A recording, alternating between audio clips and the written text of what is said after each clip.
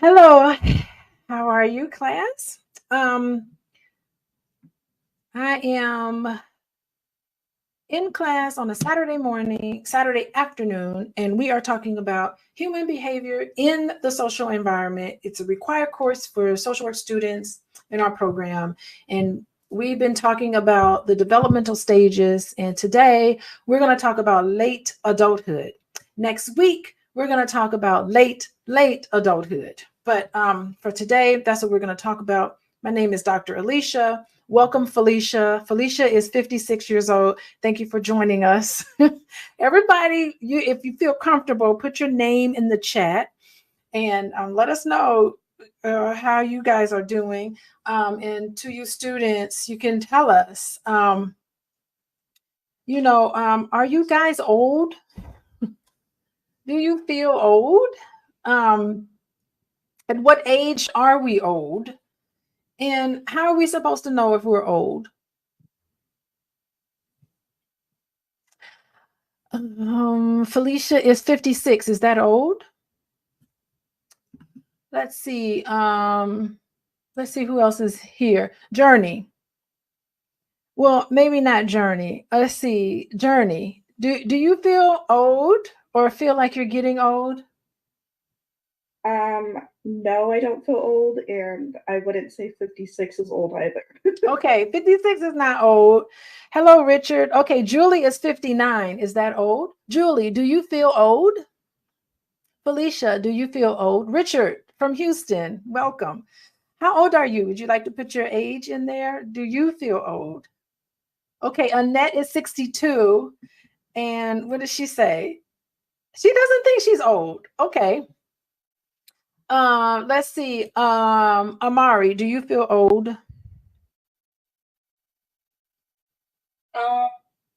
No. You don't feel old?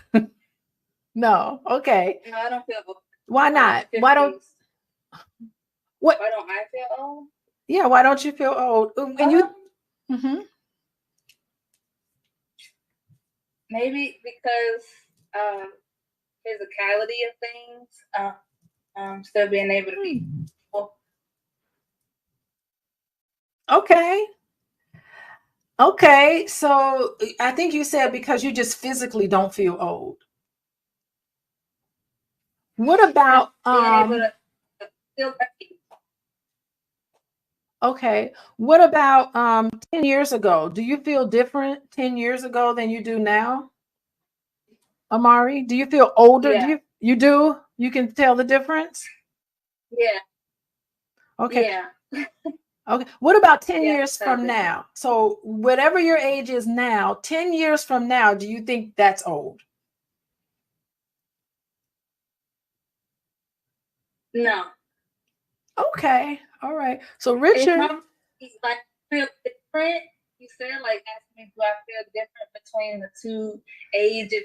You know, from 10 years ago to now, which was 16 for me. But so yeah, it does feel different. So I'm pretty sure then it will feel different, but I can't say that it will feel older to me just yet. okay. All right. How about you, Emily? Do you feel old?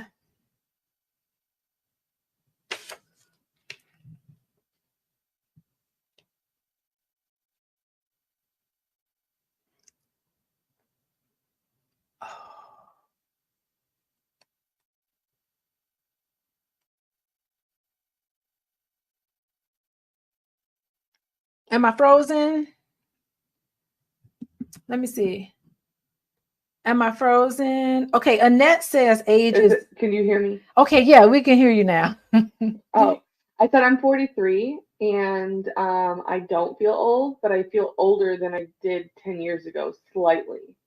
It's more of a maturity thing rather than a physical thing. Like to realize where I am in life with, especially some of my friends that we've been friends since we were 14 and stuff, that we discussed 401ks and reading glasses and things like that instead of who we're taking to prom. And Okay. are we going to have babies and stuff like that?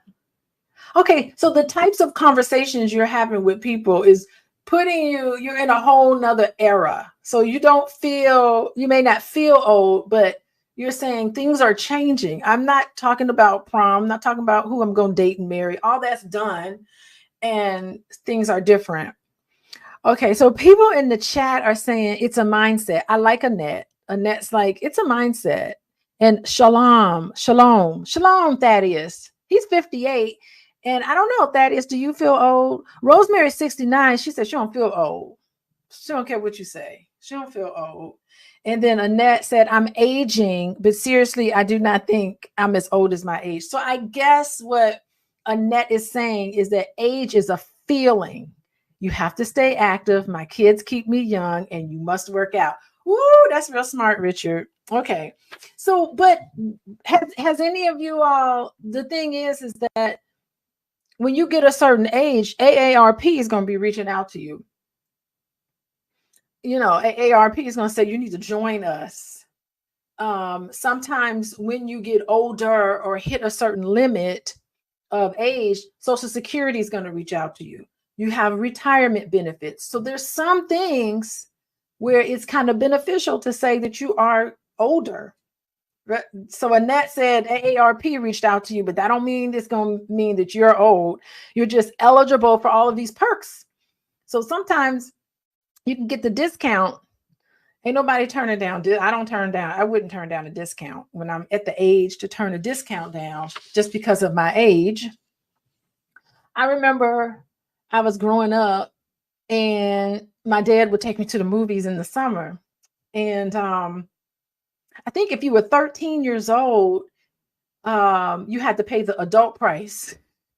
And I remember being 13, going to the movies with my dad, and he would be like, say you're 12. He would teach me to say I'm a certain age, although I was very proud of being 13 years old. It was a big deal.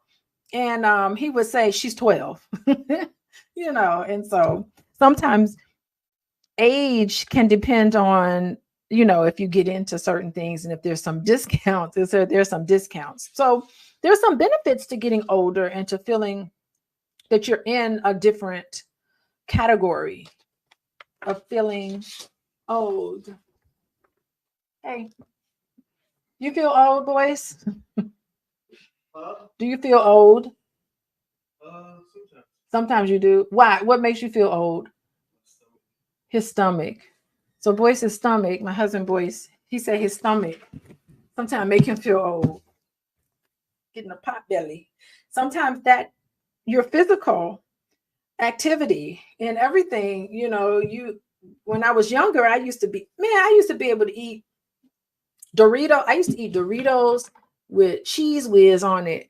And I would eat that all the time, and I never gained a pound. Now, if I look at cheese whiz and Doritos, I gain weight, it seems like. So, yeah, I mean, I guess in that sense, I do kind of feel old. So anyway. So there's some questions to kind of think about. How do you all feel about getting older? What might you experience as you get older? And when you're evaluating your life, what in that sense does it mean to be successful? So, Emily, how do you feel about getting older?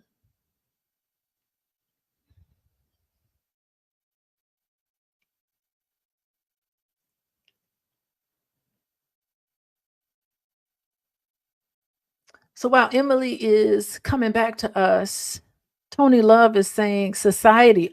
Oh, that's so great. She's saying society.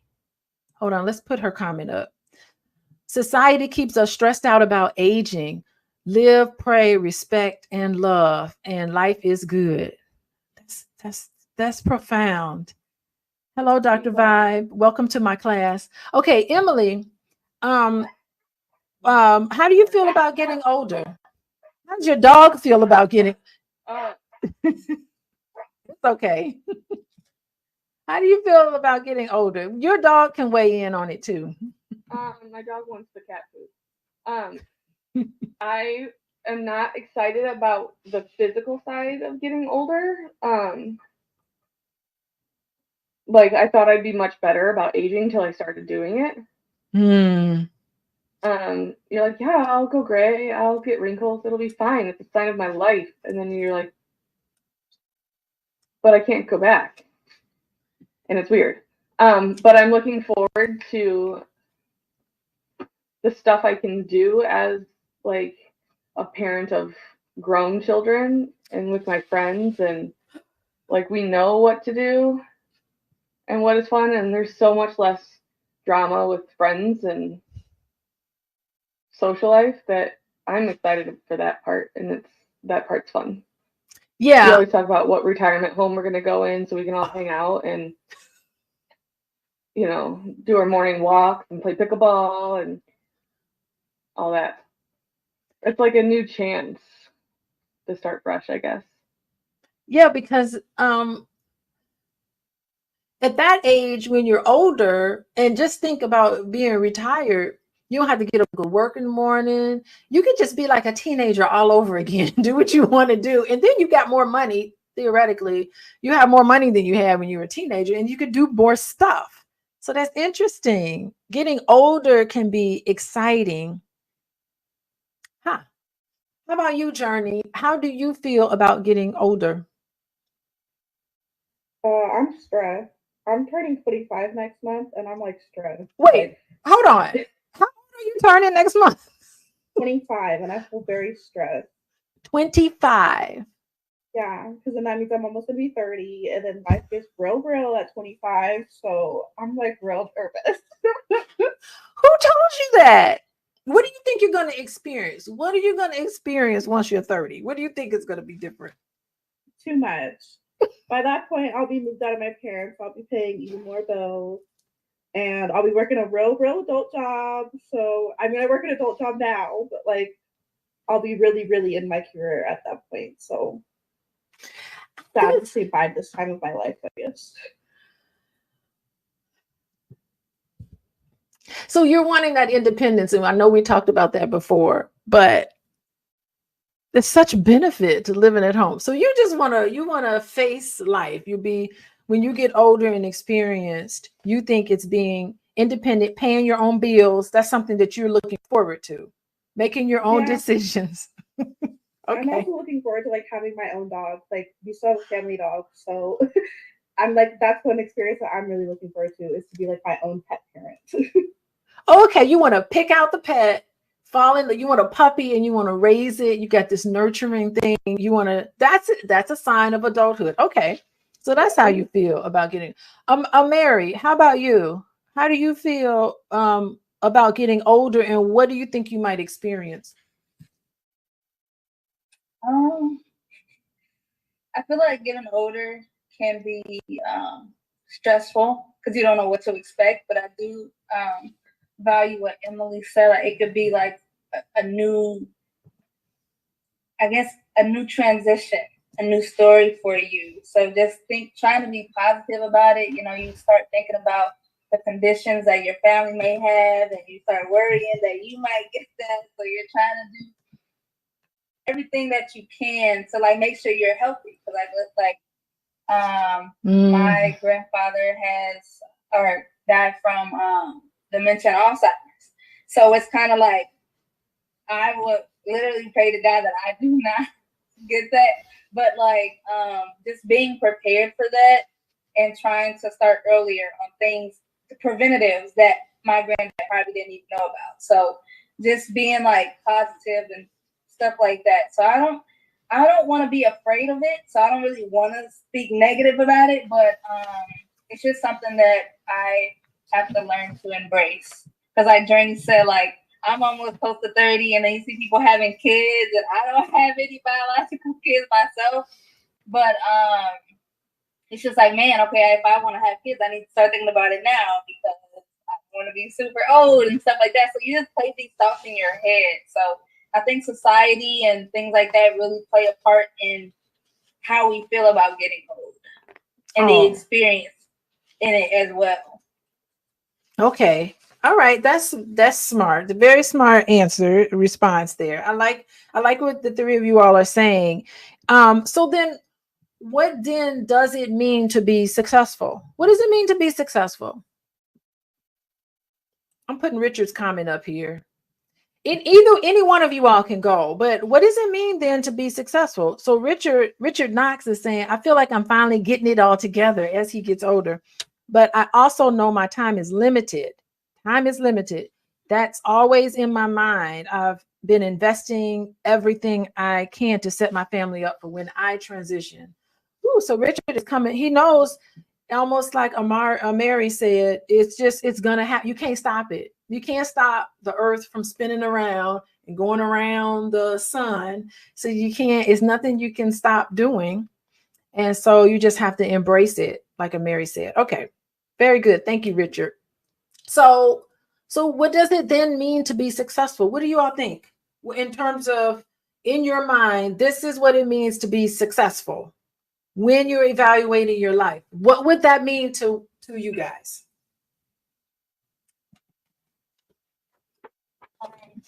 I feel like success is hard to measure, but for me, if I had to measure my success, it would be to focus on my health more. Kind of like Richard was saying, like, you want to set your family up for when you do transition. So that kind of like me and husband's mentality now. So if you like we don't know what is going to happen, but having peace, I guess having financial freedom is success to me. I would say that's what success is. Being able to see like your loved ones happy is success to me. So helping them in whatever way I can, if it's financially,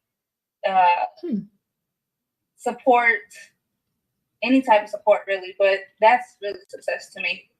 Okay, so success for you is having health and having financial freedom. Yes, Richard agrees. I agree too. Financial freedom, that means success. Okay, Emily and Journey, either one of you all, do you all want to add to that?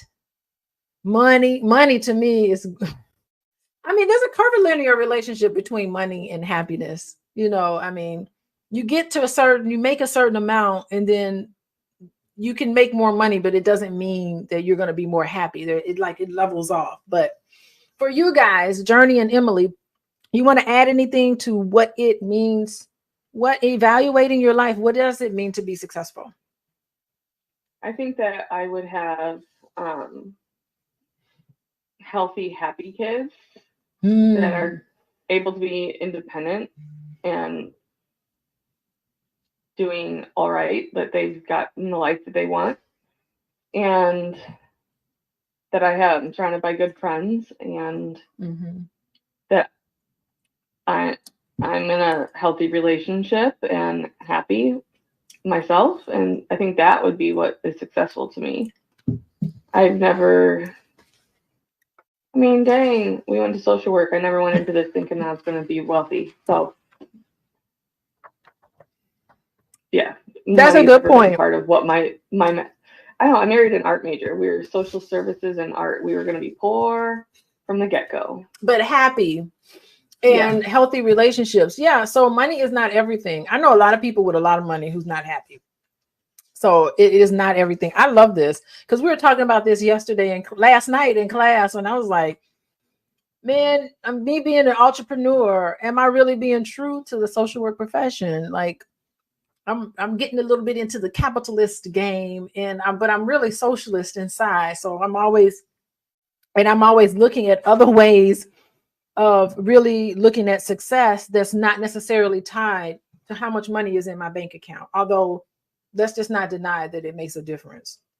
So that's interesting, Emily. You're looking at children. And so you're right. Every year the kids ask me, what do you want for Mother's Day? And I'm like, I want 3 happy, sound children doing really wonderful things. I don't want anything from my kids. I don't want them paying for me. I don't want them buying me anything. I really don't want anything from them. Just their success to me is the best gift. And I measure success differently. Just as long as they're doing what they need to do and live their life, that's the best gift any of my kids can give me. So, Emily, I agree with that. Journey, what does successful mean? Success means to you? I would say success means to me like at the end of the day, just like how happy you are, like if you're like satisfied with your life, like that's success. Is like at the end of the day, like, are you stressing out about what's to come tomorrow, or are you like fine with what's to come tomorrow?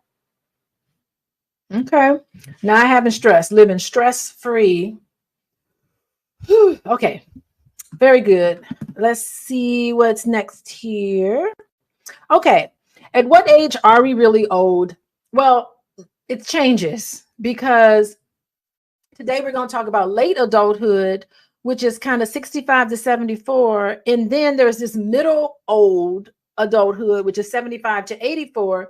And then next week, we're going to talk about very late adulthood, which is the oldest of the old, 85 plus. And we're seeing a whole lot more centenarians, people who are 100 years old and more and older. We're starting to see that grow in our world, 100 years old. And they're living pretty good, actually, living pretty healthy. So I watched this documentary on Netflix called The Blue Zones. And the guy, he went out and said there's certain pockets of America called the Blue Zones where it has a lot of centenarians. I can't say that word, centenarians. They have a whole people who are living to be 195 and 100 and above. And he went to those areas and explored what was it that made them so vibrant at that age. And they all kind of grouped together. Anyway, so that's the oldest of the old. And yeah, I think a lot of you all kind of alluded to the fact that social age, social age means something. It's like society has these roles and expectations that you need to fulfill at a certain age. And, I think society does a lot in terms of looking at what it means to be older. And we're going to talk a little bit more about that. But let's get into the demographics because we're in uncharted territory, you guys. Uncharted territory because the U.S. Census is saying that 85 and older population is the fastest growing segment in the aging population. What's happening is that there's a significant demographic shift happening right now. And I don't know if you all know, but I have a contract with the hospice company and I'm working with older adults. And that is like the most job secure place. Centenarian. Thank you, Vanessa. I can't have a hard time saying that. Centenarians. And 85 and over. In 2015, so that was almost 10 years ago, there were 6.3 million people in the United States that are 85 and over. By 2040, it's going to be 14.6. By 2060, it's going to be 20 million people over the age of 85. And we really think that, especially from that documentary I mentioned, the reason why there's so many people who are 85 and over is because there's an decrease in mortality of children and young adults. And there's a decrease in mortality among the aging. And there's all this health technology. So we now know better ways to keep everybody living more healthy. And I really think that we need to think of ways in which we can accommodate the growing needs of this group. I mean, especially in terms of healthcare, socially, what are we going to do? We're going to have all these, the retirement age increases every couple of years. And, but eventually the older adults are going to have something to do. They're going to have something to do with their time, especially the ones with all the vicissitudes and things to do financially. You're talking about being brilliantly talked about financial security. Well, if you retire, that's going to be the longer you live post-retirement. A lot of it depends on decisions you made early on. So retirement money and all of this stuff can run out. So you really do need to think about finances. I'm fortunate enough where I have just been able to as much as I can, max out my 401k, make sure that I have all of my retirement investments in place first, and then I pay myself. I put a lot of my money in investments.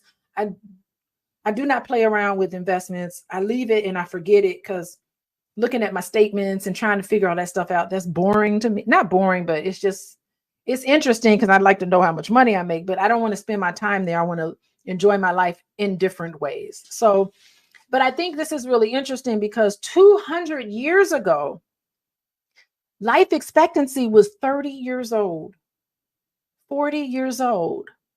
So just from 200 years ago, even 100 to 200 years ago, I mean, life expectancy has doubled. So we're living longer because of all of these reasons. So we really need to know that. And I know in terms of the social work profession, if anybody's interested in doing an internship and they want to work with older adults, you can basically go to school almost for free, because there's just a lot of money encouraging social workers to get into working with older adults. So that's just money for school. So there's a lot of programs popping up because they see what we're seeing today, that people are just getting older. And so as social workers, we need to pay attention to this, because this is like, this chances are your clients are going to be in this group. Okay.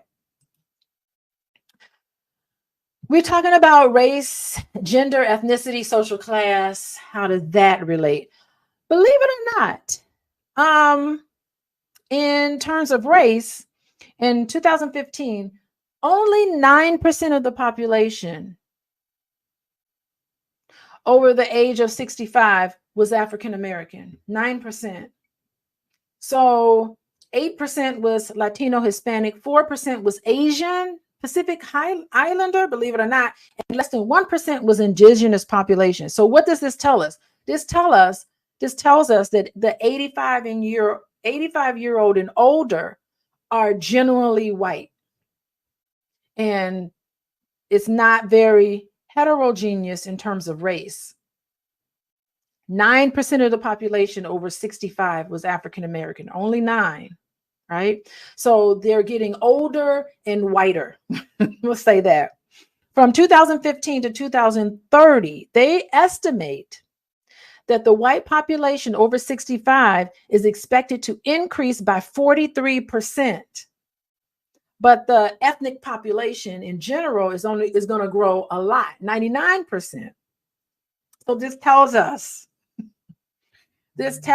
that among all of these groups of color, African American, Latino, Hispanic, even Asian, believe it or not, and indigenous individuals, there's barriers.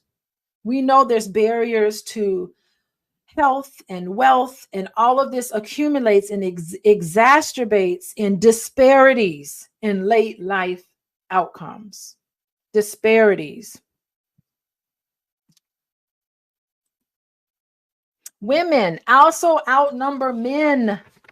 Women are outnumbering men. 190 females per 100 males for 85 and older. And it's crazy because my mom, she's a African-American lady, and she's in her 80s, and someone put her in a dating app. Someone put her in this dating app. A friend of hers added her to a dating app for seniors, and her inbox was full of white men. And she was like, I don't know if I could date a white man. I don't know. That'd be kind of weird. I mean, think about it. She's 80 something years old, and she grew up in, Jim Crow, civil rights. So in her mind, she's like, I don't know if I could date a white man. I don't know. But she's like, you know what? I guess I got to warm up to it, because a lot of the Black men her age are dead. She's like, there ain't nobody else left. So a lot of these men, they're reaching out to her. And I think this is really interesting. She's just outnumbered, right? So she talks about that a lot. Older women are more likely to live alone, 35% compared to 20% of men who live alone. Interesting. What else? So women just live longer. When it comes to social class, we do know that 18% of older African Americans, 17% of Latino Hispanic, and 11% of older Asian Americans live in poverty, compared to only 6.6% of older whites. And when I go to nursing homes, mostly what I see is just white women who have, a lot of them have inheritance from their husband who didn't live quite as long, and they're living in these nice elaborate nursing homes and memory care facilities and, you know, all of these facilities. And they are, you know, that stuff is expensive. It's like $12,000 a month, $12,000 a month just to live in these facilities. So it's expensive. And if you don't have a lot of money, you don't have enough money to pay for good care when you're older. And so this makes this disparity here in terms of income and living in poverty makes a big difference, because I go to there's some nursing homes that are public aid. They accept a lot of public aid individuals, and it's not as nice. It's not as good. I hate to say it. Yeah, Miss Parker, $12,000 a month for the nice ones, for the really nice ones. And I live in Illinois, so that's where it is here. So yes, it's expensive. Like, I'm putting money away into my health savings account because I'm like, I need somebody to come into my home, and you're going to have people come into your home and give you a sponge bath every once in a while, because you'll be, you know, older and you won't be able to take care of yourself as much. So it's something to really think about in terms of income. What do you think about this? Geographically, people are living in one of the 10 states. 51% of the elderly population live in California, Florida, New York, Texas, Pennsylvania, Ohio, Illinois, right here in Illinois, Michigan, New Jersey, and North Carolina. I get North Carolina, Florida, California, Texas. I kind of understand that because the weather is nicer and I think the taxes are more friendly. But I don't understand. Can anybody explain why Ohio, Illinois, Michigan, and New Jersey? New Jersey? What is that? I don't know. What do y'all think? Why? Do y'all want to move to Florida is Florida the best place to live? What do y'all think? Journey, Emily, or Mary, what do y'all think? Where do y'all want to live when y'all retire? Not Florida. Not Florida? No, they just, they let murderers off a little bit too freely in Florida. So I think I'm okay with not moving there. Definitely don't want to be in the same state as what's her name, like Casey Anthony or whatever. I probably would want to move somewhere more like secluded, away from like most of society. Maybe like Alaska or something. That is so freaking cold. Have you been to Alaska, Journey? It is so cold there. No, but I feel like it would be fun with all the animals. Okay, Journey. Alaska. Okay, interesting. Okay, you be kind of by yourself because not a lot of people live in Alaska. Okay, Emily and Mary, Emily, what do you think? Where you want to live? I probably would live around here or a little further south, but I'm wondering how many of these other states are by large military bases. That's where people retired and stayed, especially with like Texas and Ohio and whatnot. Like, my grandparents are old and they're in Ohio, and they have had great health care. Is that and what I think part of that has to be part of why they're living longer, is that they had decent health care their whole lives. Are these states traditionally blue or traditionally red? Like, I don't like as far as like systematic benefits in health would be. There has to be something more logical. I don't know why people. I used to live in Florida. Hey, it's just way too hot for me. I can't deal with that heat. And I lived in the panhandle of Florida. I couldn't imagine being in South Florida. I don't know. I think maybe, ideally, I would love the summer in Illinois and winter in the South. Like, I want to turn the seasons into a verb. I I'm gonna winter. This is my retirement life. I'm gonna winter in Florida, and then I'm a summer in Illinois. That's gonna be, I don't know, that's my retirement life in my head. I'm just gonna travel around and do things. I don't know. Mary, what do you think? Where you want to live? Maybe Arizona or Hawaii. Yeah, I'm surprised Arizona didn't come up on the list. I mean, it's from 2015, so maybe Arizona made it on there. Okay. And how many of these stats are changing because of COVID? Because I know that the average lifespan of certain races went down after 1 year of COVID, and like the average age of an American went down. It did. The average age decreased, and it hasn't gone back up. And what's interesting is that for a lot of countries, other countries other than the United States, they did go back up. But for United States, they stayed lower. I don't know.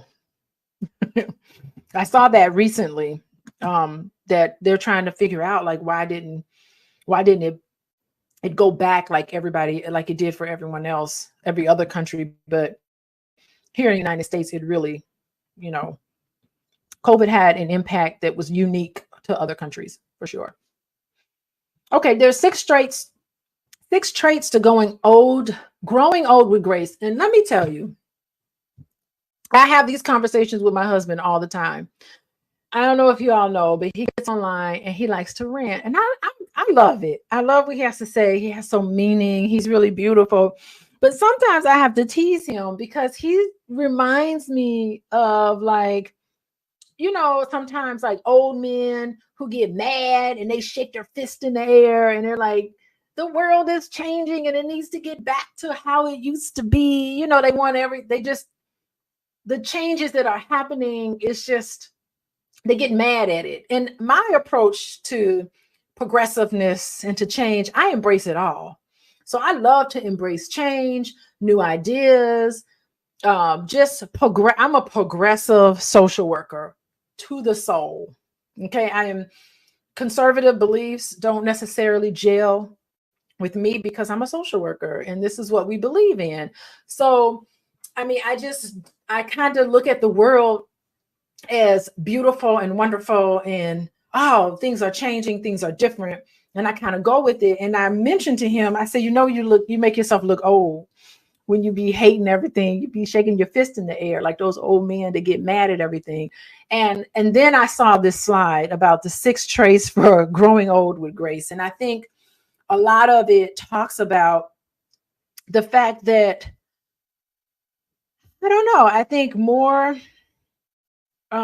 things always change. And growing old with grace is, there's a set of beliefs and ideas that research is saying it enhances your quality of life and your overall well-being. So when you get older, if you adhere to these 6 traits, you're more likely to have better mental health and better physical health as well. So these traits are so important. So growing old with grace, yes, there's a passage of time, but it's how you view it and how you see it. So the first one is about caring about others, remaining open to new ideas. And I know I'm always trying to embrace technology as much as I can, although it took me forever to figure out how to. It's a big deal for me to get on StreamYard and to post my slides and to figure it out. Y'all as a class were very patient with me, but part of it is like, okay, I'm learning something new. I need to try to get more comfortable with trying to figure out social media. And I don't know if Dr. Vibe is still in the chat, but Dr. Vibe, he be feeling sorry for me and be offering his services to me so that I can get the technology down. And Dr. Tashi, I don't know if she's still here, but hey girl, how you doing? She's also a professor too at a university. So, but anyway, all of these things is how open you are about things, how open you are and embracing the change. Yes, Miss Parker.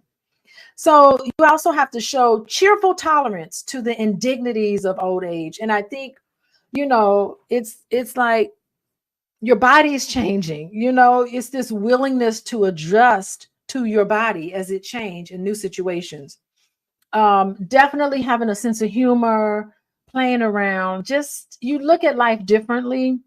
And that deals with growing old with grace, taking sustenance from past accomplishments while remaining curious and willing to learn. So there's a commitment to lifelong learning from the next generation. So you don't look at younger people as, they don't know what they're doing. No, you look at younger people who are younger than you and you're like, wow, teach me something on what I need to learn.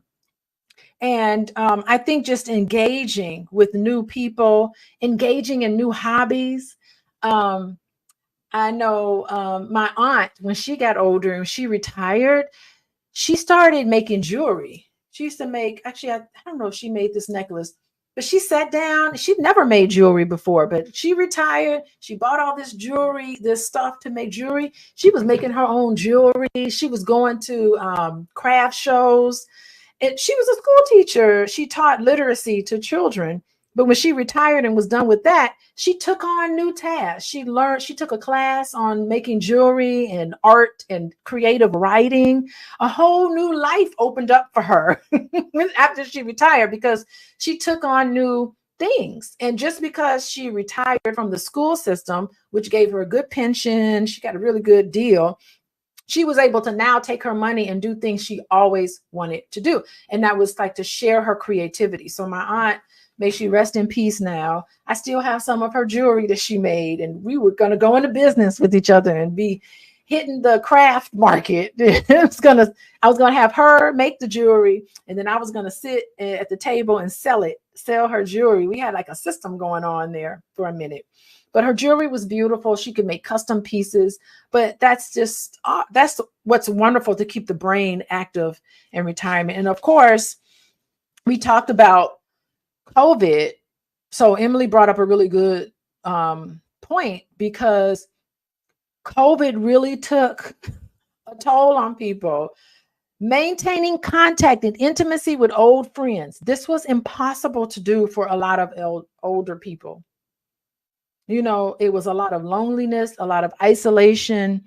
And we now know from the studies that are coming out that older adults it really took a toll on older adults being away from people and being afraid, and rightfully so. I mean, older individuals, they didn't have the ability to bounce back from COVID like everyone else did. So it really took a toll on them. So it's so important to maintain relationships and with family and friends and in the communities and keep the social connections going. Okay, let's get into some theories, or like when I was in Guyana, theories. We used to call it theories. The theories. These theories, let's go through them. Let's see the time. It's almost 2:00. Okay, let's try to get through these because we got to take a break and we got more stuff to cover in class. So disengagement theory, there's disengagement is like a double-edged sword. In a way, Journey talked about this. She's like, you know what? When I get older, I'm going to move to Alaska and isolate myself. Her and her dog. She moves to Alaska. You better get one of those Siberian husky dogs, like one of those sled dogs. I don't know. She got to get that in Alaska. And that's how she can get around the places. Because I hear Alaska, it's kind of frightening to drive on the ice. But anyway, it's gradually, sometimes when you get older, you can gradually disengage from all of the social roles and relationships and turn inward. So it's a good thing because disengaging helps with the introspection process. And we know Erickson talks about at this age is so important to be very introspective so that you can think about your life and make meaning of it. We'll talk about that in a bit. But this disengagement theory is so important because sometimes you need to disengage from society. I know when my mom retired, she used to volunteer at the church. She used to volunteer at the crisis hotline. She used to do all this stuff because she was a therapist and a counselor. she was a counselor at a school, and she was a therapist, and she did the crisis hotline. She did all this stuff. But when she retired from a lot of it. She disengaged from a lot of things to just kind of make her life more simple. She was like, whew, for a long time when I was working, I've been working my whole life. I remember my mom saying that. I've been beholden, and I had all these responsibilities. And when it came time for her to retire, she was able to let go of a lot of stuff. So she disengaged from a lot. And it made her sit back and think about her life in a lot of ways. Activity theory is just about the opposite of disengagement, actually. It's about still remaining active and contributing to security. Who's taking, any of y'all, are you guys 600 level students? I know I talked to Dr. Terrell, Billy Terrell. She's my mentor, and I talk to her once a month. So we met on Wednesday. And since she's retired, she has been really active. And I said, you haven't really retired. Like, she's retired, but we have her this semester teaching a class. She's retired for years now. She's still teaching classes when possible. She still does things here and there. She's a very active senior. So, and I think it's great because she's been able to contribute to society. She's helping out students. She's helping us out as a department, and we really appreciate that. And, you know, it's just nice because she's got all this knowledge that she still can pass on to everybody. Continuity theory.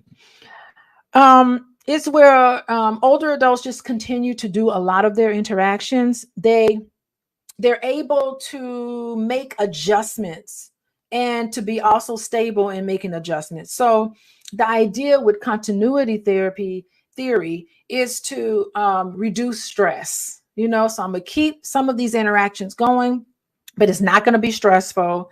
And, you know, to kind of keep things going, you want to keep your mind active, and you want to be resilient and embrace aging. So that's continuity theory. Let's move on quickly. Social construction theory. Lord, we know about this. I had never heard of this word before. Gerotranscendence. Look at that. Social construction theory. Well, gerotranscendence holds that human development exists into old age and doesn't simply end. So you can teach an old dog new tricks. That's what gerotranscendence tells me. You can teach an old dog new tricks. You can learn something new. It is possible. But the problem is that society tells older adults in the narratives and what you see in the media, society tells older adults how and what to act. That the grandma gets old and she sits in the corner and doesn't do anything. So a lot of aging is socially constructed. You know, we have these things. Yes, DJ Black. Let me put his comment up there. Like fine wine, we get better with time. And look at DJ. He looked like he about 22 years old. He probably 52. How old are you, DJ? Anyway, he's right. Fine wine, we get older with time. And I wonder how much of this is racial. You know, if it's cultural. You know, I know that I love watching movies with like anime movies and movies that come out of Asian countries. Their movies depict older adults so much more healthy than more westernized United States movies here, and Hollywood movies. They look at older adults totally different. And I see that a lot in movies, and I'm always paying attention because that's what we do as social workers. So anyway, feminist theory. I love feminist theory. Yes, everybody, I am a feminist. Gender, it absolutely plays an important factor in aging. I'm opening this up for a discussion just for a little bit. Wait, how do I get this out? I want to talk about feminist theory. Journey, Emily, and Ameri. What does society tell us about the experience of women as they get older versus the experience and the view of men as they get older? What have you guys noticed?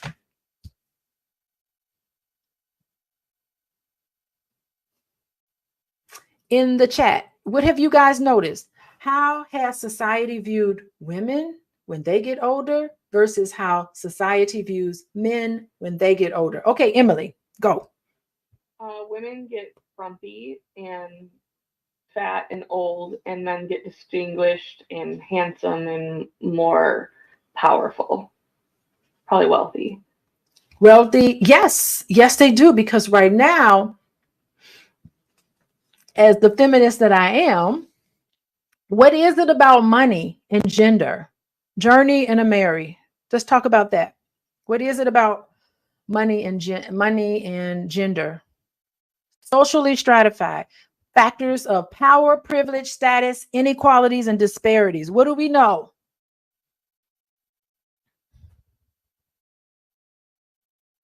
Journey. I think socially we like still adapt the kind of like toxic gender roles that like the man should be the head of the household and that he should be the one making most of the money, and that the female should be the one staying at home having the children and taking care of the children.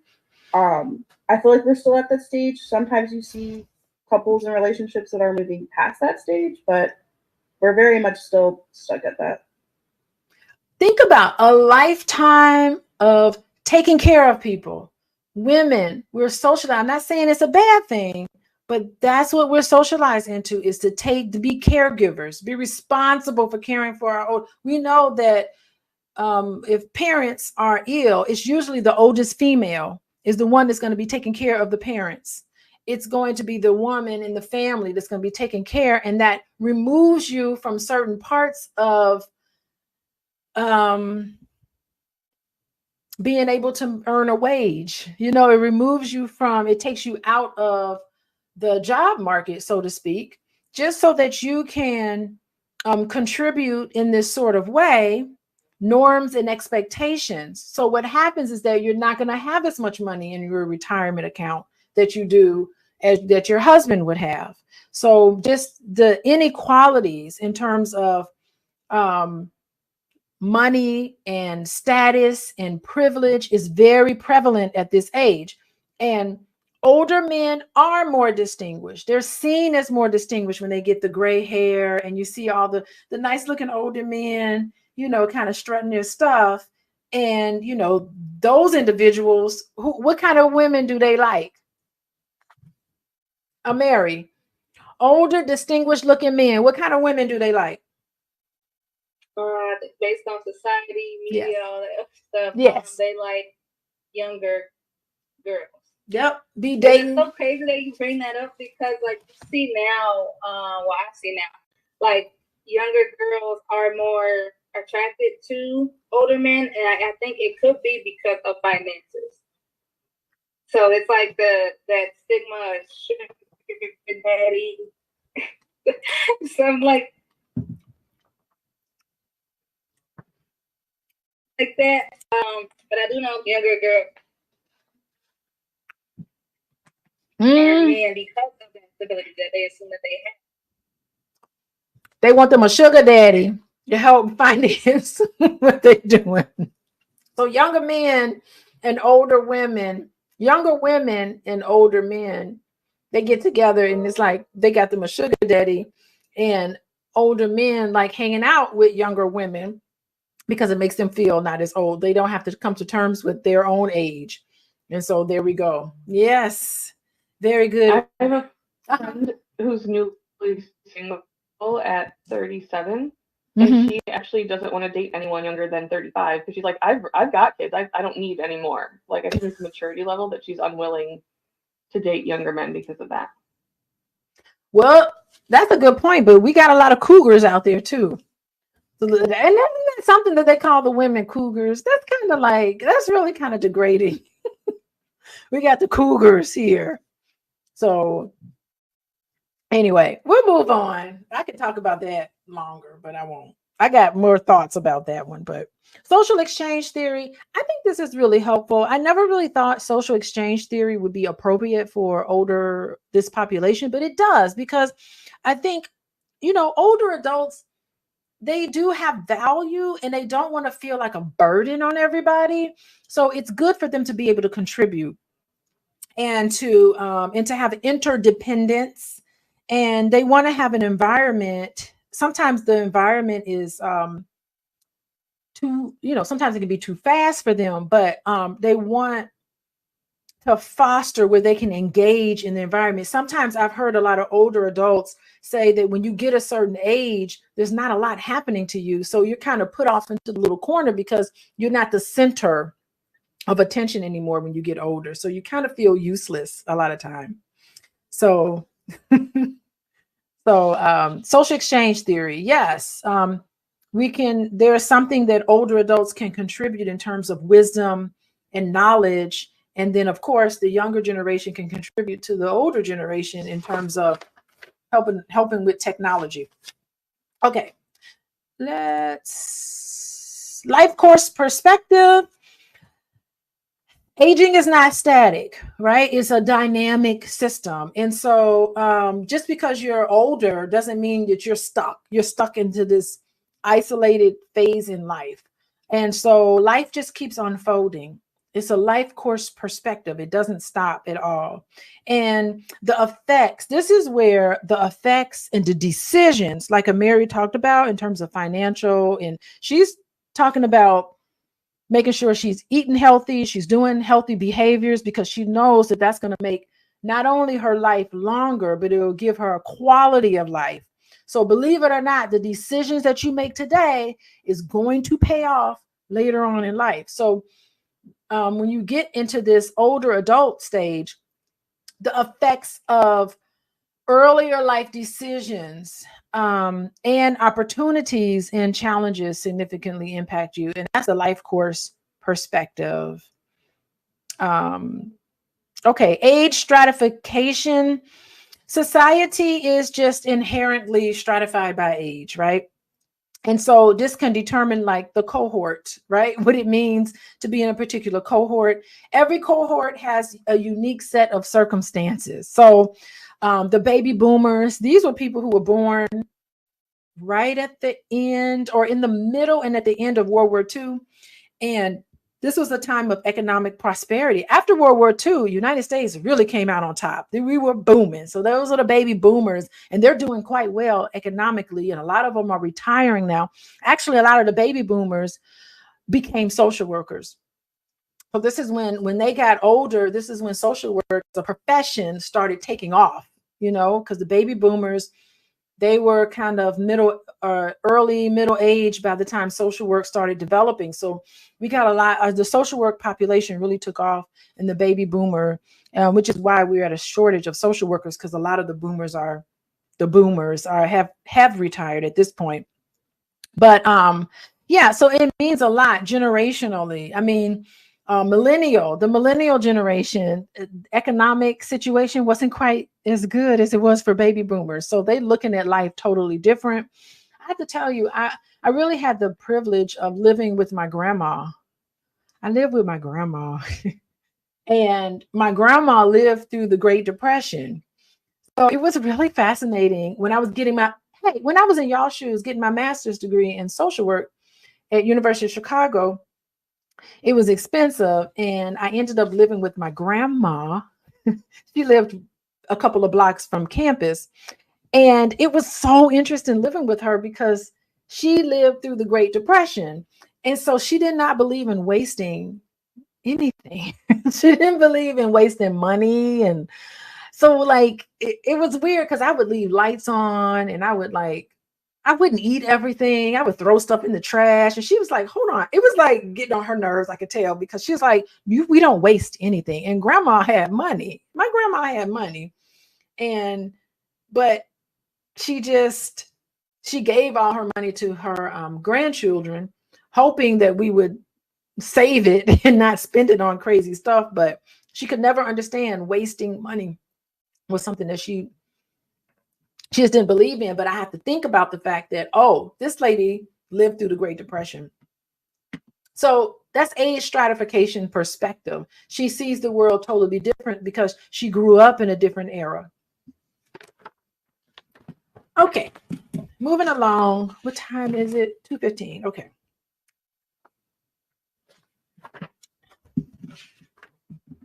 let's see, where are we? Changes in late adulthood. There are biological changes that happen in late adulthood. Health changes, right? Arthritis, hearing impairments, heart condition. By the way, that's the number one leading cause of health-related illnesses among men is heart-related illnesses. Leading cause of death among men. You got to get your heart situation, high blood pressure and heart condition. That's killing more people than COVID. And your diabetes, diabetes, blood pressure, heart condition, those things you want to stay away from because 80%, yes, a stroke. That's it. 80% of people 65 and over have at least one chronic condition. So that's something to keep in mind. And that has an impact on your longevity. There's a gradual decline in bodily symptoms. Psychological, over time. Think about this. Time, energy, and money. Time, energy, and money. So it changes as we grow older, right? When we're older, later adulthood, you don't have that much time, do you? You're running out of time. You may not have that much energy, but you for sure probably have more money. A lot of older adults have more money than they did when they were younger. So time, energy, money, all of that kind of changes. Maybe in middle age years, you may have more energy, but you're looking at time differently and your money in terms of resources differently. I love this ego, integrity versus despair. This is Erickson talks about this. And I spend a lot of time working with older adults when it comes to ego integrity, because psychologically, when you're looking back on your life, do you have a sense of fulfillment and satisfaction with life in all that you've accomplished? And that's what the integrity means. I feel good about the decisions that I made.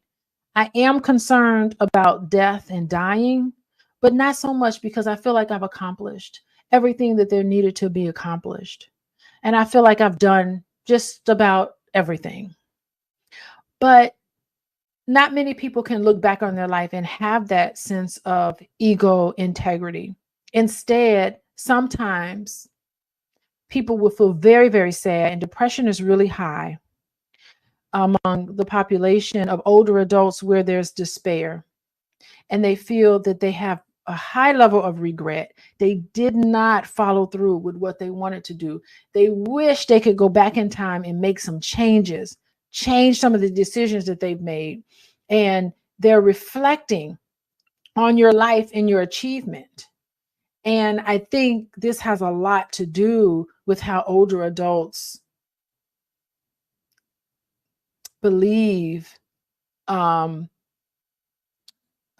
outlook is going to be and how happy they are, looking at their coping mechanisms and keeping a deeper meaning of things. And we spend a lot of time, the chaplain and myself, we spend a lot of time talking with older adults who are at the end, kind of come to terms and to make amends with the people in situations that they need to make amends. Okay. So that's important. Psychologically, it can be very depressing for those individuals who are right there in despair. Regrets. Go for it. What you holding back for? Of course, mental health. Definitely, you need to avoid the substance abuse issue. You have all of these other ailments that are commonly diagnosed. Alzheimer's and dementia, if I'm not mistaken, every 65 seconds, someone's diagnosed with dementia and Alzheimer's. Every 65 seconds, somebody's diagnosed. Every 65 seconds. Those memory care facilities, they can't keep them open fast enough. Filling up with individuals who have these memory issues. Okay. Let's go move along. Social role transitions later in life. Yeah, so you're transitioning, you're retiring, you are stepping into grandparenthood. I love the whole thing about grandparents. There's a bunch of different types of grandparents. I'll just go over it real quick. There are some grandparents that are very formal grandparents, so they're interested in their grandchildren. And a lot of this, remember, the type of grandparent you end up becoming has a lot to do with your early life experiences, what you adhere to when you were growing up in terms of grandparents, what was modeled for you and what you felt you wanted to do. So a lot of it is modeled for you, but formal. Some grandparents are very formal. They don't want to become over involved in their children and grandchildren's lives. It's very formal. They're interested in what their grandchildren are doing, but it's formal. Another type of grandparent is the fun seeker. I don't know what kind of grandparent you guys want to have, or want to become, is the fun seeker grandparent. These are people who are very informal. They're very playful. They're very indulgent. My mom is the fun seeker one. She'd be feeding my kids candy before dinner. I'd be like, lady, where'd you come from? You was never like that with me. You always made sure I drank my milk and had a good, decent diet before I ate a bunch of junk. But as a grandparent, she's totally different. She is very much indulgent. Some grandparents are a surrogate parent. So for many different reasons, they are taking on the major childcare responsibilities to people who were, who they raised. Maybe they actually have custody of their grandchildren for whatever reason. The biological parents weren't able to take care of them. And usually it's the grandparent that says, I'll take care of the child or children. And so some people were raised by their grandparents as a surrogate parent. And this is mostly grandmothers. Grandmothers are usually the one taking care and taking on childcare responsibilities. Again, a lot of this is cultural. Wisdom, grandparents who are very wise, and a lot of them are authoritarian, and usually this is the grandfather. The grandfather is this wise old person, older authority, and knows better on things, and has a lot of resources and has a lot of skills to give to the grandchildren. And then there's some grandparents that are very distant, like they really don't get involved. Birthdays, holidays, very low contact. I don't know. Those are the different types of grandparents. So there's different sort of changes. There's a great heterogeneous population of people. When the older you get, the more disalike people can be. So a lot of older adults who are fun seeking, who are healthy, they look at their life and look back at their life totally different than ones who are sick and have a lot of ailments. And a lot of that has a lot to do with the social role transitions and major life events such as widowhood. By the way, I have let me ask y'all a question. Who is more devastated in losing a spouse, men or women? Who's the most devastated? What do y'all think? In the chat, who's the most devastated group of people? So when women lose their husbands and husbands lose their wives, wives lose their husbands, husbands who lose their wives, which group is the most devastated of all the groups? What do y'all think? Journey, Emily, or Mary, who's the most devastated of the groups? I want to say, I feel like it could be both, but I want to say more so women. Women, okay. More devastated. Okay, interesting. Okay, so who else said? Richard said women. Kelly said women. And Dr. Vibe said men. Okay, who agrees? Who else? Journey and Emily. Who's more devastated? Men are more devastated, I think. Okay, sure. Emily says men. Journey says men. Anybody else in the chat? Miss Parker. Is Miss Parker still here? Yeah. So believe it or not, it is men. Men, believe it or not, way more devastated when they lose their spouse than women. They just suffer the most in terms of depression and despair and being upset. Men just don't know how to function without their wives. And women can function without their husbands. I know, I think a lot of this gets into, if I had to go back to my feminist, theories. Yeah, because women do more. And so keeping that in mind, which group is more likely to remarry? Women or men? After you lose your loved ones, which group is more likely to remarry? Men, I think. Men, okay. Journey, which group is more likely to remarry? Dr. Vive says men are more likely to remarry. Amari, who's more likely to remarry? I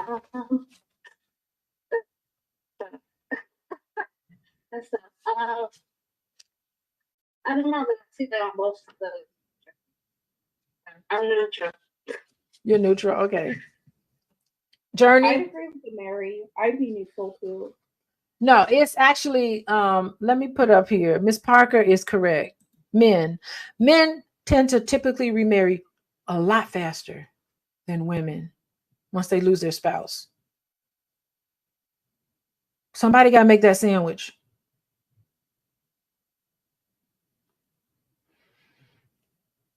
I'm going to leave it there because we got to move on. But yes, Miss Parker is right. Men are going to be sad that you're gone, but they will get over it. Ah, okay. Good point here. We got comments here. My bad. When my grandfather died, thank you, Richard. My grandmother had to move in with my mom. Younger, definitely men suffer the most. Yeah. Yeah. Yeah, men don't know how to, they don't know how to do. Thank you. Tice Jim 7. Most men in this case don't know how to be. Oh no, they don't know how to be on it. They don't know how to do it. Okay. Let's move on. Let's see how many more slides. 1, 2, 3, 4, 5. Okay, 5 more slides, and we will move on. 5 more. Okay.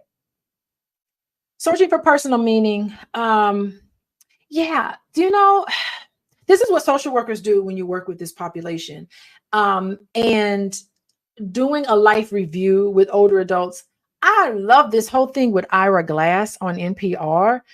I think it's Ira Glass, where they get older adults into this booth. I don't know what it's called. StoryCorps. Have y'all seen that? Where you bring your grandparent into the booth and you do like a story of their life. It's really beautiful. It's a life review.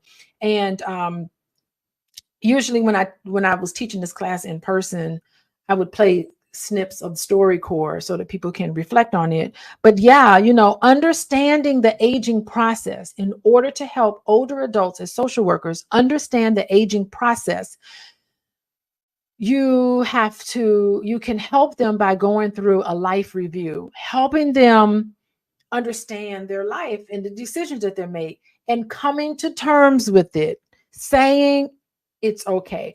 These things happened and it's okay. I failed in these ways, in many different ways, and it's okay. Because, and helping them helps to remember to have ego integrity. You want them to have integrity in their life and not have to walk around sad and despairing and all of those things. So just making sure that that they're okay with things and they can live the rest of their life in peace and comfort. This is so important. And for them to know that they can give back. You can tell stories. Storytelling. It really allows older adults and individuals to impose some sort of order in their life. When they tell a story, it's first of all, it helps with cognition because it helps them kind of reminisce about things, but also it helps them gain control over their life. And narrative theory is a wonderful technique that social workers use because it helps them to have this integrity, and they can age gracefully with wisdom. So as a social worker, you really focus on what did you learn from that? You're so wise now because you have these experiences. This is the empathetic listening part. Reframing, lots of reframing. Yes, well, could it be that your mom really loved you? Could it be that that's reframing? You're seeing it negative or in this way. Let's do some reframing. Reframing these stories so that they can see, oh, I overcame a lot. I have this wisdom and I'm peaceful inside. And so you want to be able to do that as a social worker when you're working with this population, because sometimes,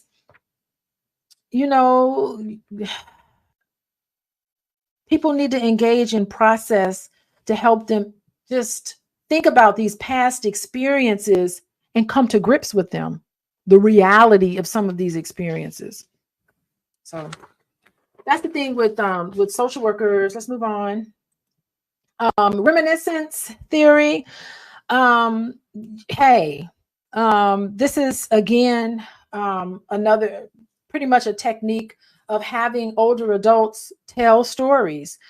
I don't know why I get into storytelling too sometimes, because sometimes I'll be like, a song will come on or a movie would come on or a situation would happen, and I'll be like, oh, let me tell you, I remember when this happened. So reminiscence is kind of like you start to feel nostalgic. The other day, there was somebody in the office playing like songs from the 80s. And I was like, wow, I'm in the second grade right now. And let me tell you what I'm doing right now. I could go right back to the moment that song started playing. And I was like, this reminds me of that Christmas when such and such. And I really start to feel nostalgic because there were certain parts of my youth that I really enjoyed. So this remembering allows a lot of older adults to recapture some of the memorable events in their life story. A lot of times it's linked to positive things that older adults engaged in, and it helps to serve the function of adjusting in later life and especially living healthy. So I do think but it does assist in achieving ego integrity. But there was a study I was reading when I was preparing for today. I read this story where they did groups of people and they gave older adults who had depression. One group they gave psychotherapy to. So they had 3 groups of older adults. One group, they provided psychotherapy to them to deal with their depression. The second group, they just gave them medication, like some SSRI or something like that, to deal with their depression. And the third group gave them reminiscence, or had the narrative therapy. And would you believe that narrative therapy, I wrote it down. Let me read it from my paper.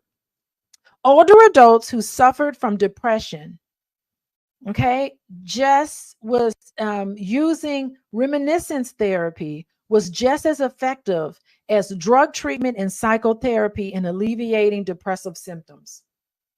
Reminiscence therapy, narrative therapy was just as good as taking medication.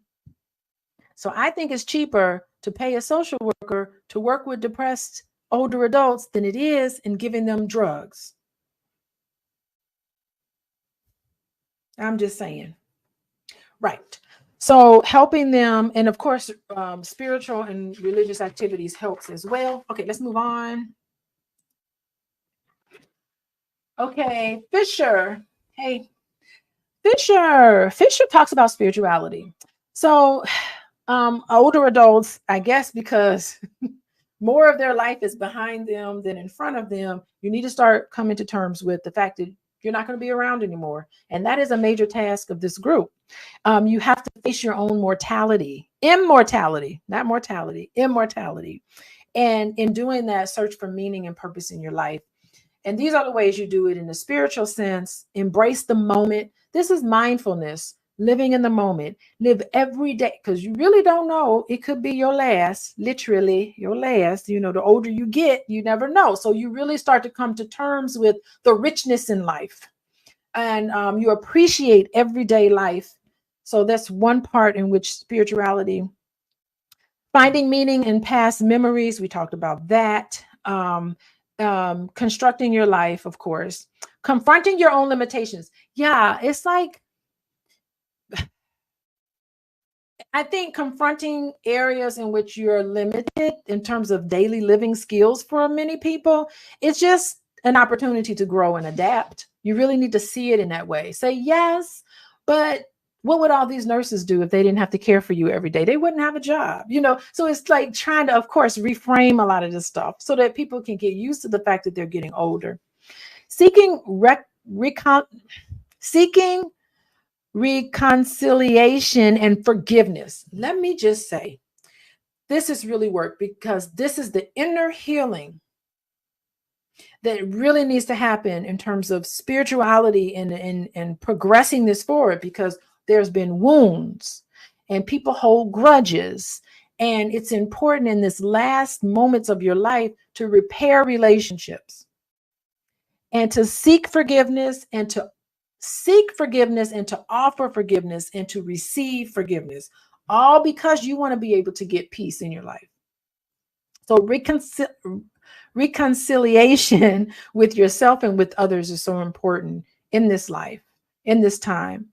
Reaching out through prayer services. I like this part, because I think older adults can contribute a lot to church and to volunteer in a bunch of different ways. I love when older adults mentor people. They don't even care. They just mentoring everybody.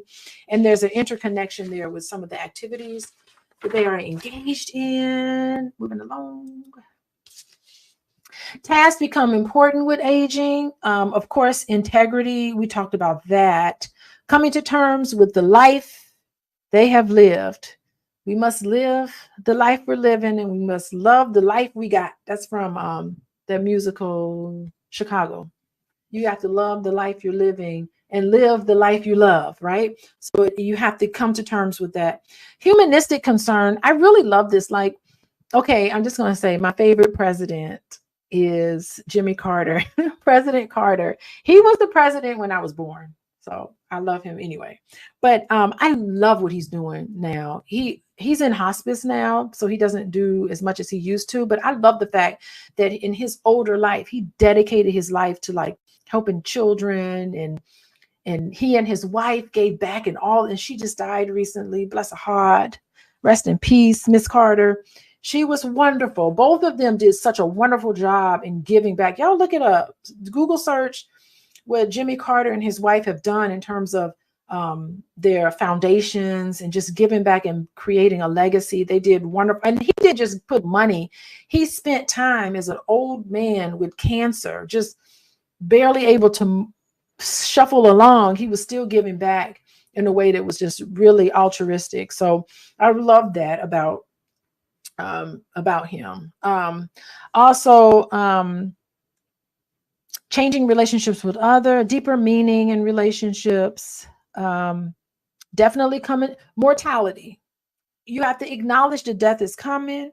Everybody needs to accept this and make the most of every moment. Connecting with something higher than yourself will help you do it. Yes. As we advance in age, it's undeniable that various forms of loss is going to happen. And some we can prevent and some we can't.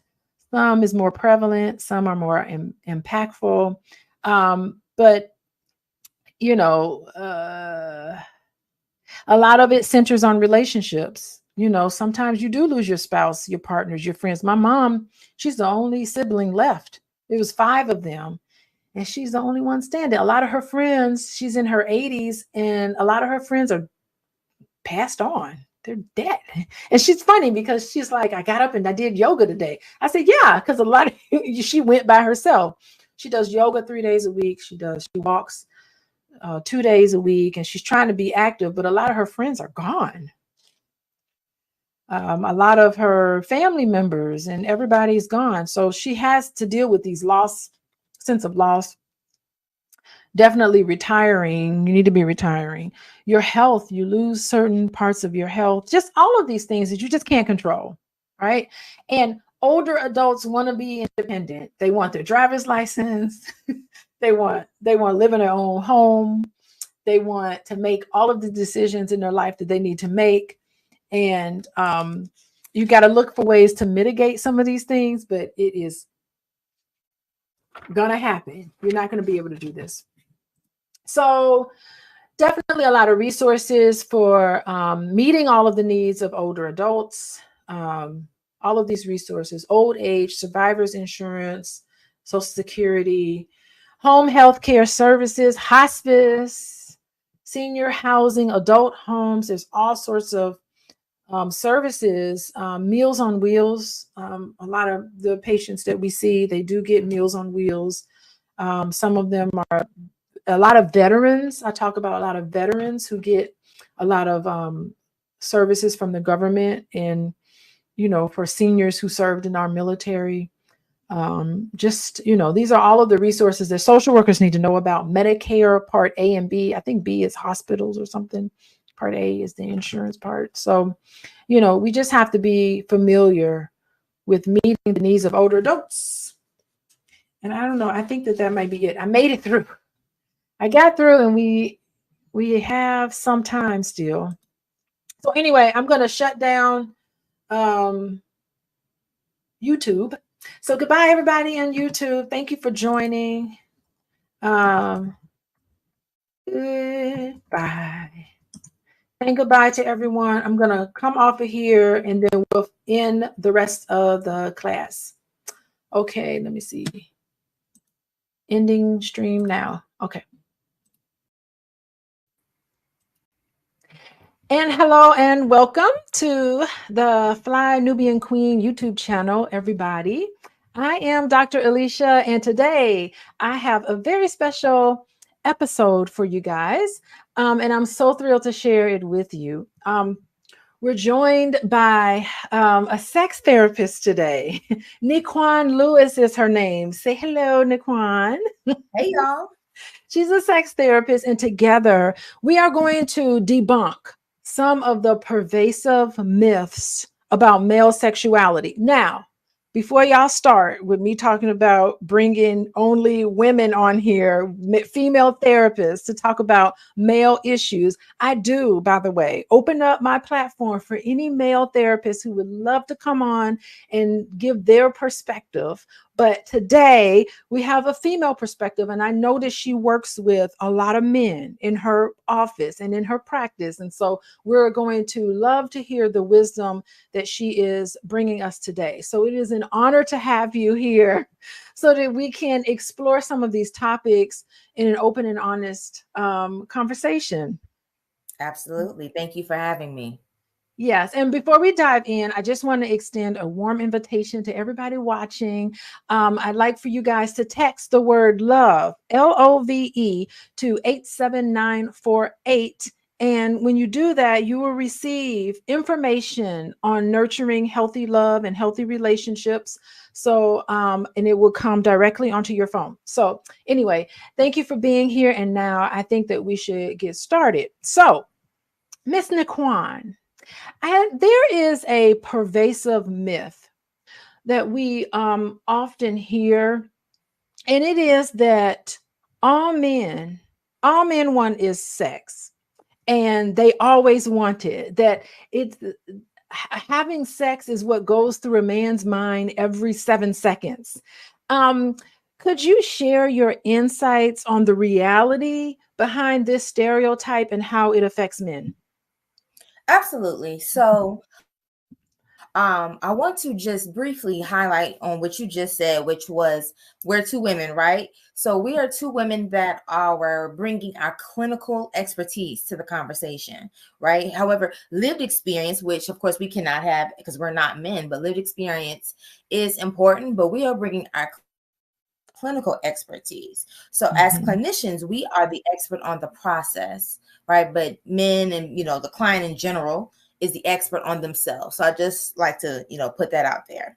Now, common myth, right? I get this so much in my practice when I am working with couples, heterosexual couples, and men in general, with them struggling with, this is all people think that I want from them. So oftentimes it starts with attachment.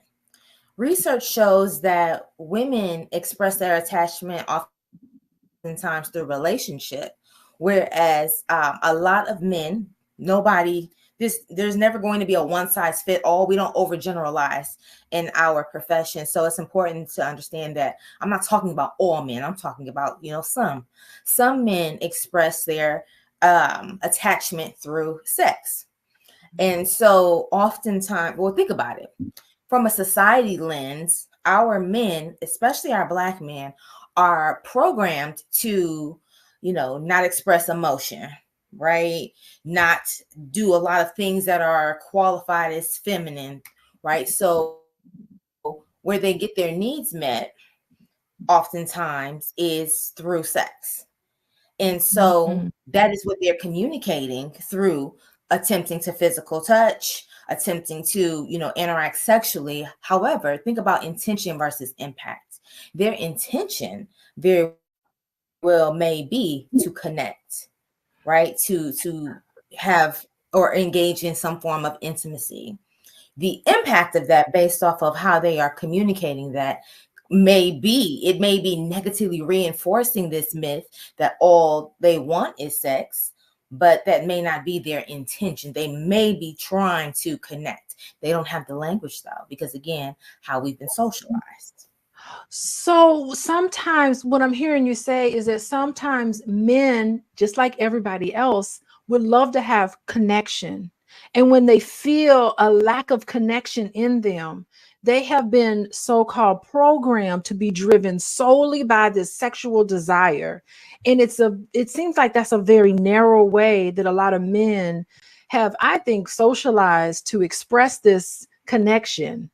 And sometimes their interest in intercourse can fluctuate, in reality, it really can fluctuate just based on how they feel, if they're under a whole lot of stress. And, it just like all of us is driven by all these sort of external things too. But it's such a narrow view. And I'm wondering too, if men who don't feel in this stereotypical way and still want to connect other ways, do they feel like in some way they feel inadequate? Yeah. Very, very possible. And so to clarify also, men have been socialized to communicate physically. And if we think of like sports and, just like violence and things like that, they've been socialized to communicate that way. However, it doesn't mean that, men don't want to connect. They don't want to be intimate. They don't want to be soft, right? However, again, because of the stereotypes of these things as it relates to men, they don't oftentimes have the language. So, okay. Yeah, it's the language piece that I assist men that I work with communicating exactly what it is that they want, because their habits, their actions may be communicating one thing, right? But their intentions, what they intend to communicate, could be night and day. It could intend to communicate, I want my person, right? I want to connect with you specifically. But if all I'm bringing to the table is physical touch and sexual physical touch, at that, my partner is hearing something very different. Yeah, and it's funny because a lot of the and I want to go on to the next question, but I think it's so interesting. A lot of women respond so heavily to this. They're like, he's all over me, like all he wants is this one thing from me. But can't there be something else this man could want from me? And it's like having that conversation between couples where they can say, you know, I'm more than just this physical thing for you. You know, I can connect with you in a whole different ways. I'm hearing women kind of complain in that way to say, you know, I do want connection with my man, and it doesn't necessarily have to be sexual. And, you know, it's this miscommunication between the two of them. And it's good that you work with men on this communication, but do you ever include women in this too? Do you ever work with couples where you're like saying, hey, what is it that the both of you need, and how do you talk about those things? Absolutely. Yeah. That's a daily thing for me, because it comes down to language. It comes down to communication, right? And again, so many couples don't have the language to build that bridge of compromise where this is what I want and this is what I want, right? Again, what is my intention? And then what am I communicating? And so helping them to see that there is oftentimes a difference, and also helping women to see that. So for men who, you know, work in, depending on what field they're in, if they're in a lot of stressful fields and things like that, when they come to their partner, right, they're wanting softness, they're wanting a soft place to land, right? However they may communicate it sexually, but again, it's the intention. Very Yes. insightful. I really appreciate that. I think that even like another topic that really seems to be taboo too is the issue that a lot of men have, a lot of pressure that men have of getting in the mood but not achieving an erection. I cannot believe I'm talking about this, but I think we need to talk about it. Can you talk about how common this is and why it shouldn't be a source of shame in relationships? So here's the thing, especially in society, there's belief, straight up nonsense, that if a man does not get an erection, it's absolute dysfunction. That's not what erectile dysfunction is. You have erectile dysfunction, but you also have erectile dissatisfaction. And there is variation with sex in general, right? There's stressors, there's depression, there's diet, there's medication, right? There's so many different things that contributes or impacts erections, right? The quality of the relationship, the quality of the connection. Because all men, again, myth, men are just about sex. They don't care about the connection, and that's not true for everyone. And so erectile disappointment simply means the times when someone wants that erection and they feel that they should have it, but they don't get it. And then that brings about the disappointment, which oftentimes comes with shame, blame, guilt, right? Just a lot of judgment even.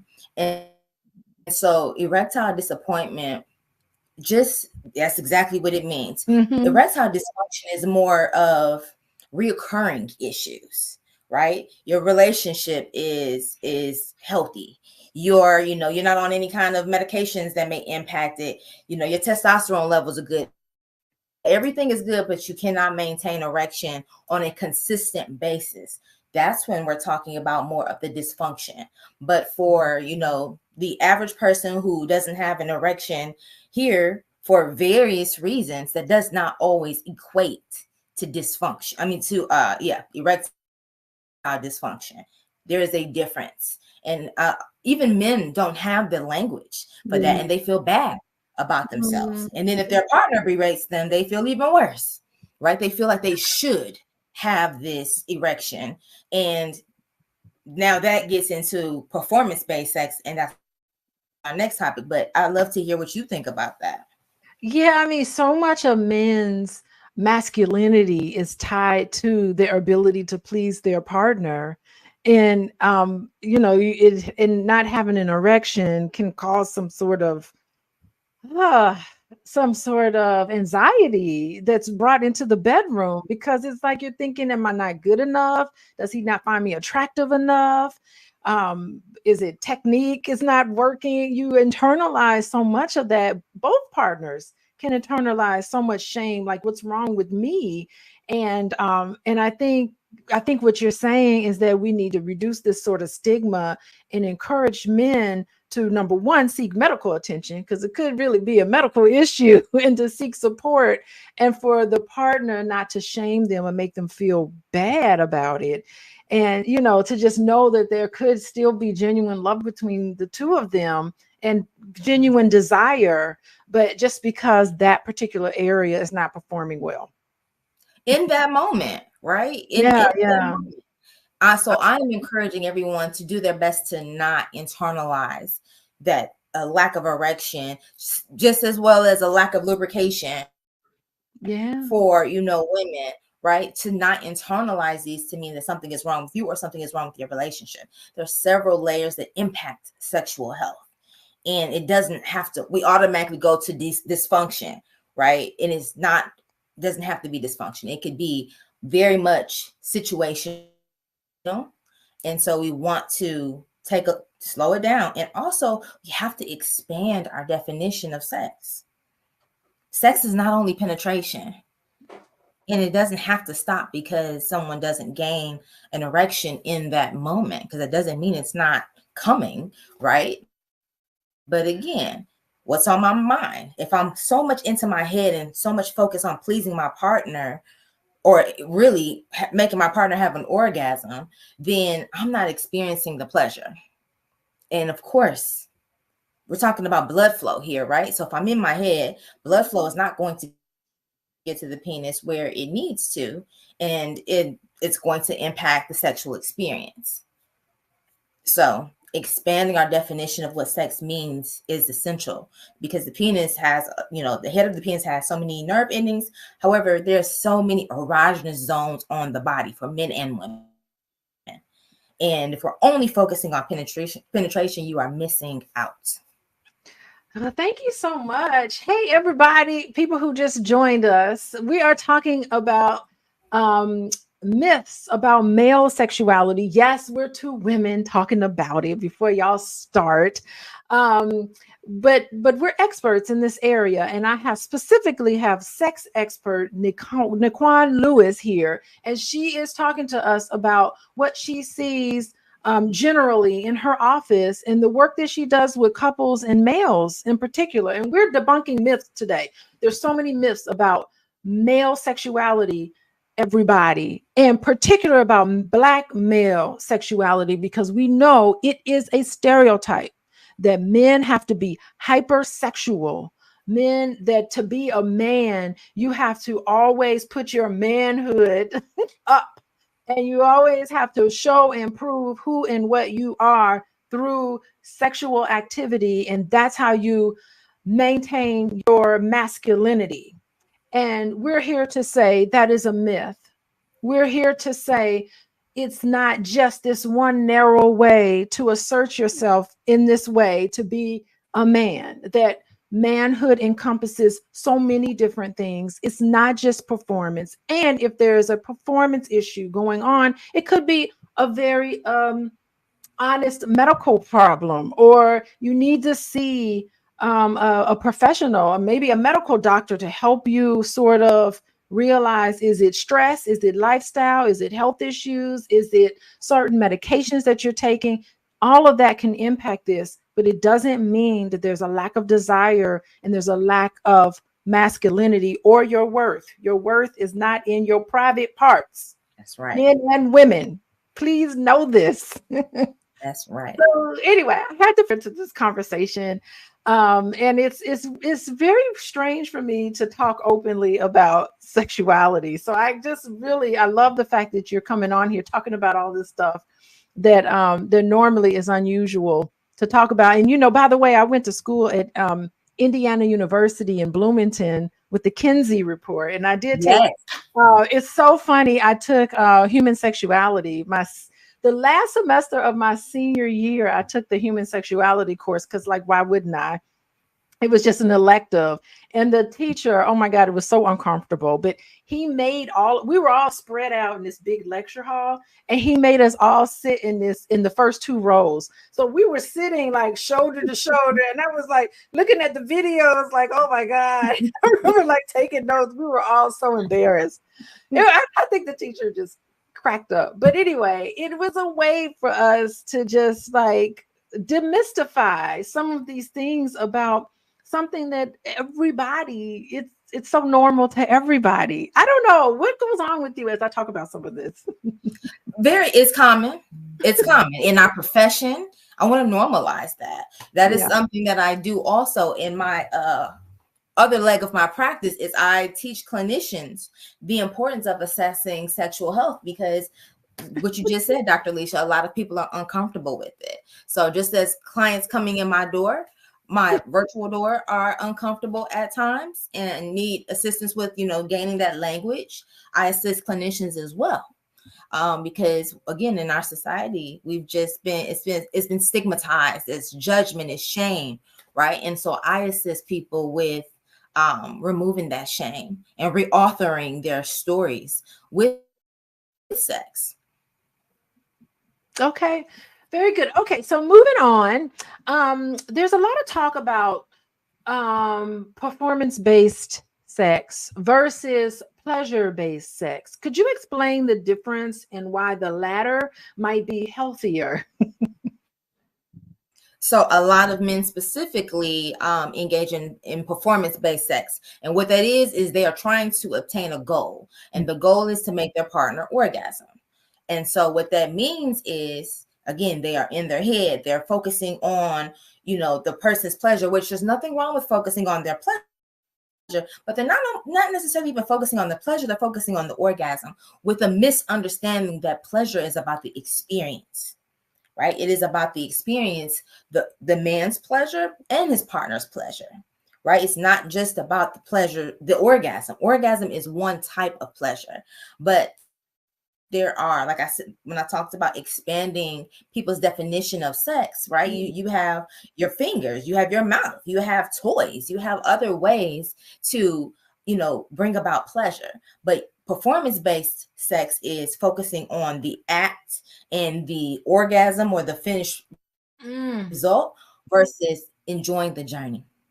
Yeah. And you're missing out. I'm gonna keep telling you, you're missing out if you are focusing on the orgasm and not the journey itself. Not the journey itself. It's so interesting because in the media and particularly pornography, that's all about performance. Like there's really no real, I don't know if y'all seen pornography, but I've seen it. And it really is, it's just performance-based sex is what you see on TV, or in the media, or even in pornography. That's all you seem to see. And it's about, doing it right and fulfilling this perceived role, I find, that's happening between couples. And I think what you're saying is that pleasure-based sex, it shifts the focus to connection. And really that can lead to more satisfying experiences in relationships. And it fosters mutual respect between two people who are just having a lovely experience with each other, and I think that's a profound distinction. What do you say? 100%. It not only does it impacts and increases connection, intimacy, respect, right? Couples that focus or experience more pleasure-based sex report more relationship satisfaction, right? So also it's a decrease. So sex is a stress reliever. However, if I'm having performance-based sex and I'm all in my head, which means that, anxiety is increased, stress is not being relieved in that moment. It's actually being increased. So there's several reasons to have and to focus on pleasure-based sex, and understand that if you lose your erection during, which it happens. And I'm going to say that it might happen to everybody at some point in time. That doesn't mean to stop and focus on the erection. That means to keep going and, again, pick up pleasure. Find ways to pleasure your partner. Find ways that you like to experience pleasure and communicate that. Again, so that's what I'm doing when I work with couples. How do we talk about this? How do we identify what we enjoy, what we desire, and how do we communicate that effectively to a partner? So what brings you pleasure? Yeah, I like what you're saying because all interactions, listen, we are so stressed out with our day-to-day jobs, dealing with the outside world. I love that you said men like to come home and have a nice, comfortable place to lay their head. And I really like that because in my mind, it's like the interaction between people in a committed relationship should be stress reducing, not stress increasing, and just having stress reducing conversations. And I talked to a lot of couples about that, how the two of you can have a conversation about your day that reduces the stress. And you got a friend and a companion that's going to have your back no matter what.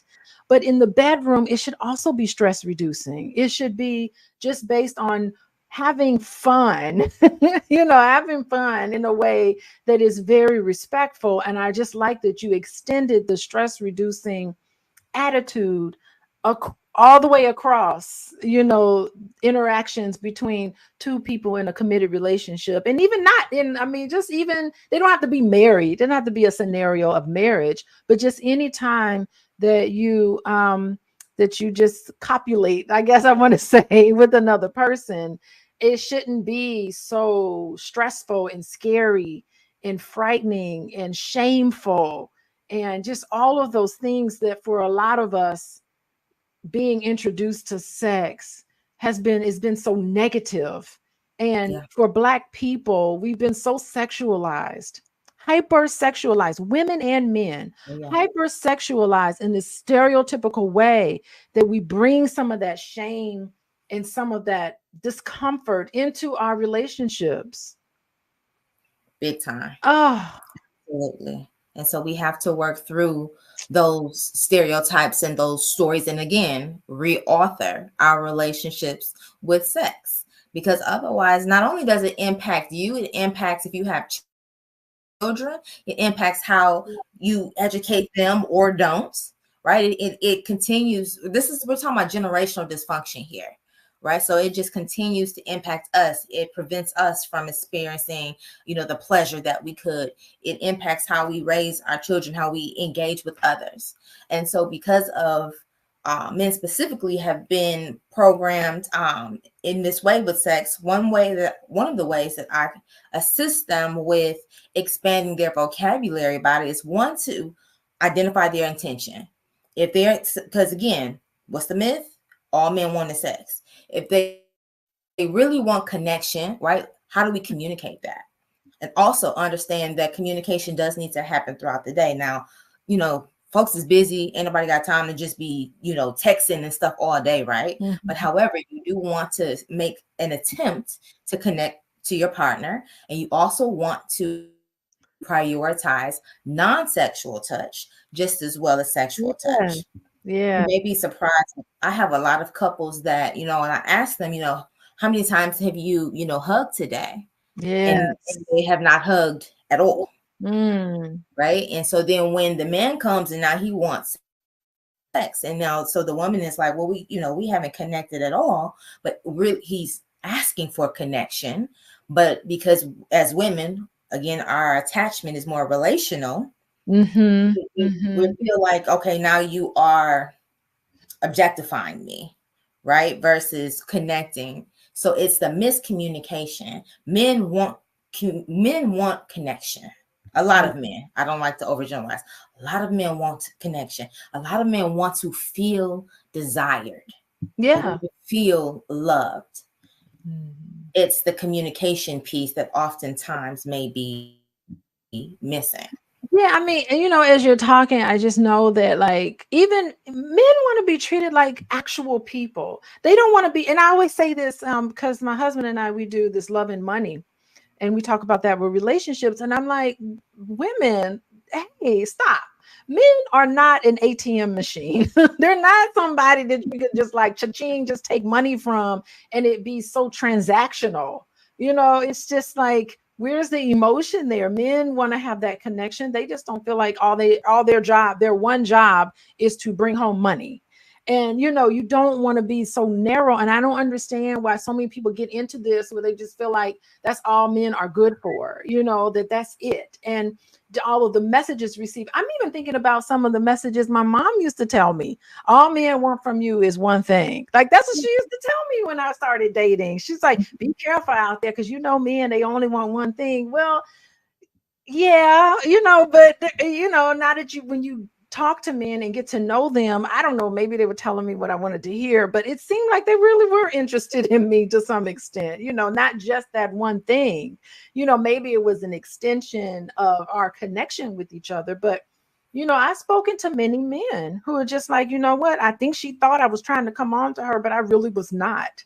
You know, and I've talked to other men to be like, she came on too strong. You know, I felt pressured to want to do something that I didn't want to do. And I think we need to start, as Black people, we need to start seeing each other as a full human being with full set of feelings and reactions and emotions, and human beings, not just little puppets and transactional relationships.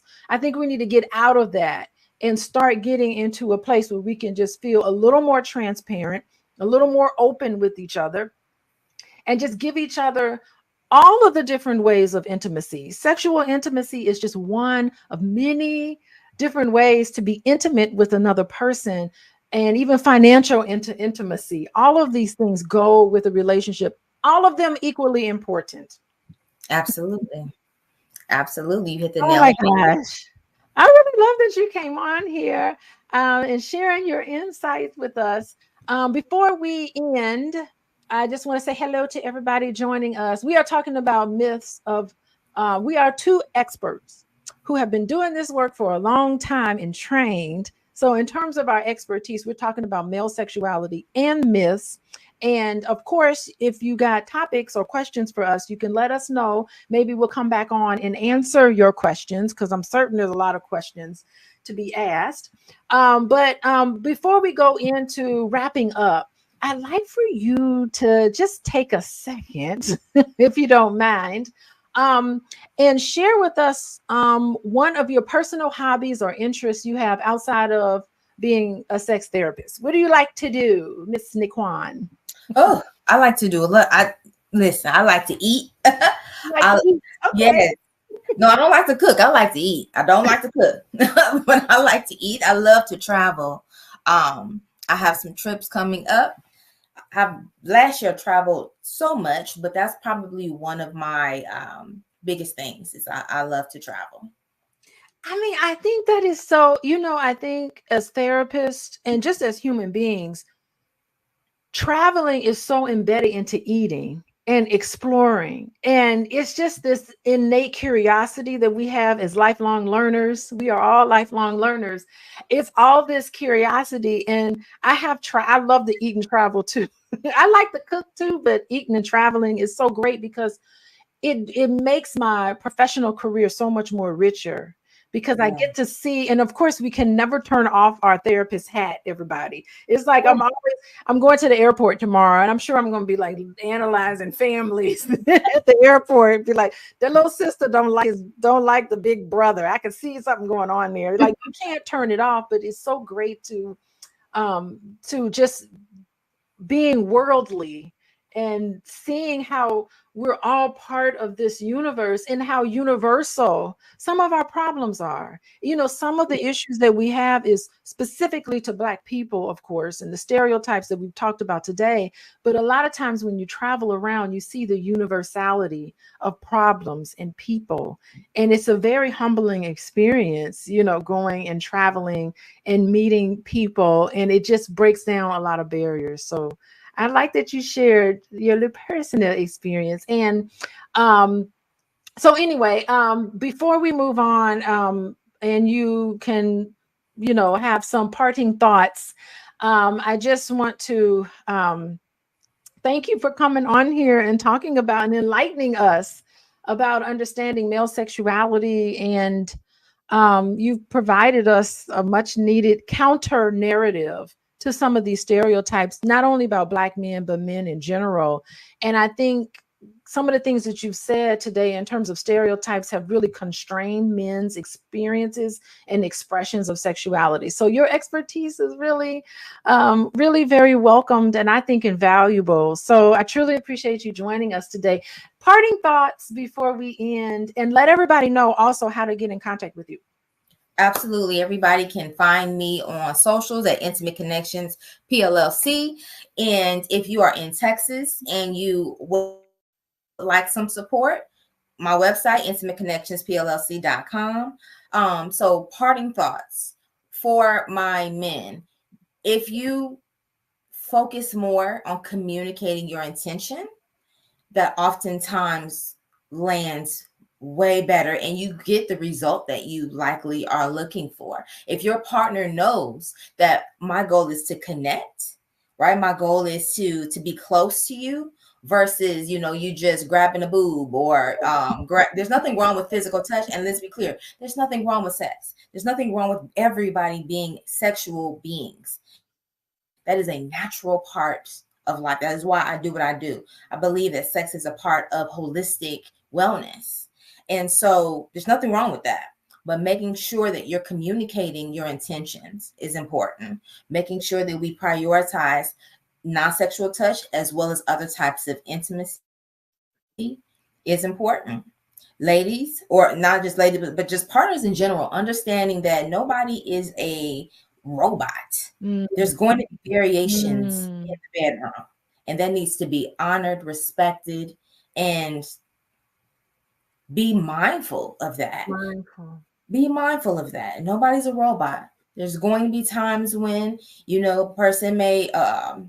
person with a vagina may, need extra lubrication, because everybody should be using lubrication. We're probably going to have to talk about women and sexuality next. You talk about women. Yeah. But there may be times where, men may need some assistance as well with their erection, but expand your viewpoint on sex. And no, sex is what you make of it. Don't limit it.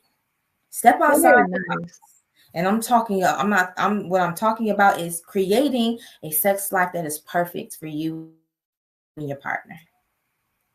Wonderful. And viewers, everybody, this has been illuminating, don't y'all think? I hope it encourages all of you all to rethink and engage more openly in these conversations about male sexuality, free from misconceptions and myths. And anyway, to our viewers, everybody out there, I just want to thank you for joining us and being part of this important conversation. Remember, I think it's so important for understanding and empathy. I think that's what we're talking about. Understanding, empathy. These are key components of a healthy relationship. And don't forget, you can text the word love, LOVE, to, let me look, 87948. And you will get more insights on fostering healthy relationships and intimacy. And what we didn't get to say is, how can people get a hold of you, Nikwan, if they want to? Where can they find you? Find me on socials at Intimate Connections PLLC. I also have resources for anyone needing to expand their communication as it relates to, sexual intimacy and healthy relationships. Oh, excellent. And you guys know where to find me. I'm Dr. Alicia with coachingwithdralicia.com or on Instagram at coachingwithdralicia. Those are the best two ways to get a hold of me and follow everything that I'm doing. But so goodbye now for everybody. Thank you for joining us. Keep this conversation going. Hit the like and share with your partner. If your partner's not here watching, or if your potential mate, or if you know somebody who's in a relationship, share this video with them. Hit the like button, please. And remember, openness and understanding. Those are the pathways to healthier relationship. And we want to have like a good Black society. We want to have a society that's healthy relationships. We need to get over this, right? So stay connected to us here on Fly Nubian Queen. And for more enlightening conversations, I'm bringing Nikwan back on here. We're going to talk about other stuff, other taboo topics we're going to talk about. I'm glad that you're here so that we can talk about some of these things that many of us are very uncomfortable talking about. So thank you so much. Goodbye, everybody. 2024 is the year of Ricos, honey. Listen, 2024 is a year that all that is happened in the dark will come back to life. That's on Cat Williams. And I was like, oh my God. Okay, so let's focus. All right, Dr. Charm. So her husband got 34 counts like Trump. Were there any signs, or are there any signs for women to look out that may indicate that, okay, this man is only with me for some kind of financial gain or clout? Because that's what they discussed in the video. Are there any red flags that you can point to or things to pay attention to when that happens? Well, first I want to say shout out to everybody in the chat, because I see the chat starting to light up a little bit. One thing is that, we need to do, Lord, I'm going back to your girl on Who the F Did I Marry? She was like, I need proof of funds. Okay. I mean, if you're going to lay down with somebody, people get STD tests. Okay. I see nothing wrong with, if you are in an exclusive relationship with somebody, or you guys are deciding to commit to one another, of asking for proof of income, proof of assets, proof of funds, credit scores, those kind of things. Because the biggest thing to me is when Shirley, all this time, Shirley had a small, modest home in California. And this is off of Chronicles Speaks, because I follow her religiously on YouTube. She's like, I love Chronicles. She's great. So Shirley had a modest home in California for like 20 something years. She had no credit issues, no evictions. She gets with Ernest, and they are getting these big homes in Atlanta and are getting evicted and moving out of these homes. I think they had like 2 evictions when she got with him. Like, that's a red flag at that point, and then the fact that this man had a criminal record. Now, shout out to our ex-felons. I'm not discriminating, saying that you can't change your life. But if you see somebody has a criminal conviction, a felony conviction, you need to see how long ago was it. Okay, because for a job, usually they'll give you, you won't have any problems getting a job if it's over 10 years old. So if it's over 10 years old, you still need to know, what is it? Non-violent? Is it violent? Did it involve financial crimes? These are things you look at. So did she know that Ernest had this criminal record, or he had an old felony going into this marriage? So these are some of the things you need to look at, ladies. And gentlemen, because they got the girls are scamming people too. And this is an interesting thing, because you had mentioned background checks before, and apparently he was still married to someone else when he got married to her. So I'm going to put it to you, Erica. Have you ever experienced any kind of financial deception in relationship? And if not, or if so, please share if you feel free, and also any tips you can give us in regard to that as well. See, that last relationship, I learned a lot. That last relationship is a book, baby. I thank God for him, because he introduced me to my wealth with his shenanigans. I thank him for that. So is that last relationship in Faith in Transition? Is Faith in Transition talk about that last relationship, that book? Well, I have a book following up to that, but yeah, he is the reason why I am click. Yeah. I will give you some backstory. I am not embarrassed about this. I had known his sister for years. When I was a personal trainer, she was one of my clients, and she introduced us. And I will never forget, she asked me one day after class, she said, "Are you single yet?" And I remember thinking, I never told her I was in a relationship, but I was in a relationship and had just kind of ended things with whoever I was with, and was looking to date, was open to date, and just kind of, and she introduced us, and he was really good. He was good looking, very good looking, charming. And we went out, and, things moved speedily, because, I was very clear about what I was looking for. And he met those things. He met them. In the process of us dating, about 8 months into it, I ended up starting to work on ships as a cruise director, taking a sabbatical. And he had a business he was developing, had branding and marketing. And he was traveling as my travel companion to focus on his business. Now, it didn't cost me any money. And that's the key. I'm going to stop right there. It didn't cost me any money. The one thing that I never did was co-mingle funds. I never cross-branded my money. I'm not on your accounts. You're not on my accounts. We didn't even have an our account. I'm going to leave it there, give Dr. Charm some time to come in. But I do not believe in co-mingling money. Once money starts getting funky, you can't get out of anything. You can move, you can relocate, but you are still tied to each other financially. And that is something as an adult woman I don't believe in. Thank you for sharing those insights. And listen, if this is not the plug for the Faith in Transition book, I don't know what is, because I now want to read just to see what went down. If you are joining us, you are watching Fly Nubian Money, where we help you master your mindset and maximize your income. You are joining me today with our lovely co-queens, Dr. Charm and Erica Lewis, while we discuss all things financial fraud and love. I also want to ask a question to the chats, okay? For those of you who are watching this live, or if you're watching the replay, please comment. How do you vet your potential partners, and what is your process for that? We are here Monday through Friday, 1 p.m. Eastern, and you can also receive and sign up for our text at Queens to 87948.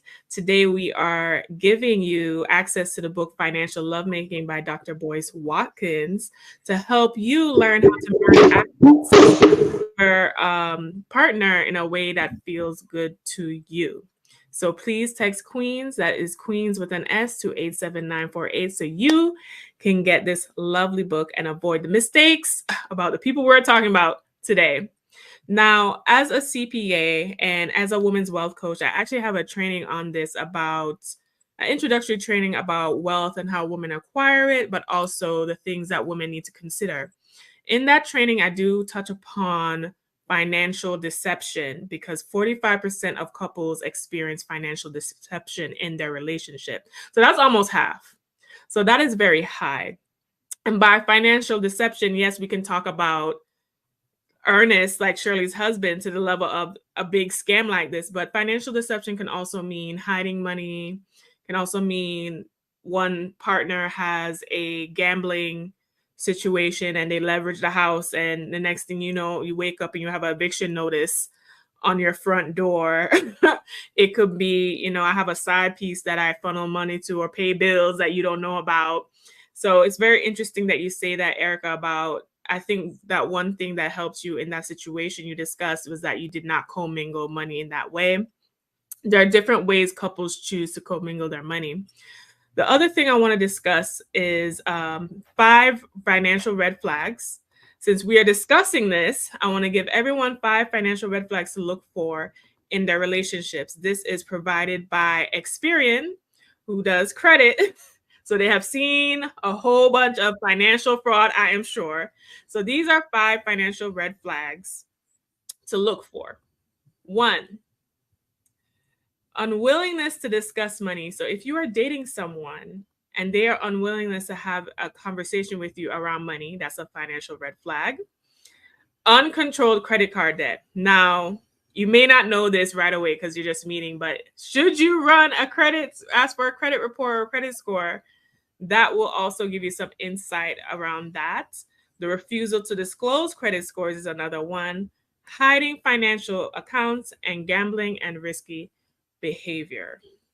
So, Dr. Charm, I'm going to pivot to you. Have you ever been in a relationship where it was difficult to discuss money and finances? I think as I've matured, I've begun to discuss finances. Like, I never did, in my 20s and 30s, it was just more like discussing careers and professions. But as I've gotten older, I'm asking what credit scores are, and in debt, asking about credit card debt, because those things are important. Because when you get married to somebody, if you make it to the marriage state, then a lot of times those debts are going to be assumed with the into the marriage. And even if they aren't legally assumed, you're still you're still having joint finances. Now, whether you have joint accounts, piggybacking off of Erica, that's different. But still, you all are in the same household. You have bills. And if somebody's got student loans or a lot of credit card debt, so where a percentage of their income is going towards that, that affects the other partner. So I think it's important that we talk about these things. Like I said, people should be getting STD tests and things. And so you should be getting financial, just like you're getting sexual health tests, you should get financial health tests and ask these type of questions. One of the things I'd like to chime in here, we asked the question of what are the red flags that people need to see? And one of the things that I always like to do is to take it back to accountability. In my situation, I went and I did some self-assessing, like, how did I get caught in this mess? I jumped into something too quick after I had broken up with someone. You have to do your own internal audit with yourself and determine, are you even ready to date? Because if you're not healed, if you're not moving in the direction of being able to focus, you're not going to even notice red flags. If you aren't healed from the last relationship, if you're not feeling confident about yourself, if there's still areas of yourself that you're working on and you're feeling a little gray in between, not quite black and white, but gray over here, gray over there about yourself, you're not in a good position to start making decisions about a partner. So I think before anyone starts dating, before they can even recognize that there are red flags, you have to do an internal audit and say, am I in a good space to date? And I can tell you right now, a lot of people do not do that. A lot of people do not do audit to see if they're in a good space to date. What I will say is this, and I want to pose this question to the chat as well.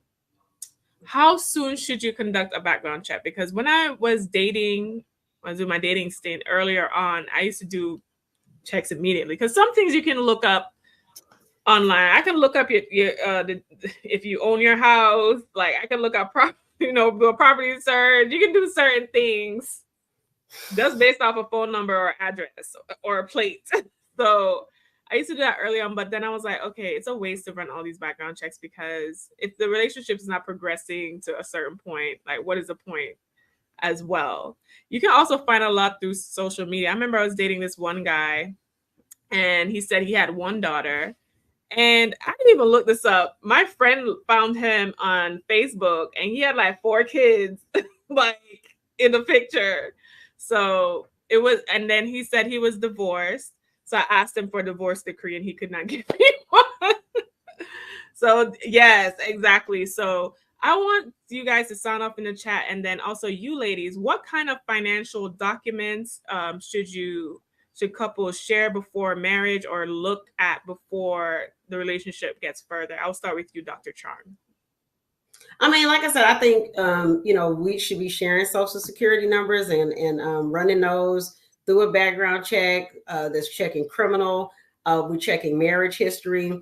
The thing with Shirley Strawberry, the marriages should show up in the national check, but they might not always show up. And so the way, I think when Chronicle Speaks went and looked that marriage up, that lady happened to write into her and wrote into her show and said, hey, I'm married to him. And so then based on that, then she went and found the county that they were married in and then looked up the registry.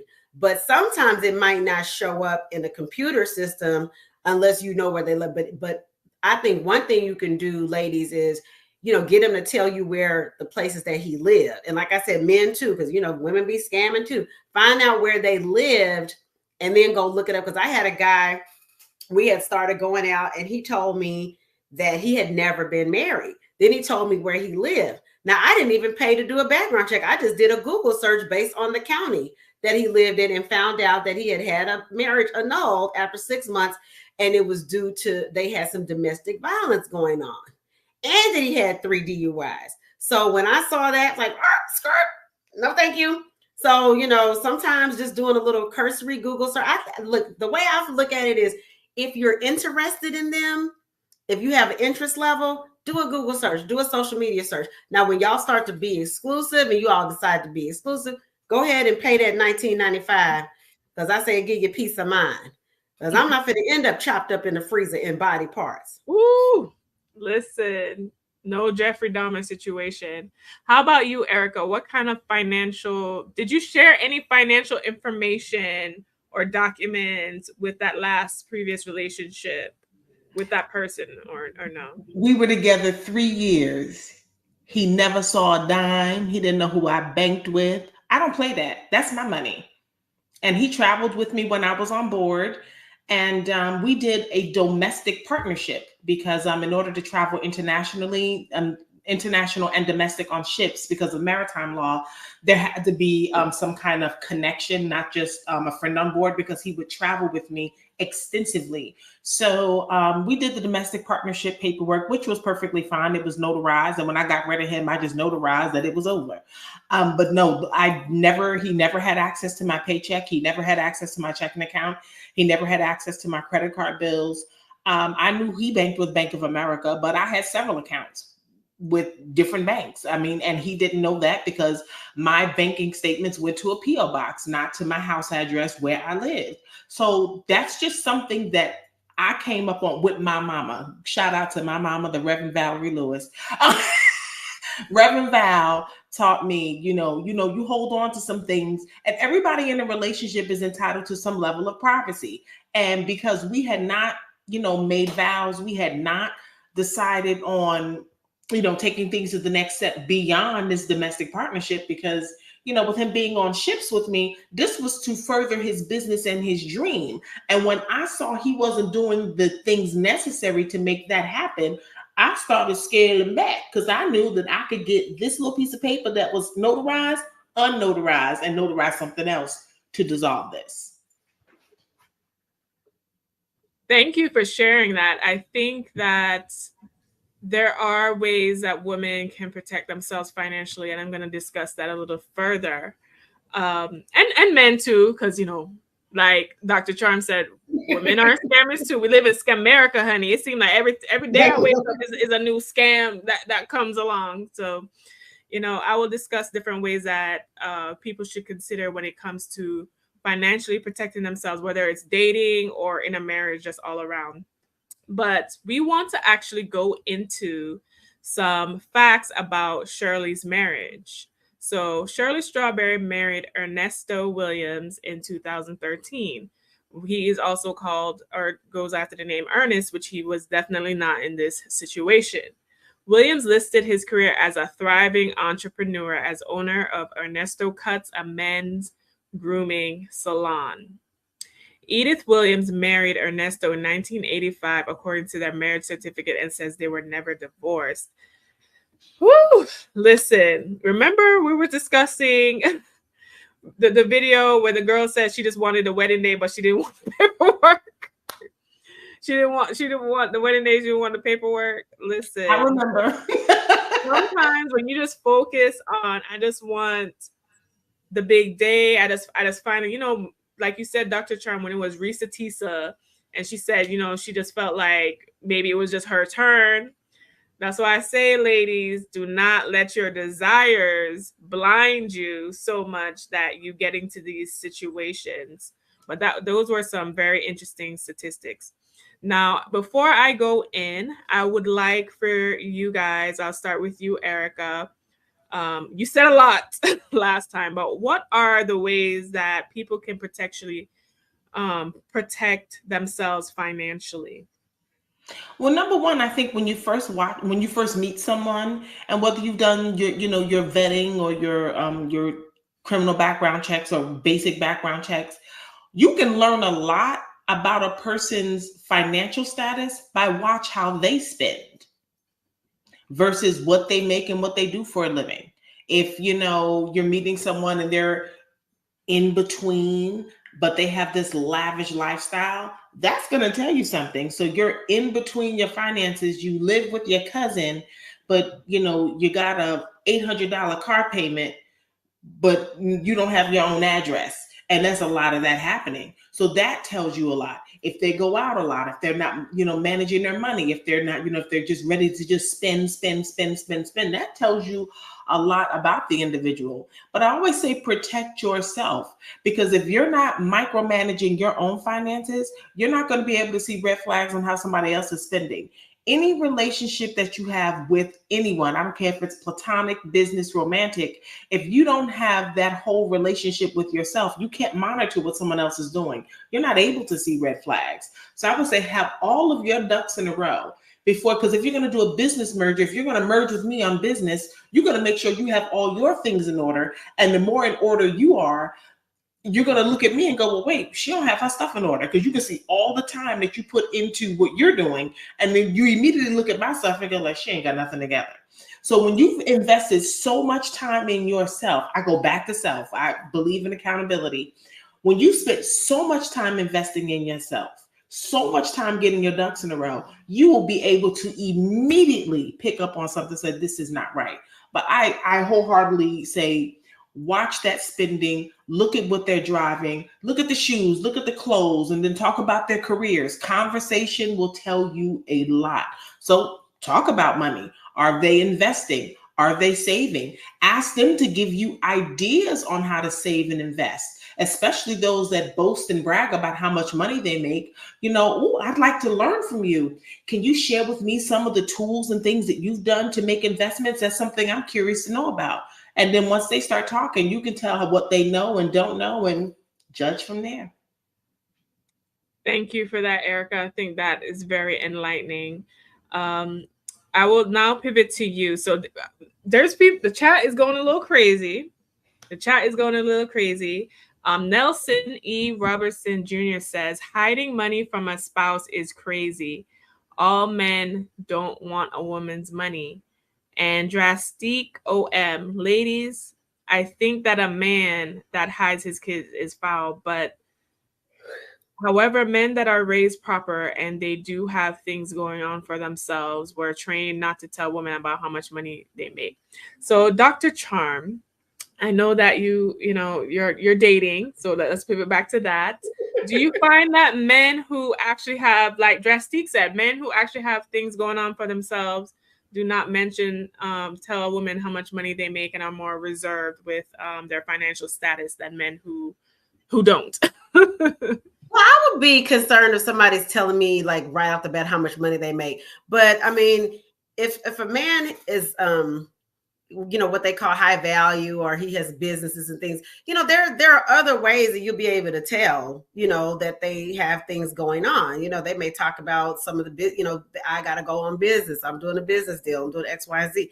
And then as far as, the back to the scammers and stuff, you also got to look at where you are. Cause see, she met him out here in the ATL, baby. And I'm a new transplant to the ATL, but I have heard some stories about these scammers here in the ATL, because it's legendary that you have to really, people like to, we used to say back in the day, style and profile and flaws, but then don't have no substance behind it. So you got to look at where you are. You got to look at the garden, the atmosphere, the ecosphere, all that where you at. But I think, if somebody say, oh, I make so and so and so and so and so, and if they talking a lot,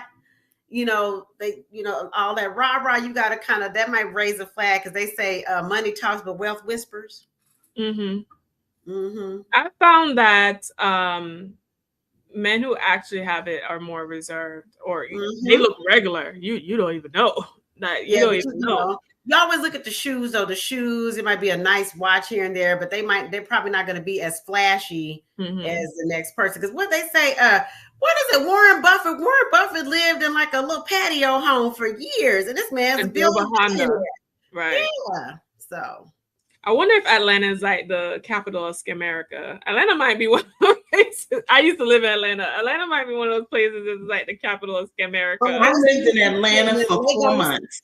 Lagos is on the other hemisphere. They the capital over there in Nigeria. So let me stop.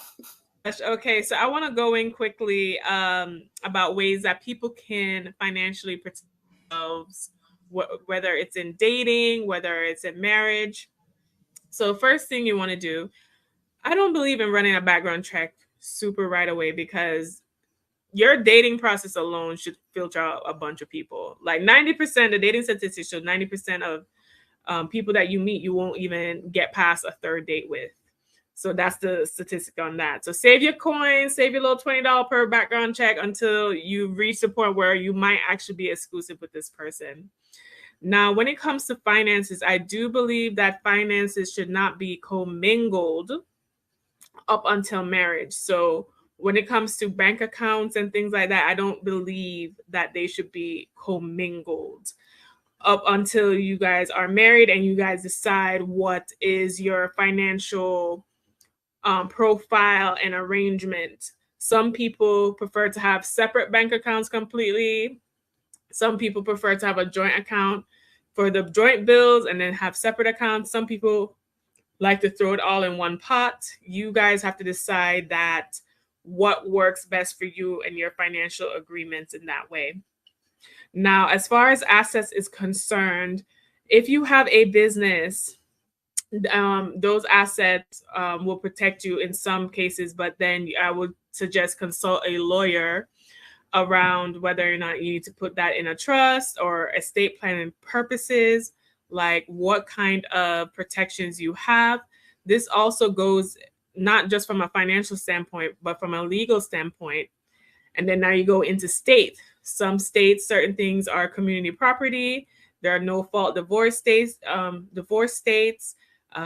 states that whatever the appreciation of the assets or the business during the course of the marriage is considered. So it gets very nuanced. So if you ain't got nothing, or you might have something in the future, it might be worth a little investment to get that consultation. And I think I always say to people, do the premarital counseling, because those are questions that are those financial questions, if you have been avoiding that in the relationship, it will definitely come up in the premarital counseling. So I've done premarital counseling before. So those questions are definitely brought up. So I think that is my first recommendation. Second thing is to determine, do you have any assets that you want to protect, or should an event of divorce would have some kind of consideration? I think in dating and relationships, a lot of people avoid what I will call the negotiation parts of relationships because it can be very unpleasant. However, you want to go into things being on the same page.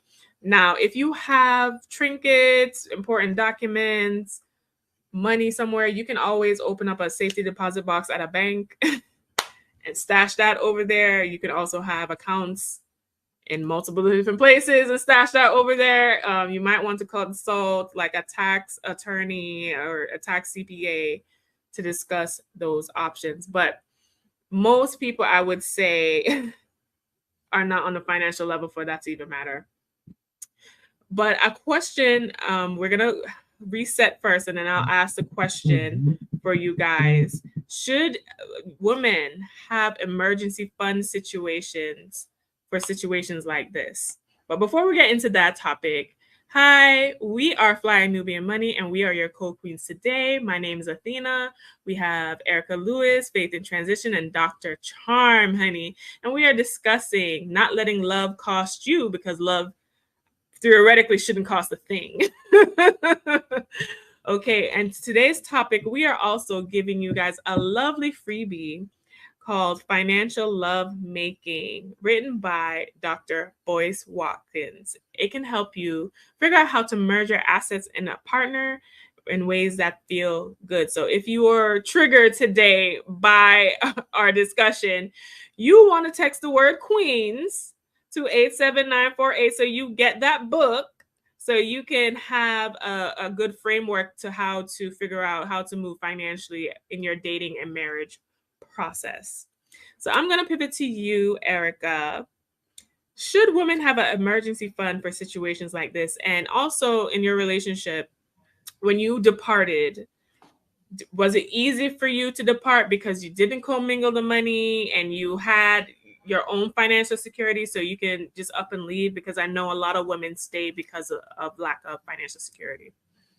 You know, I had actually sold my house, and we were living in sin. I was shacking. That was my fault. That was I took bad girl. I was shacking.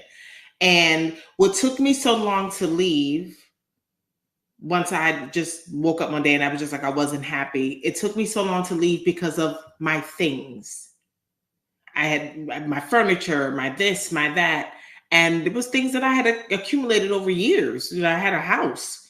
And I woke up one day and I realized my value is not in these things. I can either sit here among my things and be devalued, or get out of here, walk away from all this stuff and repurchase it and maintain my value. And that is what I decided to do. It hurt like heck to walk away from 20 years of stuff that I'd had in a house. However, I'm so free and happy, I don't know what to do with myself. Yes, but because we did not have money overlapping, yeah, I was able to make some moves he knew nothing about. I was able to move money left to right, up and down. He knew nothing about. He didn't know I was leaving until I moved out on September 1st. He found out August 30th I was moving. So the things that were left in the house, were there, because sometimes there can be issues when you're living together, because a lot of people are cohabitating and they don't know the rental legal house laws. Like if you move a man into your house and Girl, he does something. Let me tell you how good God is. I don't know if you heard about it, but this is Hurricane Ida happened in New Jersey. I'm in New Jersey. Hurricane Ida happened and I was moving out the next day and the whole few cities just flooded. And when I went to go get my last bags that I'd left in the closet, the apartment had flooded. So everything that he got to keep, he had to throw out. Can we just give God a wave and a praise? Oh my God. That is some divine justice. I mean, you know, that's between him and God. I ain't got nothing to do with that. But nothing to do with that. But I will was say, he resistant for you to get your things, though? Was that the issue? Yep. And he, you know, he said that I want this, I want that. I said, you know, that's not a problem. You, sir, you can have it. I just took my clothes, all the artifacts and everything that I purchased when I worked on the ship and had been everywhere from Papua New Guinea to Australia and Brazil, all those things. He felt like those things were his. Sir, not a problem. You don't get me. And when you, I didn't like it either. I was upset. I don't like a petty man like that. I don't like a petty man. And that's a whole nother story. That's a whole other story. But you know, I was able to walk away because my thing is this: when you start putting value, that's your test. Am I going to put the value in those things, or am I going to value me? Because if I had stayed, what would I even be sitting here today? When somebody you don't know. I was never abused. I was never hit. I was never accosted, but I didn't like the way you were talking to me. I didn't like the way you said that. I didn't like the way. So sometimes a person will talk to you a certain way to see how closer they can get to doing other things. And you know what? I believe in hard stops. And I did a hard stop and it was time to go. And I said, if this is my sacrifice, what I have to do is walk away from this stuff. That's what I did. And he didn't have it long. Wow. Listen, I might have to buy Faith in Transition today. Dr. Charm, our medical expert here on the panel. I'm going to pivot this to you because I know 45% of women experience financial stress. Right? That's another stat I put up in my training. And as a doctor, what would you think women in these situations or Shirley might be experiencing with the fallout of this relationship and her scammer husband? Do you feel that any suggestions on how women can overcome shame and emotional distress from a financially embarrassing relationship? Okay. Well, I did want to go back to something you had said, Athena, about the third date or something, doing the background check. 90% of people don't even reach the third date in dating. Yeah, and you know, they said that the average date that people have sex on is the third date. So just think about, like, we're having sex on dates before we're checking to see if the person is a criminal. So okay, but and then I did want to touch real quick on the joint finances. Susie Orman, all these financial experts, they always say you should have a joint account as a couple to pay bills out of, and then have your separate account, and then based on the percentage of like who makes more, that determines the percentage of what's contributed to that joint account. So I always thought that was sound advice. Now, as far as, how can women rebound from getting scammed or being a victim of a charlatan? Therapy. I don't know how many times I can say it. And then also having a good support system, because I went through a very, very turbulent relationship about, oh God, was that 2019? So what is it, 6 years ago, 6 years ago? And I remember one of my good girlfriends, y'all, she stayed on the phone with me for 8 hours. 8 hours. Okay. And that was towards the end of the relationship. And thank God I got out of it relatively unscathed. But 8 hours. So you got to have your support system, whether it be your friends, your family, and definitely therapy. Definitely. It's interesting you say that, Dr. Charm, because I remember Oprah had a quote saying that, one of the reasons she loved Gail was like the therapy that she never had to pay for, basically, because their conversations and their relationship helped her through so much. Now, with what has just happened, right? Because this came up in my mind. We're going to spice it up a little bit today. Okay. And I want you guys to sound off in the chat. We are living in the age of level up, manosphere, red pill, blue pill, high value, low value, great value. Okay, we're living in these times. The level up girls say this will never happen to them because they're only hypergamous. They ain't nobody. They ain't nobody broke or nobody looking the cloud for them because they're doing their climb upward. No dusties, no dust bunnies. Okay, no booga woogas. No financial leeches. So. Erica, I'm going to talk to you. Does this fuel the argument of the level up queens? Okay. Does this make them say, see, this is why you cannot date these men trying to financially climb up off of you, and you have to be hypergamous because these are the issues you run into? Do they have a point? The level up girlies, you know what? And I'm a lot older than the level up girlies. I'm like level up girlies mama. And I always say, you trying to level up on somebody, please don't ever think that they're not trying to do the same thing to you.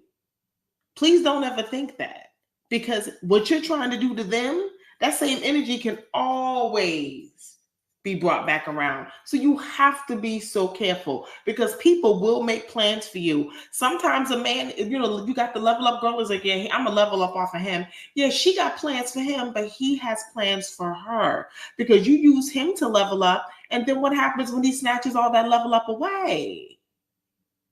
What are you doing? Are you meeting the friends? Are you meeting the bankers? Are you making investments? Are you learning along the way? Like I said, I'm huge on accountability. So yeah, you can use that man to level up to a certain place, but can you stay there once you get there? Can you stay there once you get there? Listen. All right, Dr. Charm, I know, honey. Because I know you and me both love Shira. What do you... Does she have a point? Does she have a point? That's why you don't. Okay, so because the other side of this is he was perpetrating that he was high value, quote unquote.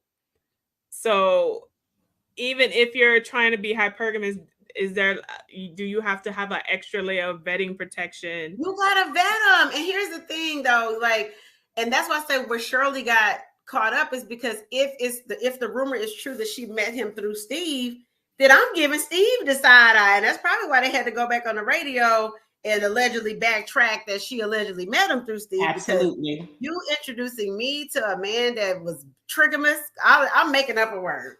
Okay, because he was beyond bigamy. He was married to 3 women at the same time. So yeah.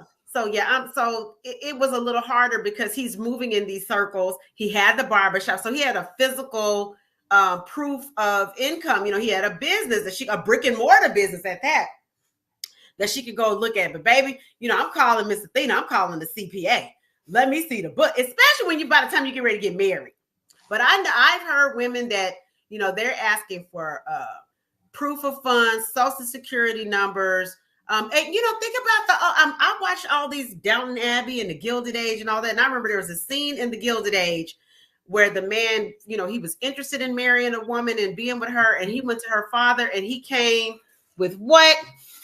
Proof of funds. He brought his proof of funds to the meeting with her dad in the drawing room. And he said, look, see, if we would harken back to some of those old fashioned things, I mean, everything wasn't good back in the olden days. I mean, we were enslaved, but some of those olden things are proof of funds. Talk to the family. The families know one another. Because that's another thing. But all these people moving across different cities. I mean, I've lived in 3 or 4 different states.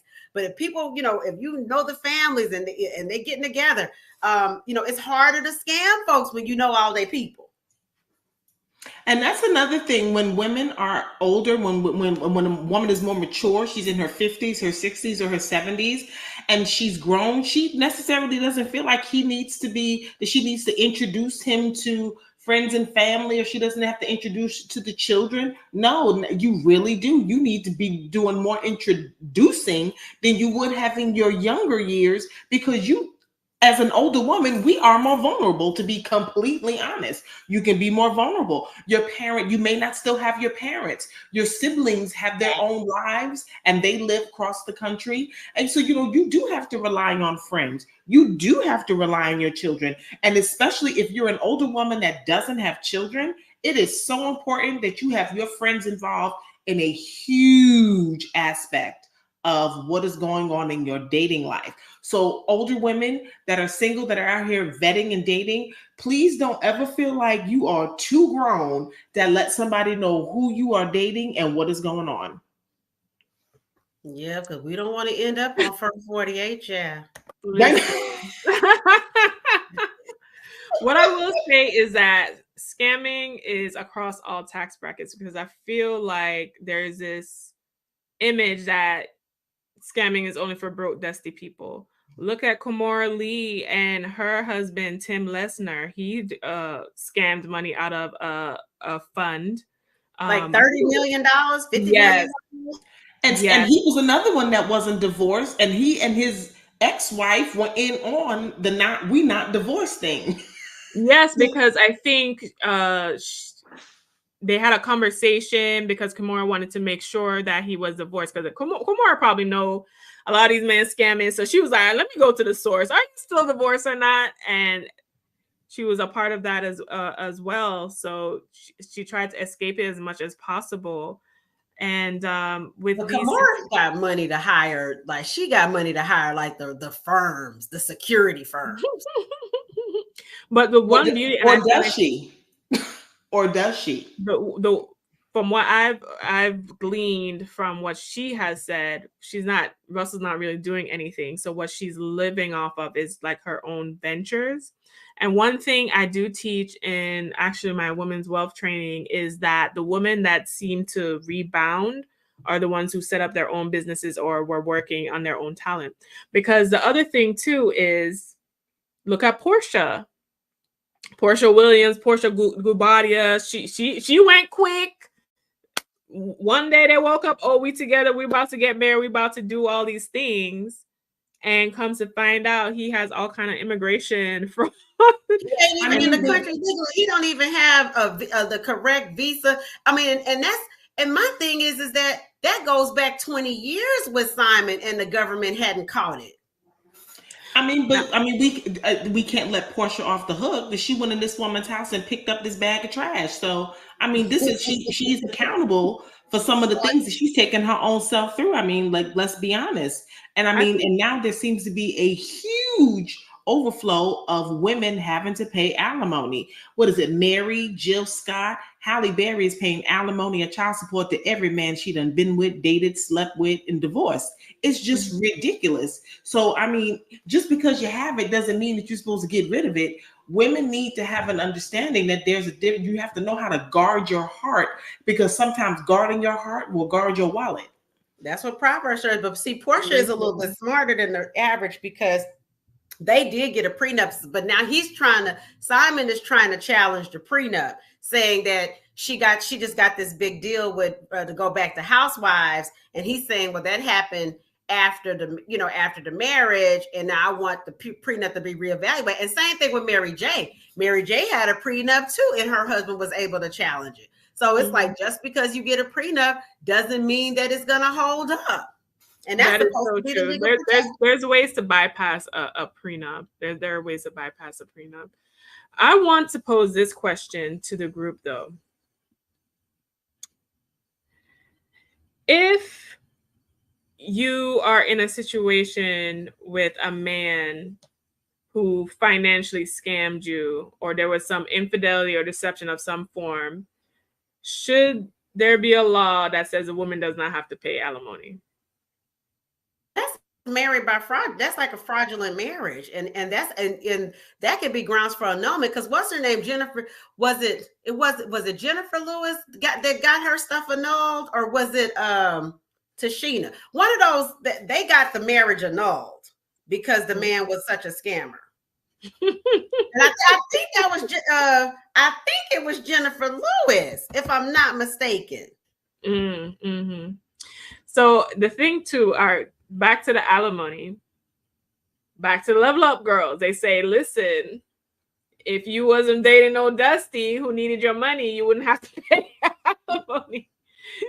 Do the level up girls have a point in that situation as well? Baby, honey. And here's the thing.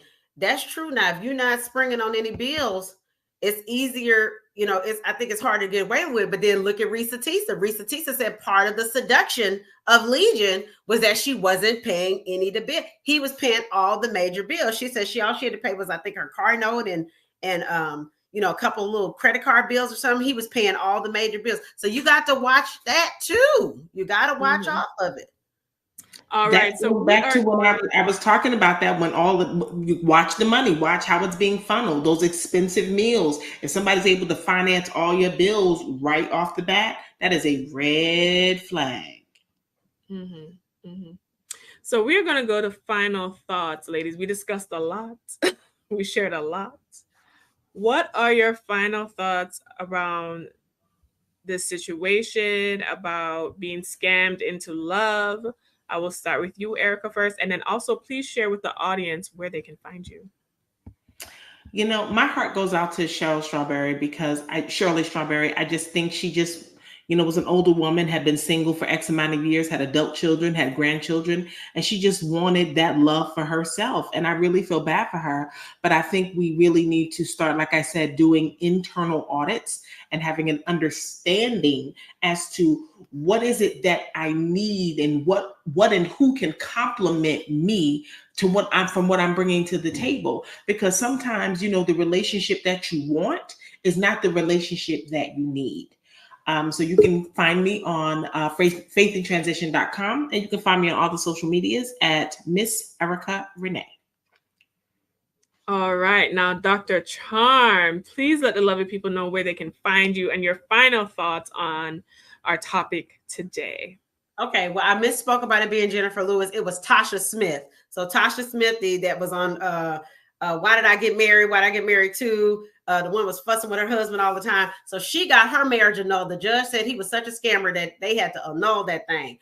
But look, you can also avoid some of this by going and getting you a tarot reading, seeing a good medium and spiritual advisor, which I am in that number. I got my text number up there next to my name. You can text me at 404-832-5179 for your own personal reading. And my final thoughts are, ladies, you got to be careful in these streets. You got to have your friend group tight, your therapy tight, and your background checks tight. And like I said, have your spiritual advisor tight too. Have it all circled up and shored up. Yes, for the spiritual advisor, honey. Now, what I will say is this: if you are a woman watching this and you want to financially level up and make sure that you protect your own wealth so you do not end up like Shirley and all the other women we discussed, you can find me, Athena Gardner, and CPA at wewealthwomen.com. I have courses, coaching, and my podcast, the We Wealth Women podcast, available on Apple, Google, and Spotify. If you are interested in getting all my information, you can hit my website on the screen. Now, if you have joined us today, thank you for sticking through us as a loyal subscriber. We appreciate you so much. Hopefully you were able to glean so many gems so love does not have to scam you, because according to Christina Milian, love shouldn't cost a thing.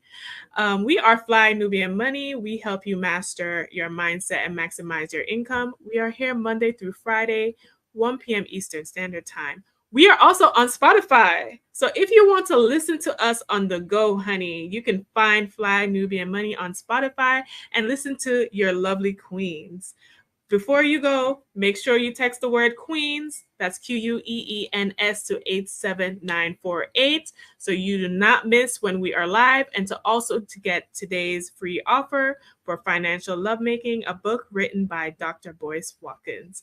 I'm Athena, and Erica and Dr. Charm. We are all your queens for today, and we hope to see you in the next one.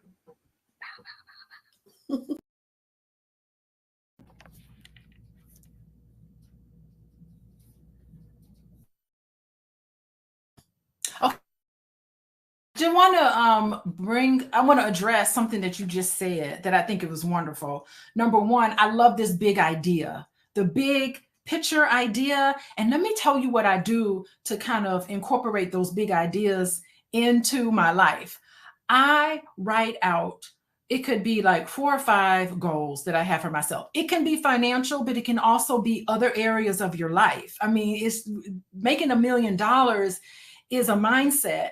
And to have that abundance mindset, you need to have abundance in your life in all different ways, so wealth is not just how much is in your bank account. So number one, I'll give you a technique that I do with this big idea. All of my big ideas, I record myself saying them with nice soft music in the background, and I say it over and over again and repeat. So when I go running, when I'm doing like cleaning the house or doing the dishes, I play them on my headphones over and over again. When I'm sleeping, I play them over and over again.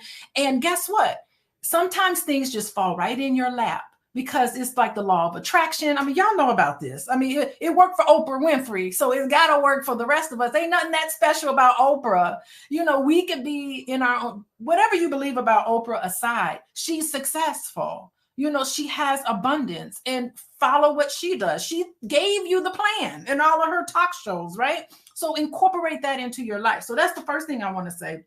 The second thing is that celebrate all of your successes.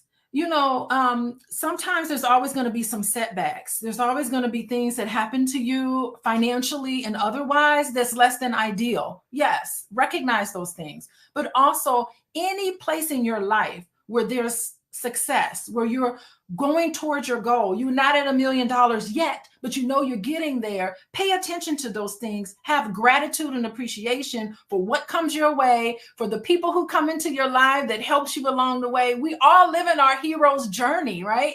And in the hero's journey, you have helpers along the way to get you where you need to be. Acknowledge that, have that for gratitude and appreciation. So that's the second thing that I wanted to say. So the third thing I wanted to say in terms of trauma, listen, life does not guarantee that things will go your way. You're always going to have bad things happen to you. It's what you agreed to when you came here on earth to be born. Bad things will happen to you, but it doesn't have to be traumatic. The trauma happens when you don't have a nice, safe space to process that trauma, to process things that have happened to you. But as soon as you have a place where you can process and talk about your thoughts and feelings, it's not trauma. So I think that people throw the word trauma out because something happens that you don't like and they think, oh, that's traumatic. Well, it doesn't have to be, because you can have a place, such as my co-host here, any one of us can help you process all of these things that have happened to you that was less than ideal. So anyway, Lene, I hope that answers your question. It did, and it answered it good. And when I heard your phone go ding or somebody's phone go ding, I realized my laptop was about to die. And so I was like, you know what? Let me go ahead and put it on the charger real quick before I reset and just say thank you so much to everybody that's in the room. Thank you for joining us on today. This is Fly Nubian Money. If you like what the Queens are saying and you want to continue to watch us on a daily basis, you can text the word Queens to 87948. It says to receive your book, but I'm not sure if you're going to actually get a book today. That's Queens to 87948. That way you can be notified whenever we are going live, which is Monday through Friday. I believe it is 1 o'clock Eastern. Somebody correct me if I am wrong. But thank you so much for being here with us today. We are talking about how to make your first $1 million from scratch. All right. So I apologize if you guys hear my little show notes right here. So you might hear a little flapping of the paper in the background, but we're going to act like we don't hear that. So before I want to transition into actually the investing part of making the $1 million, because we kind of talked about the mindset, which is the most important part. And it's the first piece, the ability to say, I'm going to make $1 million. And notice I said, I'm going to make $1 million, not I want to make $1 million. I am going to make $1 million. And then be strategic in what does that look like, right? Is that you have to understand the first $10,000 that you're going to make. You have to understand that you got to make $100,000 then before you can get to $1 million. So let me ask how to make, okay. So I see a flyer on the screen. There you go. So let me ask Madonna, what was it like when you made your first $10,000? And then what was it like when you made your first $100,000? Was there a difference? Did it feel different? Was the strategy different? Was the mindset different? How did your first $10,000 feel versus your first $100,000? Well, it is a progression. But yeah, when you hit that first 10,000, and depending on where you come from, you're like, that's the pinnacle. But then by the time you hit your first 100,000, then you have a strategy that you can follow. Now, it's a strategy that keeps growing because nothing stagnant helps you continue to grow. So you have to keep learning, training, referrals from people, working the business. So once you get there, it's a big jump from that 10,000 to that 100,000, but it's because you're continually growing. And don't ever think once you hit that point, okay, I'm there now. Okay, so I'm done. No, you're never done. You have others to teach. You have to keep yourself going. And so it's just a progression. It's never, and I'm not talking about greed. I'm not talking about greed, but it's a progression. And when you want to see yourself help more people, and helping more people brings you more money, you're enjoying what you're doing, then it's just a wheel that keeps turning. I remember when I made my first $100,000. Demons through life and how you can work through these things. Remember when I was mentioning to you all that undiagnosed, untreated trauma is, in my view, the greatest impediment to Black wealth, because to build economies, you need trust, and traumatized people cannot trust very well. Traumatized people also can't even trust themselves. They don't come through for themselves as well as they could otherwise, because when you have all these extra emotions you're carrying around, this extra baggage, it really makes it difficult for you to reach your fullest potential and become the person that you're supposed to be. So this is one of the reasons why I think even with our kids, we want to work very, very hard to help them shape their identities and at an early age, so that they don't have these impediments that keep them from becoming their very best selves, right? So I personally think even things like racism, I know that racism in Kentucky, growing up as a Black kid in Kentucky, really sort of gave me a weird inferiority complex that I was constantly fighting, where I would be shadow boxing. I'd be fighting battles that didn't even exist, because I was so traumatized by this idea that I was going to be treated differently just because I was Black, and I know that even as I got older, there would be situations I would walk into where I didn't feel comfortable, or I was dealing with all these excess emotions it kind of blocked me from being able to really just do my thing and to react to things in the right way, in a measured way. It's like when I was teaching at Syracuse University, I remember dealing with white kids, and it, sometimes conflicts would emerge because maybe I'd get offended by something somebody said or whatever, instead of me just dealing with the issue. Now, I think that we might have, speaking of dealing with the issue, are we back? Do we have audio? Yes, I have audio. I figured it out.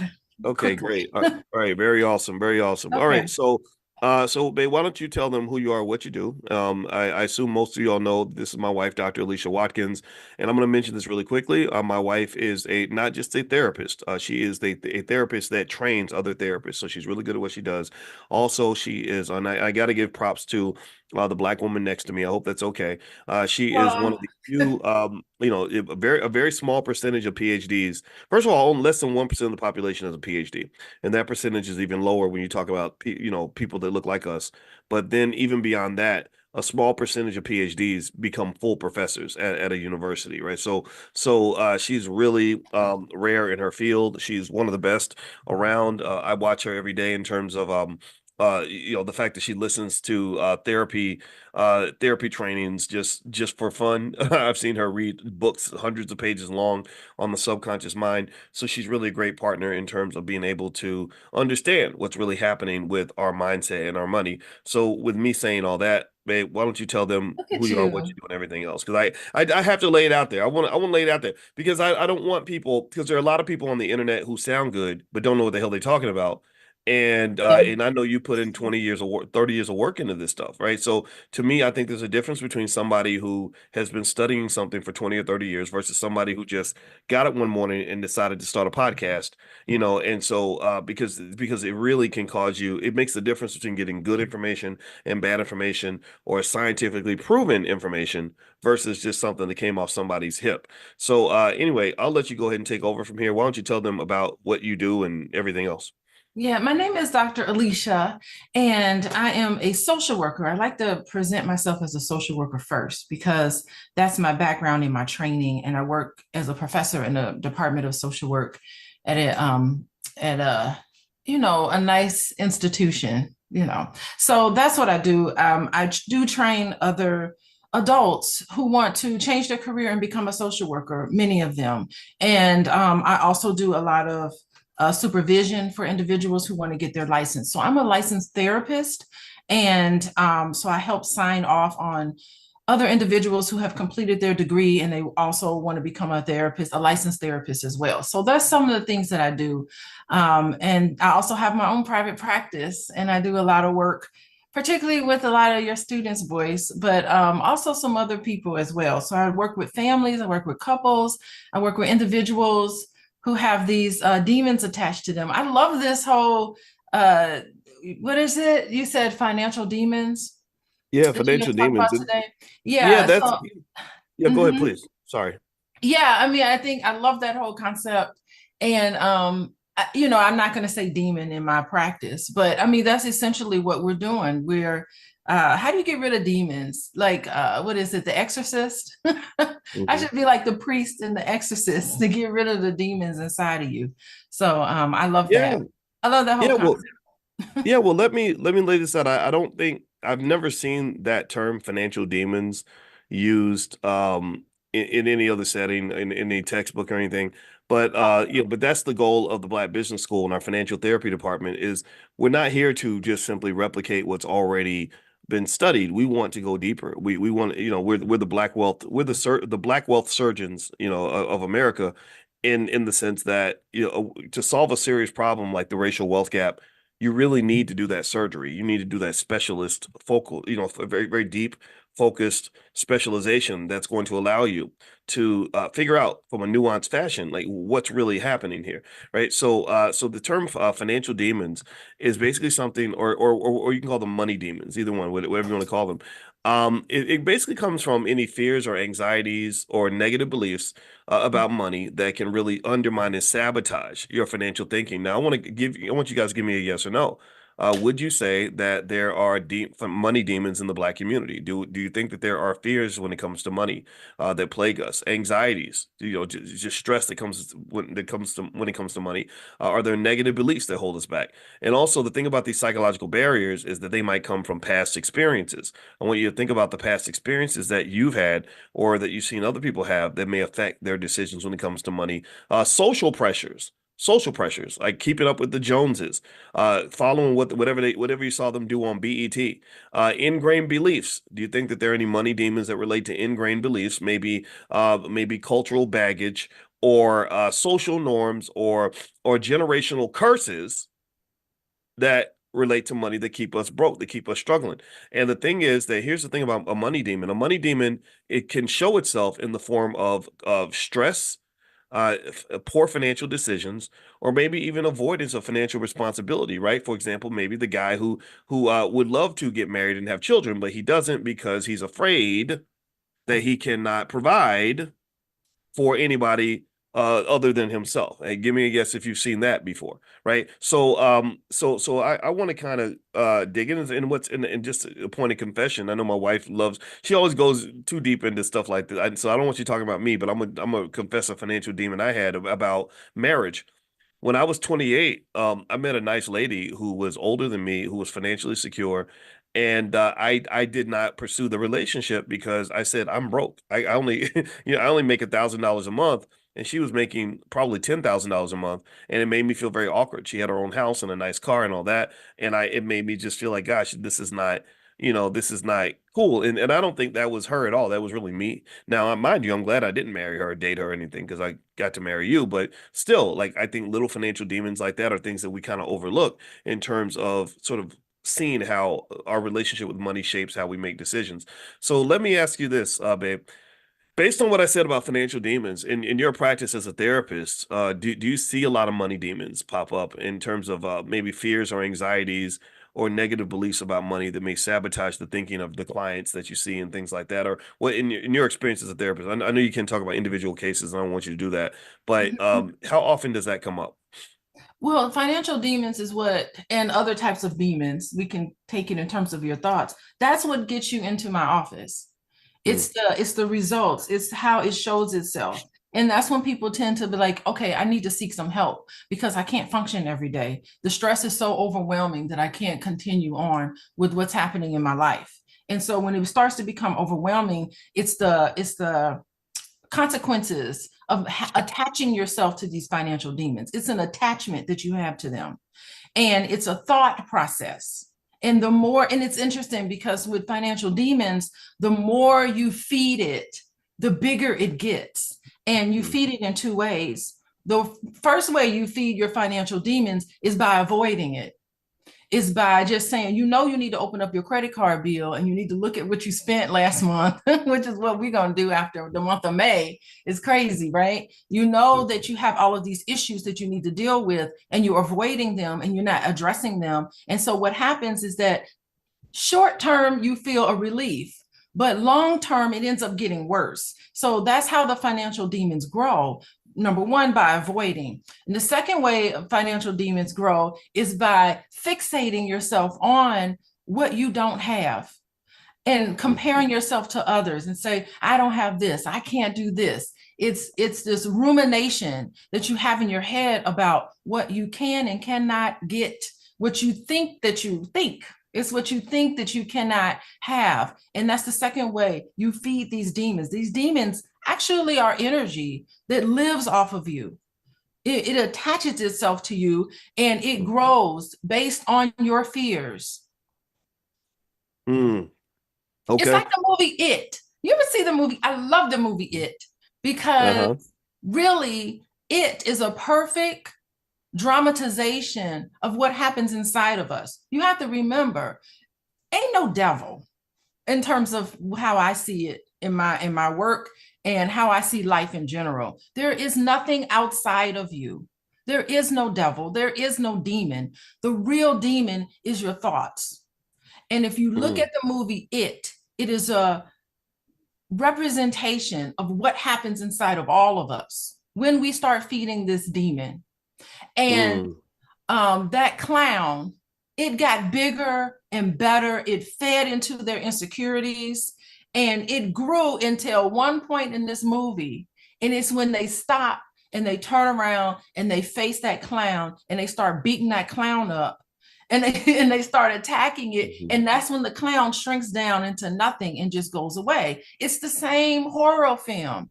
All the horror films that we have is nothing about how, it's nothing but how something gets attached to you. But Hollywood makes it seem like these scary people are doing something to you. There's nothing outside of you that's against you, really, other than your mind. And I really do mean it in terms of racism, white supremacy, believing that the white man is all that and they got everything and they're the desirable people. That's mind control. That's them feeding us the demons of this other thing is better than we.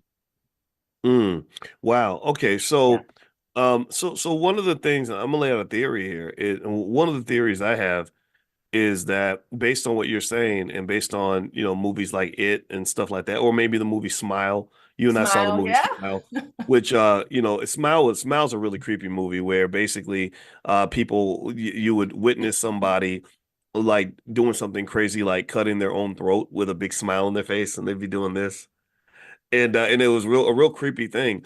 And what we realized when we saw this movie was we said, oh, this movie is really about trauma. It's about how trauma is contagious and how that causes us to, that traumatized people can traumatize other people, and it becomes almost like a virus, right? So it almost seems like with money demons, one aspect of the money demon concept is that you're really also talking about, in my opinion, these preconceived beliefs that people have that really come from these generational curses that are passed down, right? Or perhaps a money demon might be a trauma that you experience because somebody financially traumatized you. Let me give you an example. I talk about this a lot in my book, The 10 Commandments of Black Economic Power.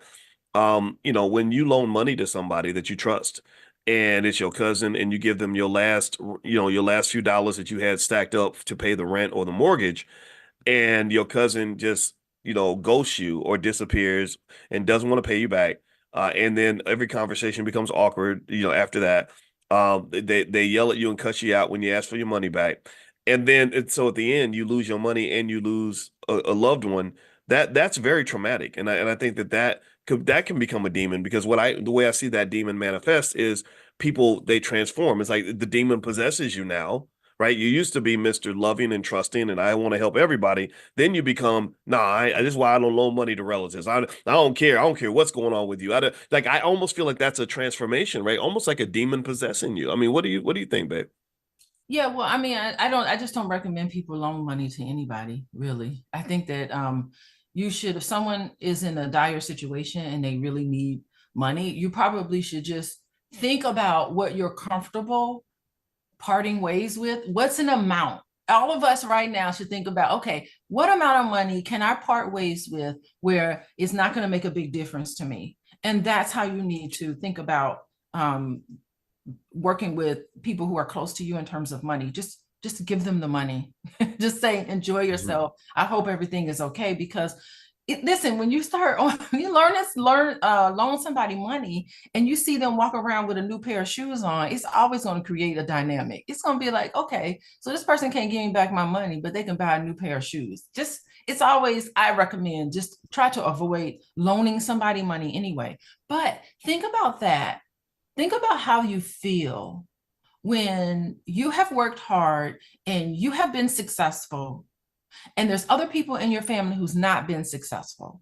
I mean, that's also a money demon as well, because there's this guilt that comes that you feel like survivor guilt, and you have made decisions and you have decided to structure your life in a way where you have success, but you don't understand that you worked really hard for it. It's not luck that got you where you are. It's, for many of us, it's hard work.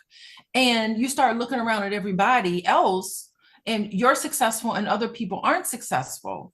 I mean, that's exactly, those thought process is also can be a financial demon as well, because you think, why me? Why am I so successful and other people aren't? So that, and you see it with a lot of celebrities, and definitely you see it with a lot of, especially when you talk about athletes who grew up in the neighborhood where it was a lot of poverty, and they become successful and they bring all their friends along. Now, it's okay to deal with it that way as long as you have good boundaries there. But it's other people who need to work just as hard as you. And they also need to, also show and prove that they have this, this ability to be able to come up with you. So I think it's beautiful to come up, bring everybody who's available and who's willing to do the work, but you still have to do the work, and there's no substitute for that. Well, it's funny, and I think this is a good opportunity for you and I to see things from different perspectives.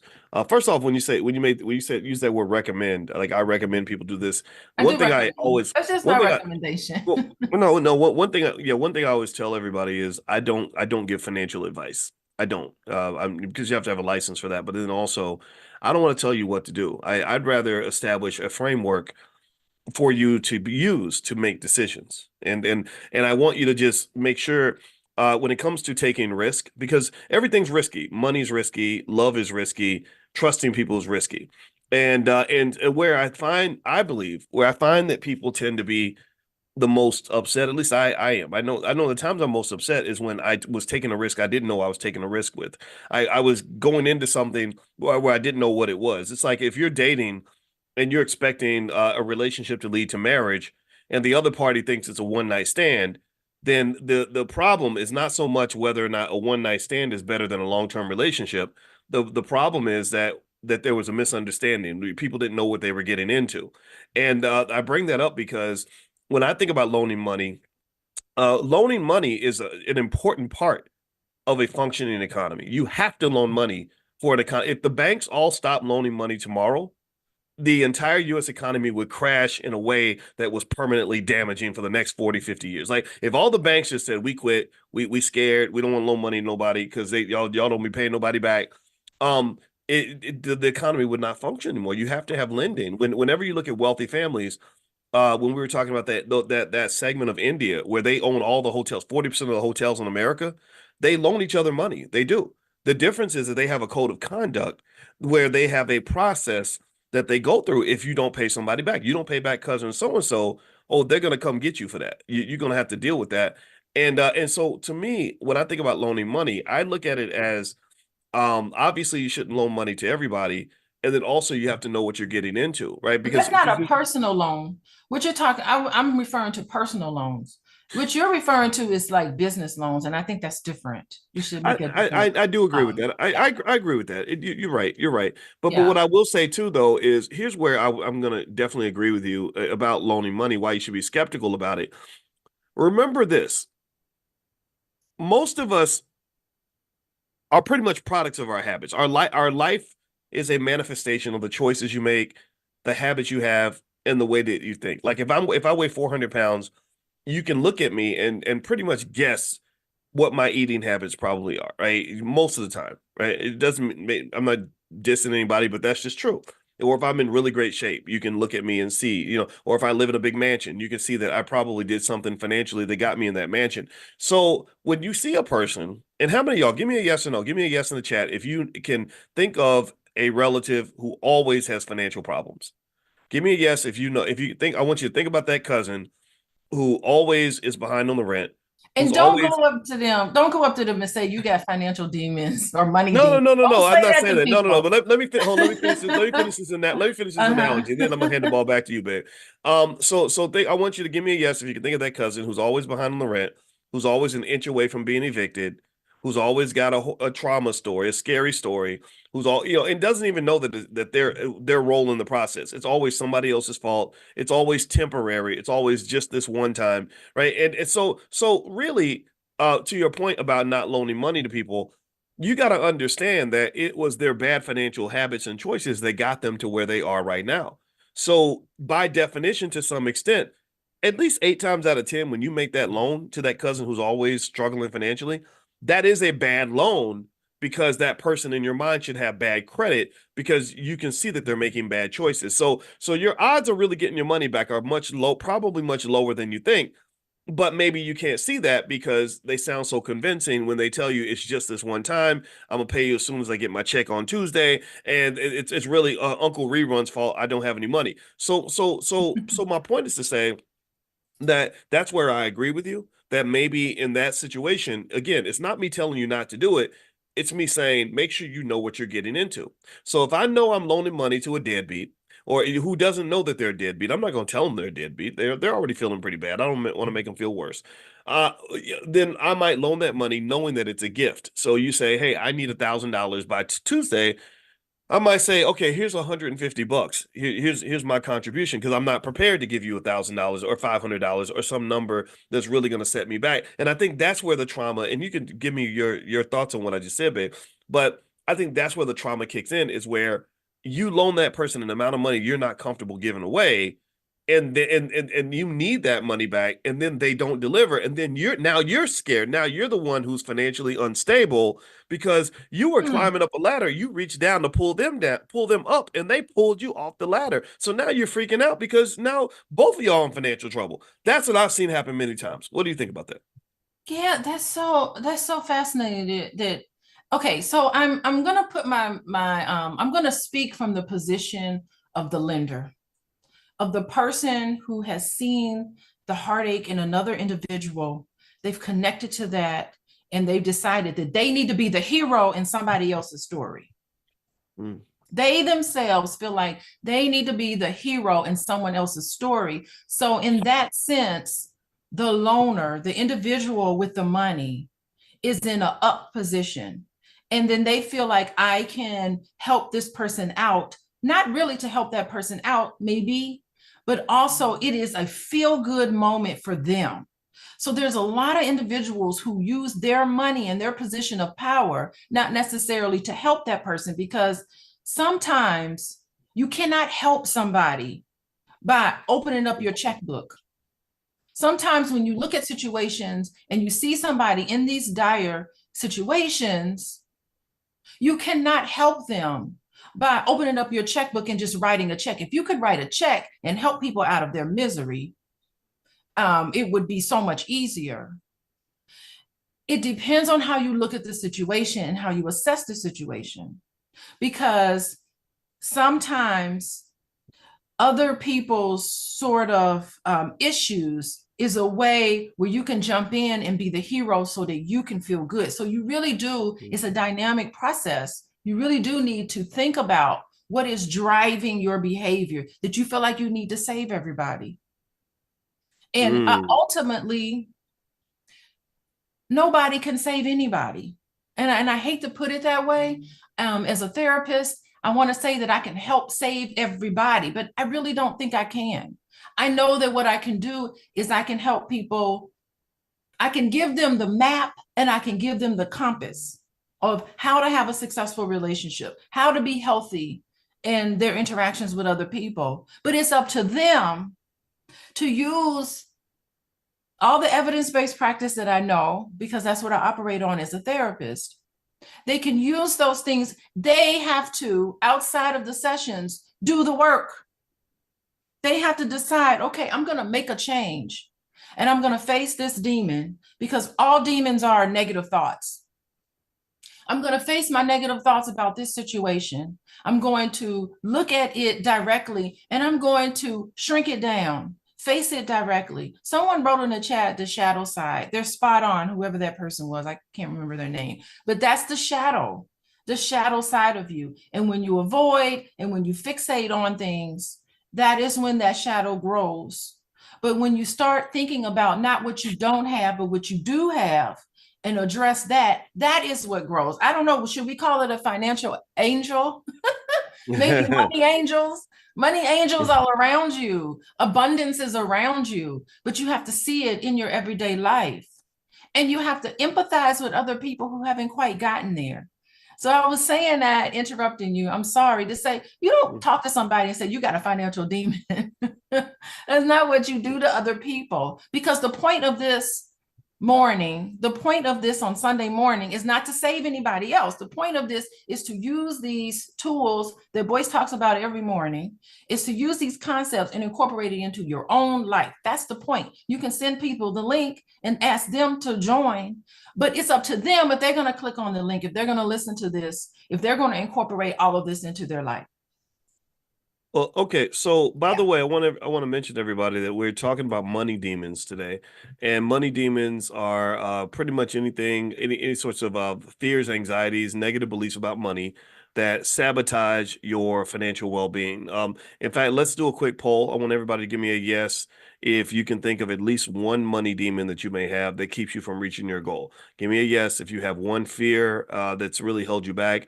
Give me a yes if you have maybe some anxieties that hold you back. Give me a yes if you have some negative beliefs about money that were passed down to you that have held you back. Maybe, like for example, you should go to college and give $200,000 away of your money, and so you can get a job that you hate.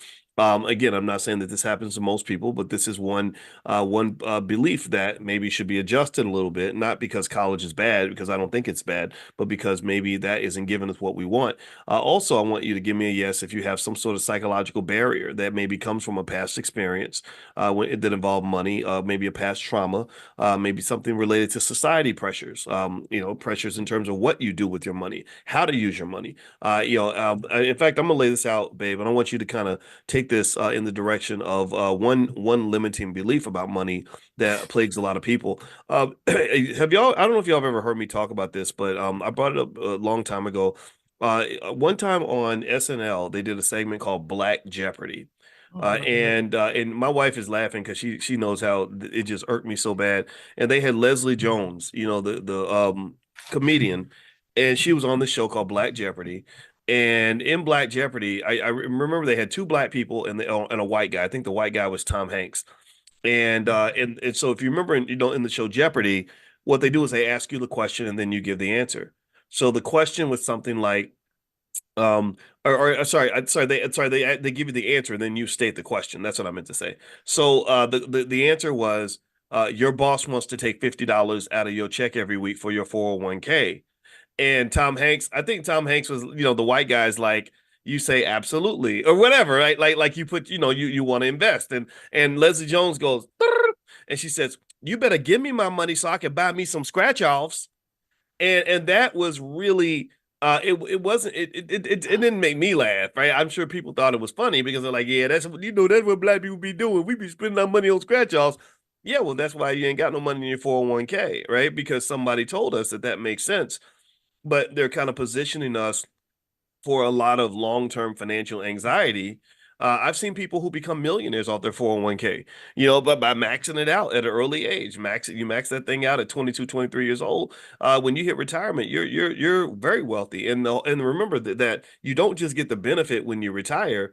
You're financially secure for a good 20 or 30 years, even before retirement, because you've got hundreds of thousands of dollars sitting over to the side in case you lose your job, in case you really need the money, in case you want to buy a home, in case you want to quit your job, or in case something bad happens. So let me ask you about this, babe. So what is your assessment in terms of what I just said about that Black Jeopardy thing? I feel like that's kind of a money demon that some parts of our culture, what we call the culture, it can be a little bit anti-wealth, because you don't see a lot of wealth coming from the culture. What do you say to that? Yeah, I mean, there was a really sad display. And I know so many people that would do that, so that's why I would chuckle a little bit when I saw it. I was like, I chuckled initially, and then I was like, oh, that's pretty sad. That hurt. I mean, to me, it just really hurt because she is representing Black women when she's on SNL. Any Black woman on media represents subconsciously all Black women. So for her to say that, she's representing in the minds of other people and in our minds as well on a subconscious level, she's representing how we feel about ourselves and a part of us that just want instant money. And a scratch off, that's exciting. I love going to the casino. That's exciting, quick money, but that's not long term. And it's sad when you think about it the second time. So your initial reaction is to giggle, but then you think about it more and you're like, dang, that hurts. It really hurts that's where we put our nest egg in, spending our money at the track. I had an uncle who would be at the track all the time, spending his money. I mean, if he had invested, he would have, before he passed away, he could have left his kids some money, some actual money. And it's sad because that is a money demon in our culture. And it's so fascinating how money demons are really just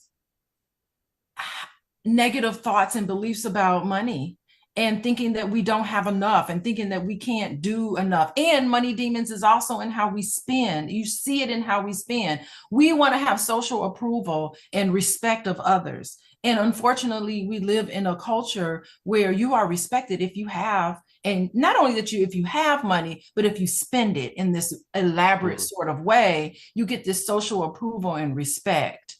And that's the thing where that's the sad part about it.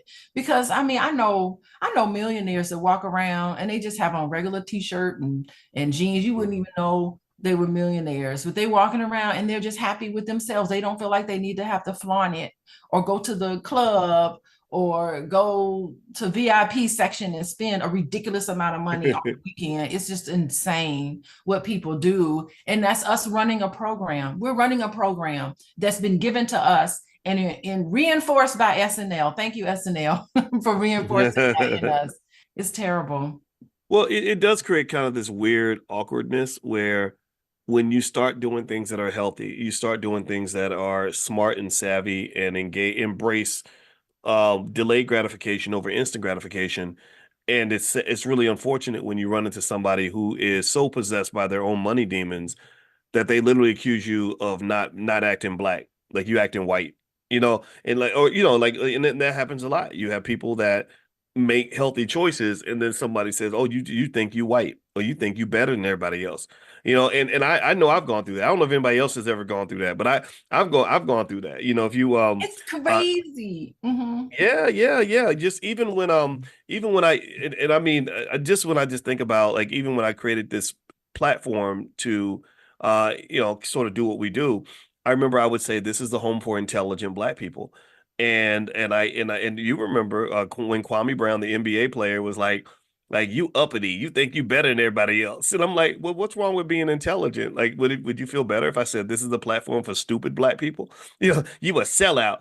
What are you talking about? Like, that you don't like the word intelligent? Like, that was so strange to me. And I really would say that is a self-esteem issue.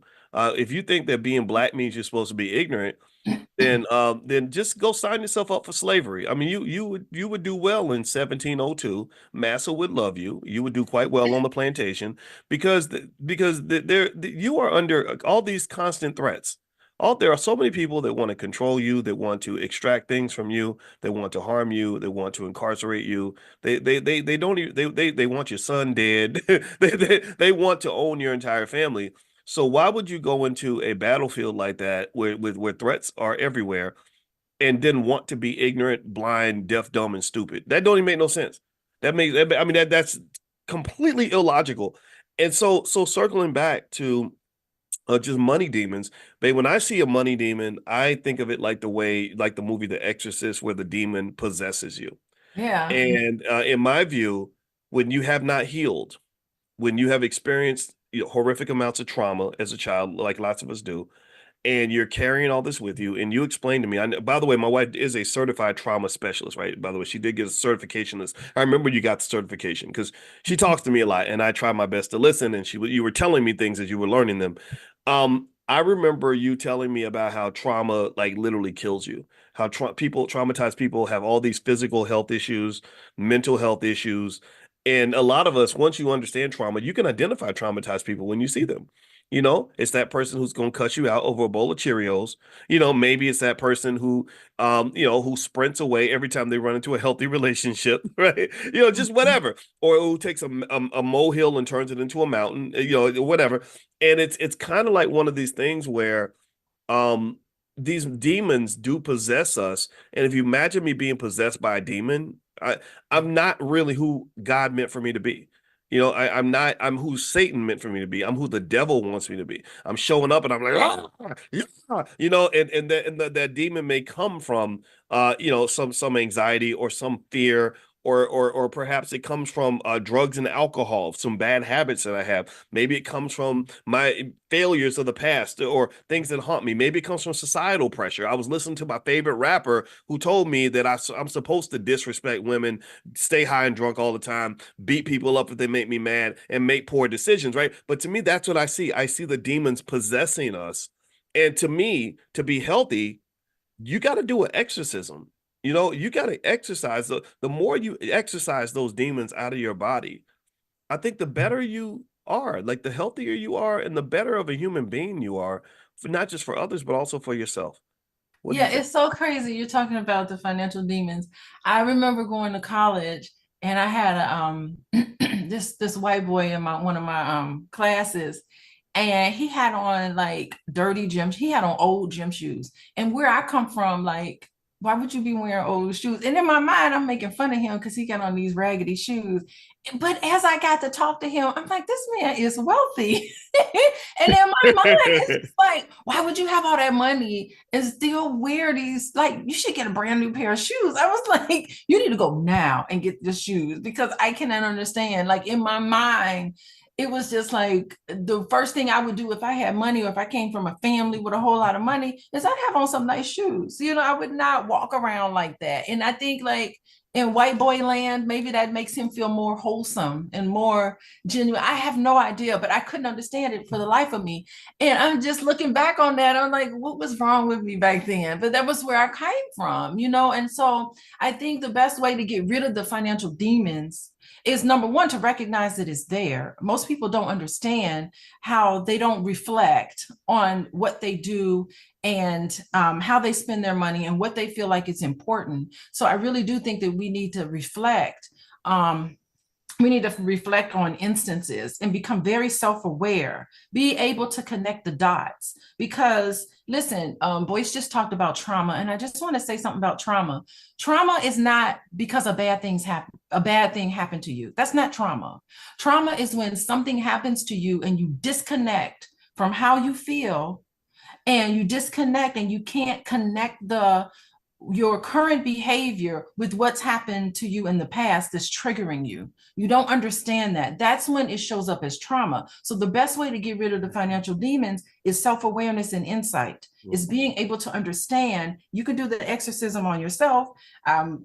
Basically you do. I ask questions like, tell me what happened. Why did you react so strongly to this? What was it reminiscent of?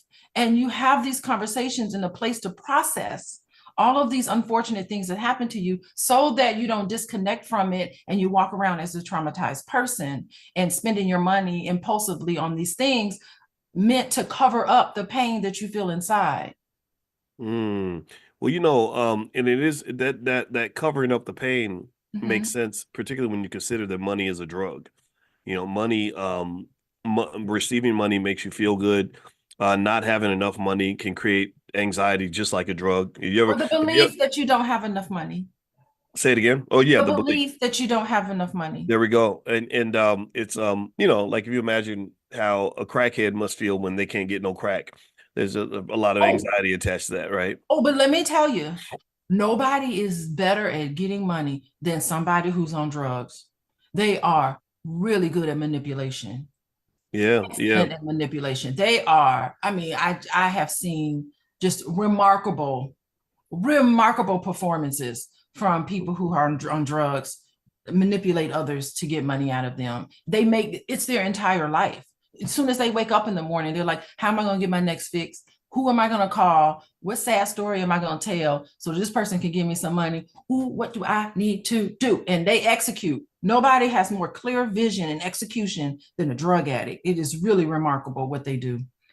Well, I'll tell you, it's you are right. I mean, when I think about the financial crackhead, though, like just the person that that has various financial addictions where money is used as a way to ease certain pain, it makes you think about the study by Professor Andrew Lowe at MIT, where he talked about how money affects the part of your brain that is also affected by cocaine. And so to me, I'm also thinking about it in terms of just this idea that, that making certain choices that may not be healthy for me allows me to heal pain that exists because I'm carrying these demons around, and the demons have to be fed. So the demon might be a gambling addiction. The demon might be, fear or anxiety. I think other demons. One demon that plagues a big part of the community I've noticed is scarcity. Scarcity. When you talk about scarcity thinking versus abundance thinking, a person who thinks in terms of scarcity is going to fight you over resources. They're going to compete with you when they could collaborate with you.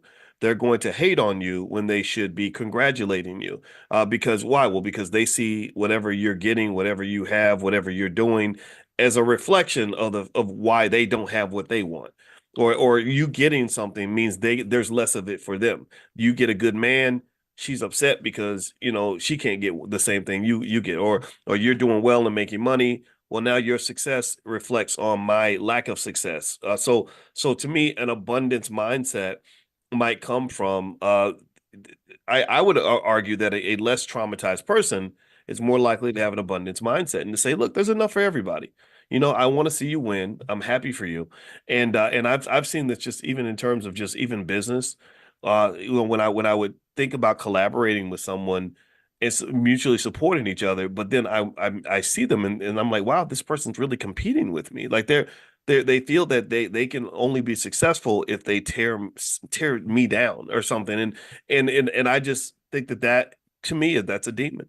The scarcity mindset. Remember, Europeans brought that scarcity mindset to Africa. And you saw what they did to Africa. The Africans were open and trusting. They said, look, there's plenty of fruit. There's plenty of gold. There's an abundance in Africa. Right. Yeah. There's plenty of lumber, whatever you want. We got it. And the Europeans that becomes part of your culture. I mean, just think about how the Europeans came in and just invaded Africa. It's because think about Europe. It's a cold rock. Nothing grows in Europe. Nothing's colder. I mean, I enjoy Europe for the culture and everything, but I just do not. That place is it's cloudy. It's always cold in my mind. Like I've never been to a beautiful tropical, beautiful vacation in Europe where the weather was great. Like the people are great and the culture and everything, but the weather is just not always. Take a jacket. You can be in, January. I mean, July, June. You're gonna need a jacket in Europe. So I mean, that part was just kind of unusual for me. And then I start thinking about the climate and how everything is just so nourishing, the soil, everything. Like you throw a seed somewhere, it's going to grow and there's an abundance. So that's what's put into our culture as Black people. And I really do think that we need to actively work on getting back to who we are as originals. I'm talking about as indigenous populations. I spend a lot of time sitting with the indigenous mindset, and I love spending my time meditating and focusing on the music of indigenous people. Nothing is more uplifting than listening to music and sounds that heal the body, that not tear us down. So, all day yesterday, sorry, Boyce, had to listen to my indigenous music that I had to play, but it's positive. It's beautiful. It tells you you can do it. And all of that has an effect. It all has an effect on how you see life. So I love taking out time in this westernized society and sitting with Native American tribes and listening to the indigenous, because I know that's who I am originally. I'm so connected to it that I know it. I'm getting off into this woo-woo, boys. So it's okay. It's okay. So if you have a question for Dr. Alicia, put your question inside the Q&A section, and we're gonna go through the question. Make the question short if you can. That way we can get everybody's question. Also, Alicia's website. She sees clients on an individual basis. She sees couples. She also sees families. So if you'd like to go take a look at what she does, you can go to coachingwithdralicia.com. That's coachingwithdralicia.com. And if you go to drboycebooks.com, she has workbooks on things like financial anxiety and some other things that relate to relationships in particular. So if you go to drboycebooks.com, we have a whole section on love and money. We call it the Love and Money Lab. And you can go in there and dig in and find stuff that can help you not just have healthier relationships, but maybe deal with what's going on internally when it comes to your finances and all that stuff. Because you gotta fix it, you gotta heal if you want to grow, if you want to evolve and become a better person. So let me just sort of jump back to the guilt. I've heard you talk a lot about guilt and shame. And Oh. one thing I've noticed in terms of a money demon that can affect a lot of people is maybe guilt or shame about mistakes that were made, right? Give me a yes in the chat if you have financial mistakes that are just embarrassing. Give me a yes in the chat if you have come back from a terrible credit score, or you're trying to come back and you're just so ashamed of it, you don't even want to look at it. Or maybe you're so far behind on certain bills, you're just like, oh my God, I can't even, I'm not even going to open it. Or maybe you have shame about maybe you're an investor and you have shame. I don't know about y'all, but I'm gonna tell you what. I'll start off by admitting my source of shame and embarrassment. I'm embarrassed by the fact that I didn't just hold on to my Bitcoin back in like 2014, 2015. I think I sold it and then I made all these adjustments, and I'm like, boys, all you do, all you do is sit on it. Just you were doing too much. Right? So I make mistakes. We all do, right? And that mistake I made was more so driven by some of the things that I talked to you all about, which was basically, I think as the market was moving, I said, okay, well, maybe this Bitcoin thing isn't going to work out. But I know people, starting with my wife, who literally bought the Bitcoin in like 2015 or 2016 and didn't even look at it for 6 or 7, 8 years. And then next thing you know, I think you made $100 investment. It turned into almost $1,000. And that is the best way to invest. So that's a source of shame and embarrassment I No, have. I feel guilty because I couldn't find my password. I had to reset my password to go back into my account. It had been so long since I've been in there. Yeah, yeah, yeah. And I think that there's just a lot of there is a Yeah. lot of shame because you maybe for a lot of us you start off struggling financially. You don't always know what to do. You make mistakes for emotional reasons, maybe because you have a short-term temporary problem and you handled it in a way that had some long-term implications. Maybe your student loans leave you feeling a little bit guilty and angry because of whatever. So what about guilt and shame? How did tell me about that in your practice, and when you confront that when somebody's just feeling really guilty and bad about mistakes they made in the past that they can't go back and fix, how do you even approach that? Yeah, I mean, well, guilt and shame are two different things. And from a clinical perspective, guilt is basically when you do something wrong and you feel bad about that particular act and you work to try to correct it. So suppose my scenario I like to give is, suppose you are there's an office building and you work at this office, and everybody's coming in and out of the parking lot and everyone's parking. So if you drive into this parking lot and you hit somebody's car as you're pulling in, you hit the side door, it's a little bit of a dent. It's, what are you going to do about that? So guilt says, you feel guilty, you say, you know what, I am going to go into the office. I did this. I'm going to go into the office and maybe talk to the receptionist and ask the receptionist, do you know whose car this is? And if they do, maybe they connect you to the person, the owner of the car, and you go up and you say, hey, I just hit your car. Here's my insurance information. I'm really sorry about that. Boom. That's guilt, right? Where shame is something where, shame is where you think, what is wrong with me? There's something wrong with me. Maybe that's the first time you've hit a car or something. Or maybe you've hit a bunch of different cars and then you're just like, oh my God, there's something wrong with me. Why am I getting to these car accidents?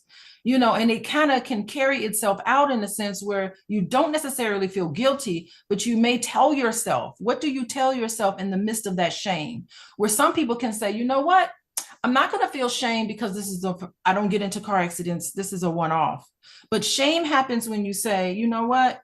Maybe I've been hitting people every time I pull into a parking lot. There's something wrong with me. I need to kind of fix it because I need to start learning how to drive better, or I need to figure out how to pull into this parking spot better. Now, the thing where unhealthy shame comes in, where I talk about it in my office, is where you feel shamed and what you do with it. You say, you know what?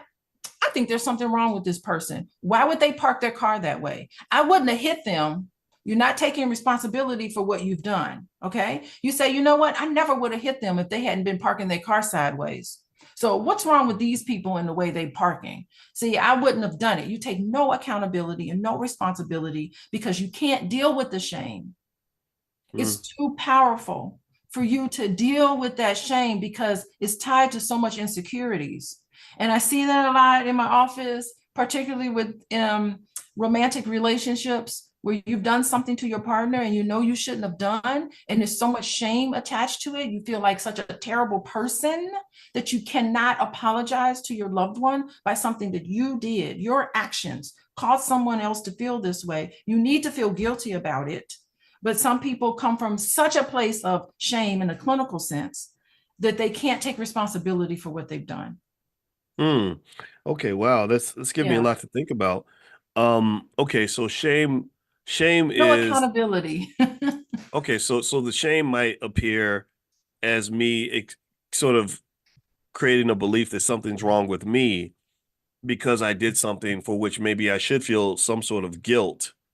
It's your It's almost like, behavior. It's not being able to disconnect. You disconnect, I did something wrong, with I am wrong. It's the okay. behavior attached to that. And what you do if you feel level of shame, and a lot of it is parenting. That's just parenting that instilled in you, there's something wrong with you. Okay, you make a mistake. All children make mistakes. And as parents, we need to correct their behavior and say, I love you dearly. You're a beautiful person who made this mistake. Let's see if we can fix it, right? That's what you want to give your children. But when you say, what's wrong with you? You must be stupid. People calling you names and putting you down. You have so much shame attached to that when you're an adult, you can't have relationships with anybody because you're making mistakes and you're not accountable to it. And some people call it narcissism and it is a narcissistic trait, but I don't want to put it in those words because that's a clinical word. All of us, we shouldn't be using that on a daily basis, but it's just not being able to say, I did behaved in this way and I need to make it right. Okay, so put that in the context of money and money demons. Like, so Yeah. so are you saying that my shame of mistakes I made for which I should feel guilty, that internalizing that shame can create a demon that might affect my choices going forward? That because I'm ashamed that I kept a bad credit score, I see myself as financially irresponsible, which and because maybe I don't want to deal with the shame, maybe I avoid certain things. Like, because it almost sounds to me like you're saying the shame isn't required. Maybe guilt is okay, but shame is not required, because shame is almost like that internalization of guilt to say something's wrong with me as opposed to something's wrong with what I did. And when you carry that shame, that becomes the demon that possesses you, that then causes you to engage in avoidant behavior because you don't want to confront the shame, or you don't want to confront the bad feelings that may come with that shame. Yeah, because Is you that kind of feel what you're so saying? ashamed, you fall apart every time you make a mistake. No one expects you to be perfect, but you put that on yourself, this level of perfection that you have on yourself because you're too ashamed.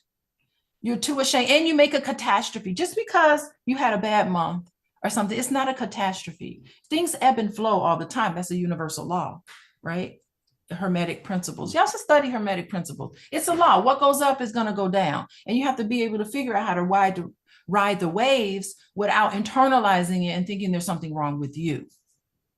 Now that's I think I get that concept. I know that professionally, kind of dealing with something that feels like shame is what allowed me to really do what I do. I remember when I would go on TV and do stuff, you're always so scared in the beginning that you're going to make a mistake or say something stupid or get something wrong. And I remember just kind of saying, just because I get something wrong doesn't mean I'm not qualified. Just because I make a mistake doesn't mean I don't know what I'm doing. Everybody makes mistakes, and nobody's any better than me. Other people make mistakes, and they don't. It's not the end of their careers. They don't walk away in shame and give up. You just keep coming back, right? So that to me is really, I almost feel like what you're saying about guilt and shame is also connected to self-love. Like in my view, this was literally my processing. And again, I'm not a therapist, but I think that we are our own best therapist. So what gave me a lot of confidence, not fake confidence. I don't have to pretend to be confident. I really am confident in what I do and what I know. What gave me confidence was not this false belief that I'm perfect. What gave me confidence was having enough self-love to forgive myself when my imperfections show up. When my flaws pop out and I do something stupid and I say, oh man, dang, I really messed that up. It's all right. We're going to go right back at it. because I love Boyce, and if you love something, you'll never give up on that thing. You'll Yeah, never and give up on that person. and you apologize. You're good at apologizing too, Boyce. You can say, "Oh gosh, I'm so sorry. How can we make this right? How can we Yeah. make this right? And let's just move on." You know, that is beautiful. Nothing's worse than when somebody does something and they go into this place of shame and they never apologize. They say, "Well, I wouldn't have done it if you hadn't have done that. I wouldn't have done it if you hadn't done that. I wouldn't have done it. It wasn't just on me. If you hadn't done this," where you start to just in your mind, because the shame is so painful for you, because it's, of course, reminiscent of how you were treated when you were younger. And you start seeing that person as a parent. And you start saying, "No, I wouldn't." And you feel like you need to defend yourself instead of just saying, "Yes, it was a mistake. I did it wrong. I feel sorry. Let's move on." You know, and I do agree, but I'm gonna tell you one area where I'm going to challenge that a little bit is sometimes I feel like I need to defend myself. You know, there's some like if someone comes up to, and I get it, I hear what you're saying. I want to hear your perspective on this, but if somebody comes up and says you stole my purse and I didn't steal your purse, my first reaction is going to be like, no, I'm sorry. I'm sorry. I'm sorry that you think I stole your purse, but I didn't do it. Right. No, well, what you say, yeah. So go ahead. I want to hear your perspective, but I think defending yourself is okay too in some situations. Like, I don't think being defenseless works, right? What do you think? No, I mean, you asked them the question. You say, "Okay, wait, you think I stole your purse?" The best thing, it's a reaction to be defensive. All of us get defensive, but you have to stop yourself and you have to say, "Okay, what information do you have that makes you think I stole your purse? Mm-hmm. What information did you gather to make you conclude that I stole your purse?" And hear that person out. Because that is where a lot of problems can really be dissolved between individuals, is the other person doesn't feel like they've heard the other person out. So you hear the person out and you say, "Wait, you saw me on video? Show me the video." And then you look at the video, you'd be like, "What day? I wasn't here on that day. I wasn't in the parking lot." Maybe it's a video of the park. You hit my car. Okay, well, there was cameras out there. Show me the camera of me hitting your car, because I really want to hear how you came to this conclusion. Do that instead of defensive, because it's these beautiful conversations that are never had between individuals, and they just start fighting each other, and it escalates. It doesn't have to. And in the moment where you really feel defensive, that's a signal to yourself to stop and say, "How did you come to that? What information did you gather?" Because it could be that person really did see a video of you stealing their purse, and then you can clearly say, "Yes, I totally understand why you thought it was me. But guess what? I wasn't even there. That was somebody else that looked like me. Let me show you. Let's work together and find out." I don't know. You don't have to work together with somebody to find out who stole their purse, but you can definitely give them some empathy. Okay. Yeah. Well, and it's funny. It reminds me when Oprah said a long time ago, where she said, everybody just wants to be heard. Yeah. And I think that was a really wise thing for her to say. And so I think that really that, all these emotions you mentioned, guilt and shame and everything else, sometimes can make us dismissive of other people, and that doesn't work. And then sort of circling that back around to the financial stuff, um, in terms of money demons, I really think that being able to have a healthy way to process those feelings that we may have, the guilt and the shame of bad financial choices and just the outcomes, I think that goes a long way in being your best self and being able to, being able to, right. So either you can fix the past, or maybe you can't fix the past, but either way, I think self-love love is powerful. Love goes a long way. And I think, and I would encourage you to love yourself enough to say, God is not through with me yet. I ain't perfect. And y'all have heard me say that. Y'all have heard me say, look, hey, just chalk it up to my imperfections. Because I know I'm good at what I do, and I'm proud of that. I'm proud that I worked so hard to become good at this. But at the same time, that self-love is huge in that, because you never become perfect at anything. And so don't give up on yourself. So don't give up on yourself because you got a bad credit score. Don't give up on yourself because the student loans have buried you. Don't or you feel like they buried you. Don't give up on yourself because you don't know everything you need to know. Keep pouring into yourself. You are the best investment you will ever make. And then one of the other best investments you'll ever make is the people that you love and the people you care about. So you pour into them with knowledge and preparation and information and everything else. And then eventually that turns into resources. It turns into action. And that's how you succeed financially. That's how you get rid of those money demons and you start operating on a higher frequency. And that's what economic awareness is all about. Economic awareness is partly driven by self-awareness, driven by consciousness, being aware and conscious of all the things that might keep you from getting to where you want to get to. So dealing with the money demons, I think, is something that we all have to do. So, babe, I want you to get the last word. I want to mention to everybody, Dr. Alicia Watkins, her website is coachingwithdralicia.com. So feel free to go to her site if you want to see what she does as a therapist, and she meets with couples, individuals, and families. So that's coachingwithdralicia.com. Also, I have this book called Financial Lovemaking, and she and I actually created this 5-day love challenge. If you guys want to take a look, if you go to boyceandalicia.com, remember that, babe? We did that about 3-4 years ago, but it's really good. So feel free to go to boyceandalicia.com. You get a free copy of my book, Financial Lovemaking. And also, if you want to get other resources from Dr. Alicia, you can actually text the word love to 87948. So she does a lot of good stuff on relationships and in addition to financial therapy. So babe, I'll let you get the last word. Any parting thoughts you want to share? Yeah, I'm really thinking right now, even making a financial mistake doesn't make you a financial mistake, right? And I think that when I say you can correct it, you can just say, oh, that was terrible. Let me fix it by adjusting things. Things need to be calibrated in your financial life all the time, and take out time to focus on your finances. It doesn't have to be every day, Boyce. Boyce talks about finances and focuses on it every day, but that's fine for him.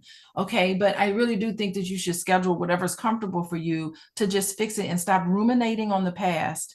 That rumination, and really get to the point where you can process things and you feel like you processed it out, these terrible things that have happened to you financially, and you can get to a place where you can have compassion for yourself and you can have grace for yourself, but you now know better and now you can do better going forward. Absolutely. So that's what I would tell people.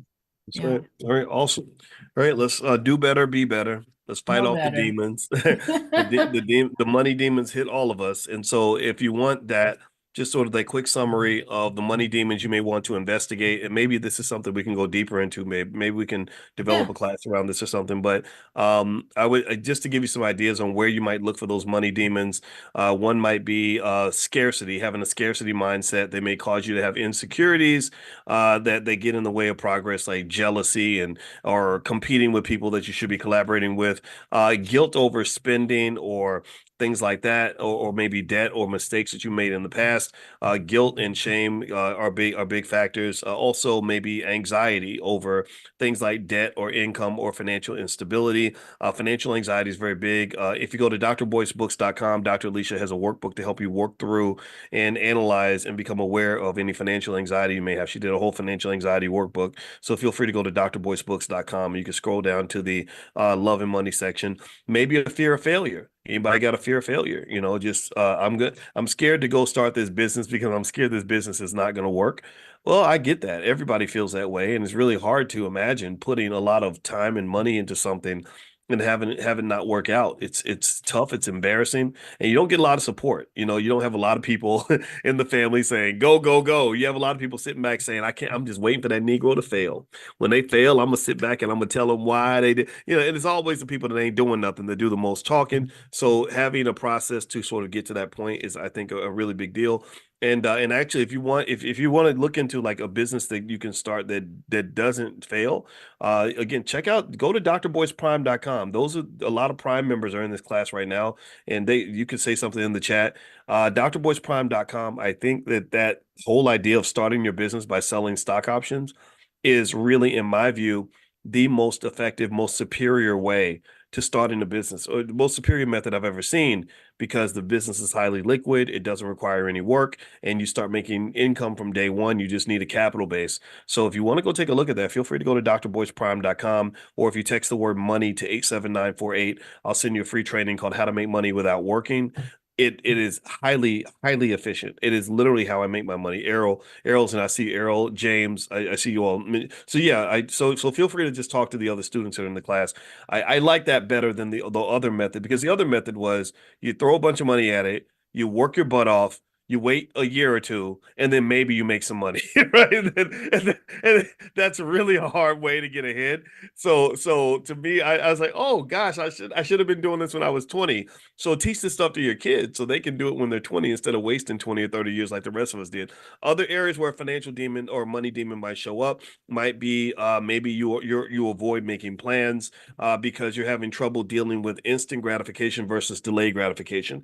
Instant gratification and the dopamine release, the good feelings that you get from sleeping and chilling when you could have been working a little bit, or eating the wrong foods when you could have been eating healthy, or just making unhealthy choices when you really want to sort of think about the long term. I think that's a demon too. That instant gratification is another type of demon that really affects so many of us in our lives. It affects all of us. It's a demon that I fight every single day. Do I eat a salad, or do I put my hand in that bag of chips? And my wife will tell you right now, I got a bag of chips next to the bed. So some of these demons don't ever really go away. It's a daily fight. So literally sometimes that inability to focus on the long term, to have that higher level of consciousness required for you to focus on the long term, to me, that's a demon. You know, that's another type of demon. And I know I'm saying too much, and I don't know if my wife has something to say in response to that, but I probably do. but literally all of us we have our higher selves and we have our ghetto self. You know what I'm talking about? Like, you got the higher level of you where you're just doing everything right.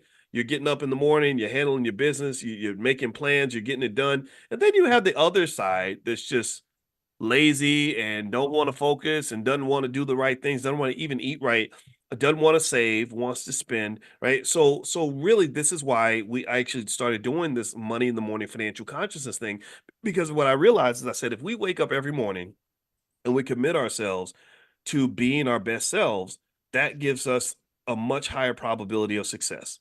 Because remember, being the best does not always mean that you're always at your best. Like I'm pretty good at this financial thing. Some people would say that I'm one of the best, but I ain't always at my best, and neither are you. None of us are. So my goal is every morning to convince you to find the best version of you and make sure that person shows up for work every day. And that's how you're going to win. That's how you're going to succeed. That's how you're going to overcome all the demons, the cultural demons, the psychological demons, the emotional demons. That's how you're going to fight the battle. And the battle never ends, but you will win because you're built for this. Babe, did you have something else you want to say before? Because I know I said a lot. Did you have something you wanted to? We'll save it for next time. Okay, all right. I don't want to get into a loop with you. All right. Well, I hope that you will give Dr. Alicia a digital round of applause, digital thank you. I know she's my wife, but I'm sorry. I'd like to give my wife props for how hard she works. She elevates me because she's super disciplined. She's in that. She got me to join the 5 a.m. club. And we get up every morning and go work out, and and I'm inspired by her work ethic. And I always tell people, some of these sisters out here just kicking butt, taking names, and so you're a wonderful ally in this game of life. So thank you very much for joining me, babe. I really appreciate your time. And also, her website, one more time, is coachingwithdralicia.com. And so if you want to see what she does as a therapist, feel free to go there. And or if you want to get some free material from her, you can actually just text the word love to the number 87948, and there's some stuff that we can send you out that way as well. All right, so have a good day, everybody. I'll see you all tomorrow morning at 10 a.m. Eastern. Every single day, 7 days a week, we do money awareness, financial consciousness training each morning. So make sure you're on the text list. To get on the text list, text the word morning. Hey, what's going on, everybody? What's going on? I hope you guys are doing well. Welcome to Pillow Talk with Dr. Boyce and Dr. Alicia Watkins. My name is Dr. Boyce Watkins, and I'm here with my lovely wife, Dr. Alicia. How you doing today, babe? I'm doing all right, but I wish we were like on our pillows for real. Yeah, I know. Yeah, sometimes we do pillow talk and we're not actually on our pillows, and so I don't know if you call it table talk now or something, but this is this is us in our offices, and it's funny because we're actually in rooms right next to each other. So This is office talk. Yeah, I guess it's office talk, water cooler talk. Maybe that's what we can call it. Water cooler talk. Yeah. And we have a Yeah. water cooler. We should just sit our chairs out there in the water cooler and just We do have a water drink cooler. water We and legitimately do, and we drink a ton of water every day. And when we get up in the morning, first thing I do when I get up is start drinking water. But anyway, all right. So I want to welcome everybody and say hello to everyone that's joining us today. In case you don't know, Pillow Talk with Dr. Boyce and Dr. Alicia Watkins is where I get together with my lovely wife, Dr. Alicia, and we talk about issues of the day. Just we try to have intelligent, fun conversations about things that Black people might be interested in. And I want to do a quick sound check. Can you let us know if you can hear us? Give us a quick yes if you can hear us. Okay, yes. Let us know if you can hear us. And also, I want you all to know that I am a finance PhD and a finance professor. My wife is a professor of social work and a licensed therapist. So we have some fun little debates about topics, things that relate to love and money, and just anything that makes us think. And so I want to say hello to Vita and let's see, Hallelujah, is that right? Big Bird. My name is Corey. How you doing, brother? Good to see you. NA. Let's see, Chanel Shakur, Michael McCurry. Good to see everybody. So good to see you. All right, so let's hop into the conversation as you hit the thumbs up button. Thumbs up, share, subscribe, all that stuff. All right, so Michael Frederick says, think and go rich. That's right, brother. You got to think and you got to grow rich. All right, so here is what I wanted to talk about. So did anybody see, give me a yes or no, did you see that Kamala Harris invited the cast from A Different World to the White House? I'm going to ask my wife, did you see that, babe? I saw it a few months ago. I think it's a good idea. That was a very good idea. It wasn't a few months ago, though. It's like a few days ago. A few days ago? Yeah, I saw it on my social media. Maybe they were promoting the idea and it actually happened a few days ago, but I remember seeing things online about them coming to the White House a while ago. Yeah. It was so Kamala brought the cast of A Different World to the White House, and they had a they had a little powwow, I guess, and I think that it was related to the student loan stuff. I think that it was the student loan discussion that kind of led them to bring them in, because, as you know, the Biden administration is talking a lot about student loans and student loan forgiveness. So they thought that bringing in the cast of A Different World would be kind of a cool way to celebrate that. And I'm gonna tell you, I love the cast from A Different World. Yeah. And I know you do too. I mean, how many of y'all, give me a yes or no, how many of y'all watched A Different World when you were growing up? Give me a yes. All the Different World fans, give me a yes in the chat if you grew up with that show and really liked it and enjoyed watching it and just had a lot of fun with it. I know I did. Were you inspired by that show, babe? Didn't miss an episode. Oh my goodness, I was in college. Weren't you in college too when The Different World was on? So that, that was a beautiful thing to see and to witness. Shout out to Bill Cosby for making this happen. Yeah, and you and I are friends with Daryl Bell. It's Daryl Bell. Daryl Bell. That's his name. You know what? The reason I did not, Daryl Bell, by the way, Daryl Bell played Ron. He played Ron, Dwayne Wayne's best friend. And I'm sorry, Daryl, if you're watching, brother, I apologize for getting your name wrong. The reason I felt like I said his name wrong is because there was a great attorney at Harvard Law School named Derek Bell. Derek Bell, the creator of critical race theory, actually. Oh, yes. Yes, I use all of his stuff in my diversity practice class. Oh, yes. Did I ever tell you I talked to Derek Bell one time when I was teaching at Syracuse? Really? I would love to speak with him. Yeah, I have no idea why we were on the phone together, but we talked and I liked him. And that's all. At that time, I didn't know how big critical race theory was. I just knew he was a Harvard professor and I respected that. And another great one there was Charles Ogletree. Charles and I, we both spoke at the National Black Law Student Association Conference. We were the two keynotes, and it was in Detroit in 2006, right before Kwame Kilpatrick got popped up and. This is so crazy. 2006. Yeah, I hung out with Kwame Kilpatrick at the FAMU homecoming because I was living in Tallahassee at the time. Small world, so Boyce. Isn't it a small world? Well, it's not a small world. It's a different world. It's a different world. It's a different world. Anyway, all right. I know my parents. Every time I think of this, I want to start singing that song. I know my parents love me. Stand behind me come one day. Ooh, that was a great song. And you hear it. It's almost like that song from the Jeffersons. Remember? Nobody knew the words, but it's like, did do in the kitchen, a big burn on the grill. Take that whole. But I think black people. I'm gonna tell you. Here's what I think. I think black people. We're gonna get to the top in a minute. But I feel like TV better. We make the best theme songs. Good times anytime you need a payment. Good times anytime you need a friend. Like, I feel like we are just like every song that has been made for TV shows. When we sing it, we blow it out. When they do it, you get like I don't know. Well, the best white song theme song I've ever heard was "Wouldn't You Like to Get Away? Sometimes Cheers. You want to go where everybody knows your name." That was a good one. And I like Family Ties. Family Ties. That's a black person singing Family Ties. Oh yeah, what was that?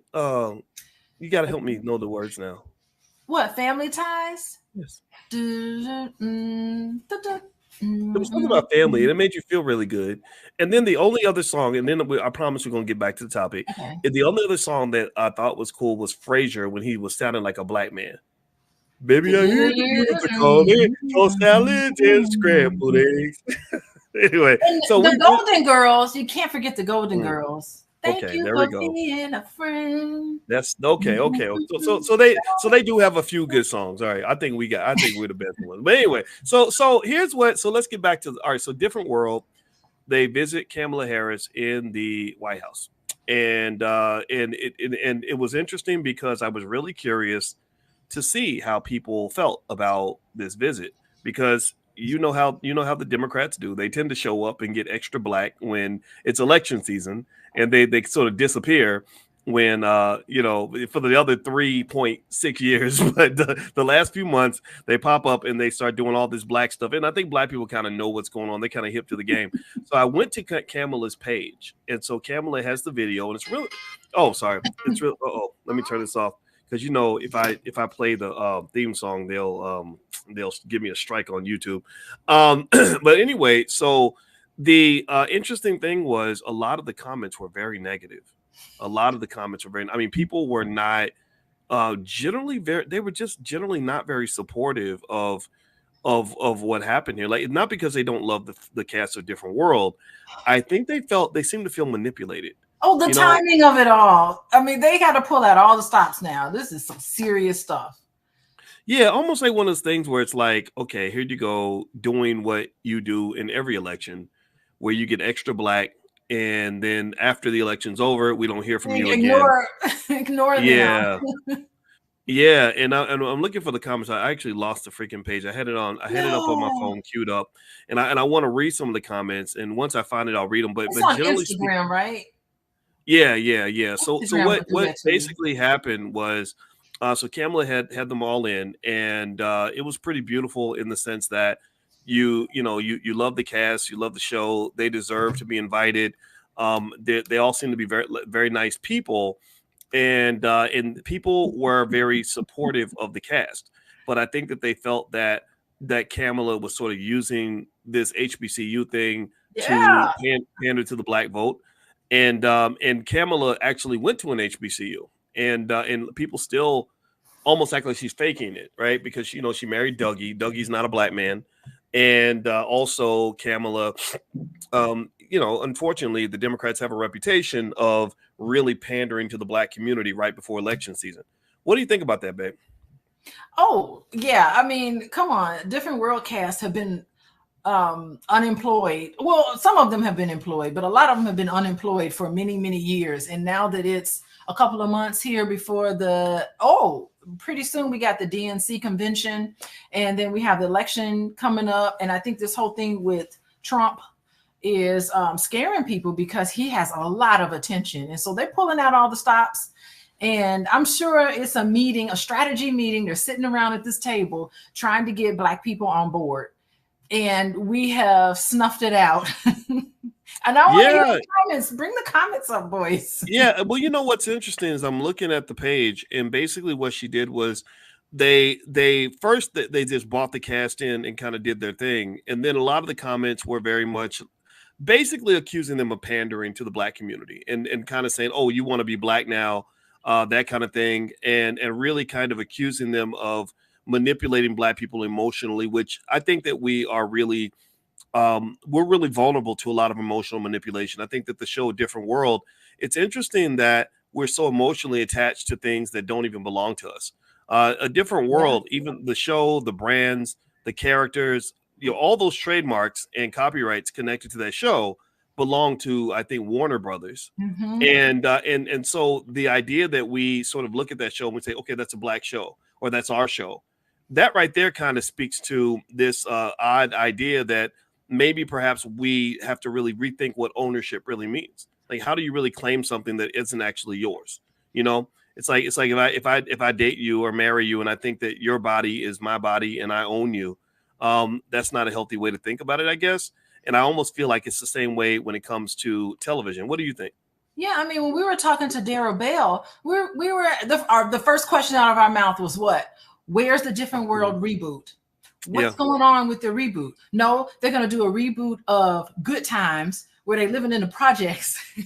They're going to glorify that whole thing. Anytime you need a payment. Sorry. They like those Black struggle shows, don't they? The struggle shows, but they're not going to do something like, and then you can't reboot the Cosby Show because it's so tainted at this point. So I mean, Different World was it ain't tainted. It ain't tainted for me. Well, it's tainted for a lot of people, though. A lot of people do. Yeah, it ain't tainted for me because you know what? Mm-hmm. Maybe Bill Cosby did some stuff. Maybe he didn't. But y'all gotta remember his legacy. Sorry, boys. I'm not saying I agree with it. Yes. Oh, go ahead, babe. I'm sorry. Oh, I'm not saying that I agree with it, but his legacy, I mean, he was on the top. He was the best of the best, and now he is on the bottom of the bottom. I think he is, poor thing, he's blind. He's really getting up there in years. Looks like his health is failing him, and I wish him the best, but it does not seem like he is able to save his legacy. And, Different World, maybe visiting the White House, maybe they can get their own reboot. Maybe they can take this as an opportunity to really put some positive images out there of Black people. Maybe we as Black people can start a campaign. Let's do a reboot of A Different World. That would be pretty awesome to see, because we know the effect that it has on your subconscious. I mean, when The Different World was happening, enrollment of Black people at HBCUs and in college in general was the highest it had ever been with that one TV show. It works, boys. Media works. It definitely programs you.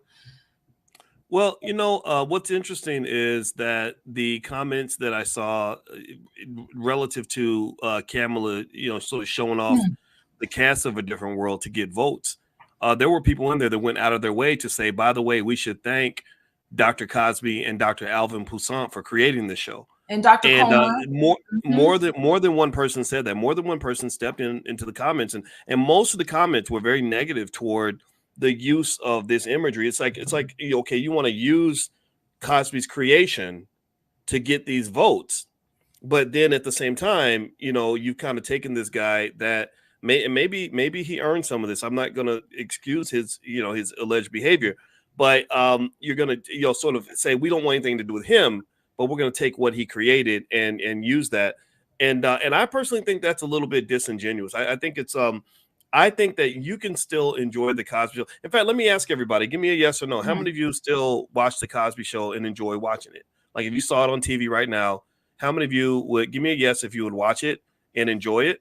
Or how many of you would just turn it off because you're so appalled by his presence on television? Answer me in the chat. Also, as you hit the thumbs up button, I want to remind everybody you're watching Pillow Talk with Dr. Boyce and Dr. Alicia Watkins. My name is Dr. Boyce Watkins. This is my wife, Dr. Alicia. And by the way, if you want to know where my wife does her thing, you can actually go to her website, where she sees clients on an individual basis, couples and families. So you can go to coachingwithdralicia.com. That's coachingwithdralicia.com. Okay. So yeah, I see my name is Corey, says I still watch it unapologetically. Ryan Turner says yes. Terry Silver, yes. I'm looking for a no. I don't see any no's. There's no no's. So what's interesting is when you talk about Cosby's legacy, I think about that and what that means. I'm going to say something that is going to sound a little strange. I don't think his legacy is ruined at all. I think that his legacy in the Black community, his legacy is very strong. Now, mind you, people might still think that he's a pervert, that he did some stuff he shouldn't have done. But most Black people, if I did a poll and said, do you still admire some of Bill Cosby's achievements? A lot of Black people are going to say, hell yeah. You know, he created a different world. He created educational shows. He created Fat Albert. He gave all that money to the HBCUs. He gave money to HBCUs when all these celebrities out here just talk a big game and don't ever follow through. They don't.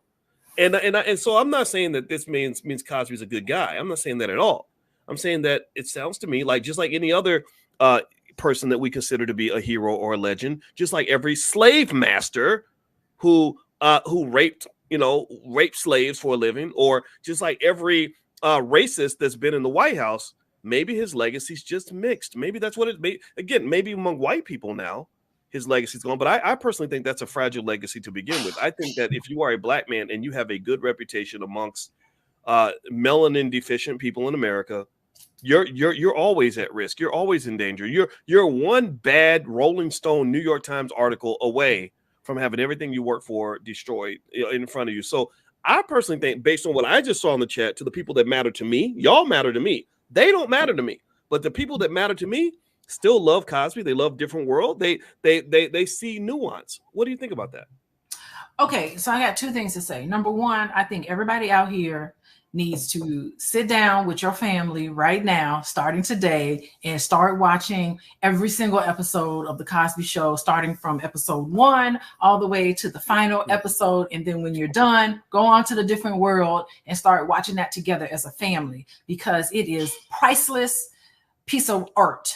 Okay, I just want to say that. Now, yes, we know the contributions that Bill Cosby has made to television and to Black people in general, but we also know that he fell flat on his face. He went to prison. Seemed like any and everybody who was around him in that time started hollering and got on the bandwagon. I'm talking about subconsciously. We saw him fall, and his legacy in general has been tarnished. He fell from grace. He was voted, I believe at the time, he was voted the #1 TV dad from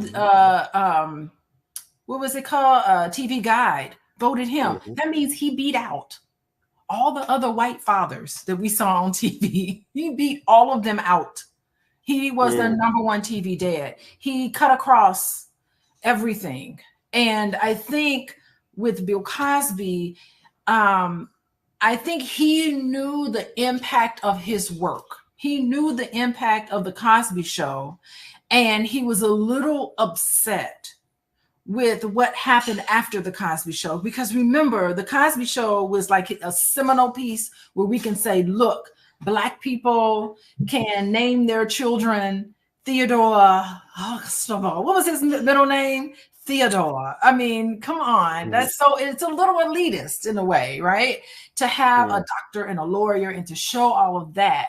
He thought that the rest of the Black TV shows would follow suit, and it did not.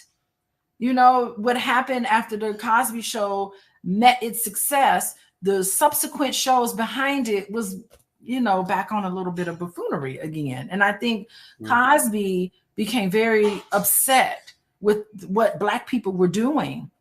And he felt that we needed to carry ourselves a certain way. So it was this inner battle. And I think, you know, that made him, he became a little cynical when you listen to his speech. And then he gave that speech. Do we want to talk about that speech he gave? The famous speech.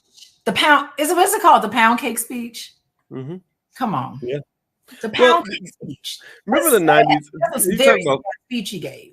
You know, when you were talking about the buffoonish shows in the 90s, I think the epitome of that was Homeboys from Outer Space. Remember that? And was Daryl in Homeboys from Outer Space, or am I just making that up in my head? And that's another thing, because they used the characters from The Cosby Show to put out, because he was very upset because Lisa Bonet did, what movie was that where he played? She was sleeping with the devil. What movie was this? She had sex with the devil or something crazy like that. The devil. He was livid because that's his daughter. You know, subconsciously, that's his daughter that just got turned out. Wow. In a way Now, that was like, was Daryl in Homeboys from Outer Space? I don't know. Somebody will look it up.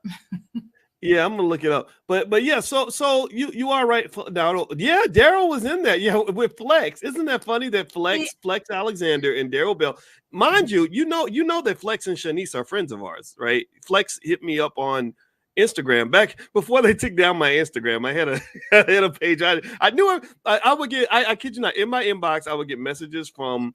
I keep calling him Theodore Huxtable, but that's not his real name. His real name is Malcolm Jamal Warner, who is, by the way, a very cool dude. And me and Malcolm would talk extensively. And I love talking to Malcolm because he's a smart guy, and he would hear me say things about politics that would shock some people because I say what's on my mind. And he would, instead of saying, "Oh, that's stupid" or "That's crazy," he would say, "Can you explain that further? I'd like to understand that." And that's all. I think that's it. I think that's all anybody wants is like, can we just hear each other? You know, like maybe I'm saying something that's gonna shock you a little bit, but I'm not a stupid man. I thought this through. So yeah. But then Flex out of the blue was messaging me because I think he does comedy shows or something, and he was like, "Yeah, you should come to my show when I come to Chicago." I was like, "Cool." And then Daryl Bell, you know, who is a great guy, super smart, and Daryl kind of helped us understand the limitations of what they can and can't do. I was shocked, and I hope you don't mind me sharing this. I think it's public knowledge, but I was really shocked when I found out how much of a grip Warner Brothers has on the show. How they literally got a trademark or a copyright or something on Whitley's accent. Like Jasmine Guy she cannot speak in that accent. Her accent was copyrighted. So that's insane. For her to use the accent that she came up with, she'd have to get permission and pay somebody if they'll give it to her. She'd have to do that. So she has to speak in a different voice. What you gonna say? No. I think that's interesting, right? And that really gets into, I think, the difference in terms of how Black people. Can you hear me? Yeah, I hear you. Okay, that gets into the difference in terms of how Black people and non-Black people view ownership and entertainment, right? I think that when it comes to entertainment, we tend to think about trying to get on the stage. We want to be seen. We want to sign the deal and be the entertainer and get all the attention and the fame. This is so hard, boys. Right. We do. Well, we do. But here's what's interesting, right? The people that are in other communities who see the talent that our people have, they're not thinking about getting on the stage. They want to own the stage. They want to be behind the stage. They want to put $1 billion into the distribution of the images that are on the stage. They want to get the trademarks, copyrights, patents, whatever related to whatever's being created through entertainment. So when we saw hip hop, we saw, if you use hip hop as an example, we saw hip hop as creativity and a party and fun and everything else. They saw that as a business, and I think that so all these copyrights and everything on these shows that we consider to be Black shows pretty much means that others have monetized Black attention. We've provided that willingly. We're not getting money from this. We're not making the revenue from this, but they are, and they're thinking, okay, what's the next big thing we can use to monetize the attention that we can get from the Black community? Oh, that's right. Let's create a movie called Black Panther. And it'll become a thing, and black people will show up wearing their Black Panther costumes, and it'll become a must see TV for every person in the Black community. And at the end of the movie, I want to jump in. At the end of the movie, a Black woman is going to save the colonizers. Is going to join in and help and save them from everything. After talking about them all throughout the movie, you're going to join with them in their council. You're going to bring them into the fold. So strong heavy. Black people, again, it's another representation of we are serving them. That's what the Black Panther was. Guess what? I found the Kamala the comments under the Kamala Harris post. Okay, what did you say? So I'm gonna read that in a minute. But before I do that, if y'all could do me a favor, please hit the thumbs up button, thumbs up, share, subscribe. You're watching Pillow Talk with Dr. Boyce and Dr. Alicia Watkins. My name is Dr. Boyce Watkins. This is my wife, Dr. Alicia Watkins. I'm a finance professor. My wife is she's a full professor of social work, not just a professor, a full professor. I got to give this Black woman her props. And also, she is a licensed therapist. And so her website is coachingwithdralicia.com. If you'd like to get some free resources from Dr. Alicia on healthy relationships, things like that, and a free e-copy of my book, Financial Lovemaking, you can just text the word love, pull out your phone, text the word love to 87948. And that will also allow us to remain connected and break away from these YouTube algorithms and all that. And we are on Spotify. If you look up my name on Spotify, you'll find us there. But we want to be able to connect with you directly because, as you know, sometimes these paid platforms just disappear, and we don't want that to happen. So if you pull out your phone and text the word love to 87948, you'll get stuff from us, and it will enhance your life. If it doesn't, then that's okay. You can just walk away, but we'd love to make your life better. All right, so let's I'm going to read the comments. So Kamala Harris brought the cast of Different World to the White House, and she was using that to promote the Biden administration's initiatives on student loans. And so I'm gonna just read the comment straight down. Okay, so there is okay. So the first comment isn't so bad. It's from a retired doctor named Negro Damas. That's a great name. He says, "I'm a retired doctor. Y'all need to start doing more TikTok because of the influence it has on young minds. They do not get info from CNN and Instagram. My young niece did not know of the Biden's awesome accomplishments because she gets her news from TikTok. So sad. Okay, that's not bad. But then the next person says that they effed up their show by having Kamala in the video. Like it was a great video until Kamala appeared. The next person, B. Irvin, says, oh, it must be time to get the black vote. Let's see. Another one says Cree Summer hasn't aged today. She hasn't. She really has not. Well, you know, she's on Abbott Elementary. She did a cameo on Abbott Elementary. Oh, that's awesome. And then the next comment, I Am Dream Jules says it's election year, so she's black again.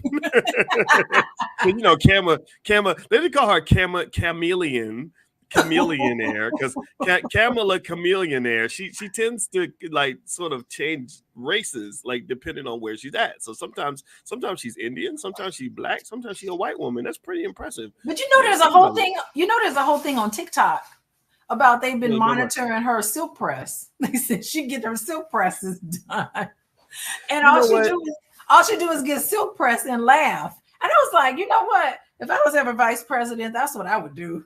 I'd have a fresh silk press every time you saw me.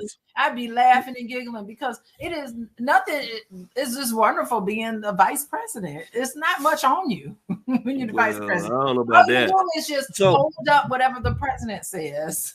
You just like all you do is listen to what the president says, and then you just say it in your own words. You can put the president's speech into AI, Chat GPT, and just create yet another copy of his speech, and that's it. Vice president. At least that's what I see.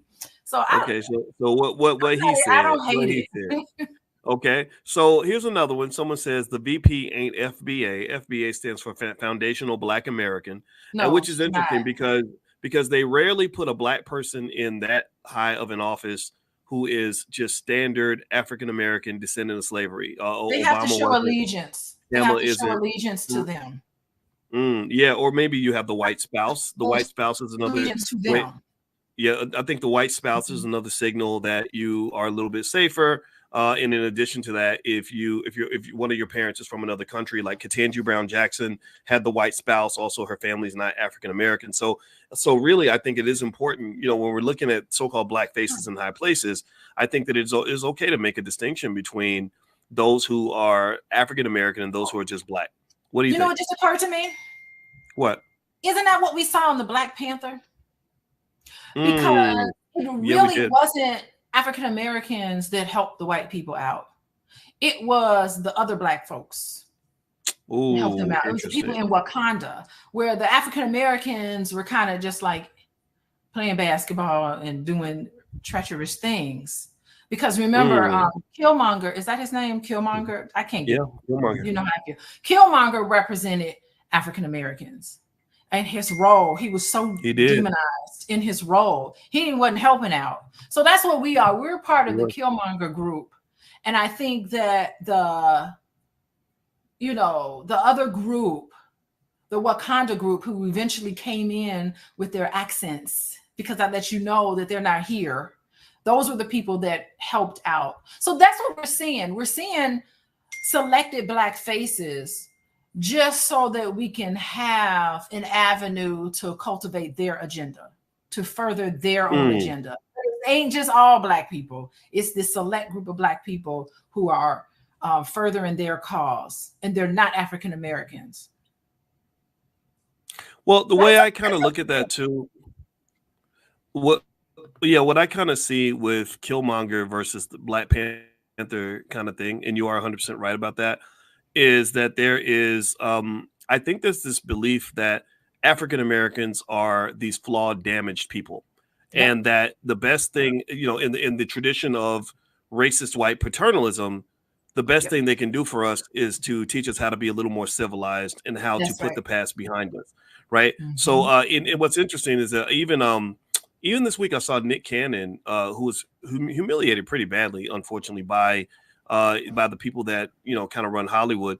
I saw him do an interview, and he was kind of saying, we have to get past this whole blame the white man thing. And I felt like, and I don't disagree, right? Hold on, wait. Nick Cannon, yeah, Nick Cannon said, but don't get me wrong, it wasn't a bad interview. I don't think Nick's a bad guy. I spent about an hour on the phone with Nick's father. I can learn a lot by listening to how your father talks, and I liked his dad, and I liked Nick. But unfortunately, Nick. Well, the hard part is that Nick was the wrong guy to deliver that message because unfortunately Nick is a little bit incarcerated. He's in this space where he's making lots of money playing these roles, on these goofy shows, and a walking just sort of stereotype.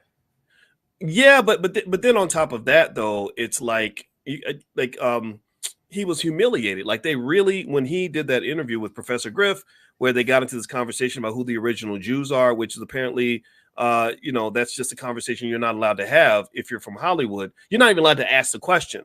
Like, remember Kyrie Irving, he just literally retweeted somebody asking the question. They punished Kyrie in the same tradition that they punished Nick.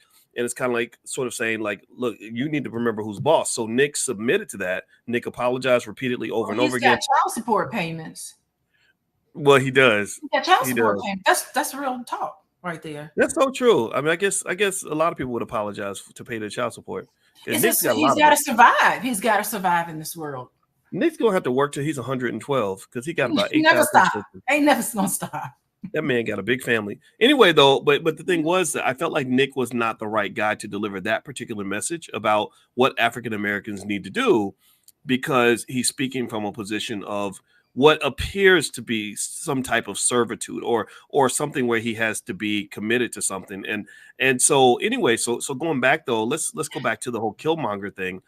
I think with Killmonger, you're right. It does represent sort of this idea that African Americans need to get over it, that we are damaged and that we behave this way because we have refused to get over the fact that we are hurt by what others have done to us and what we do to each other.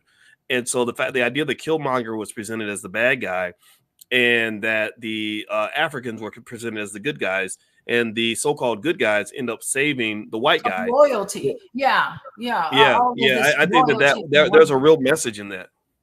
Yeah, and if you look at Black Panther 2, if we want to get into the second one, everything was, I mean, okay, I love the rise of the Black woman, but it was the rise of the Black woman to yet again save white people.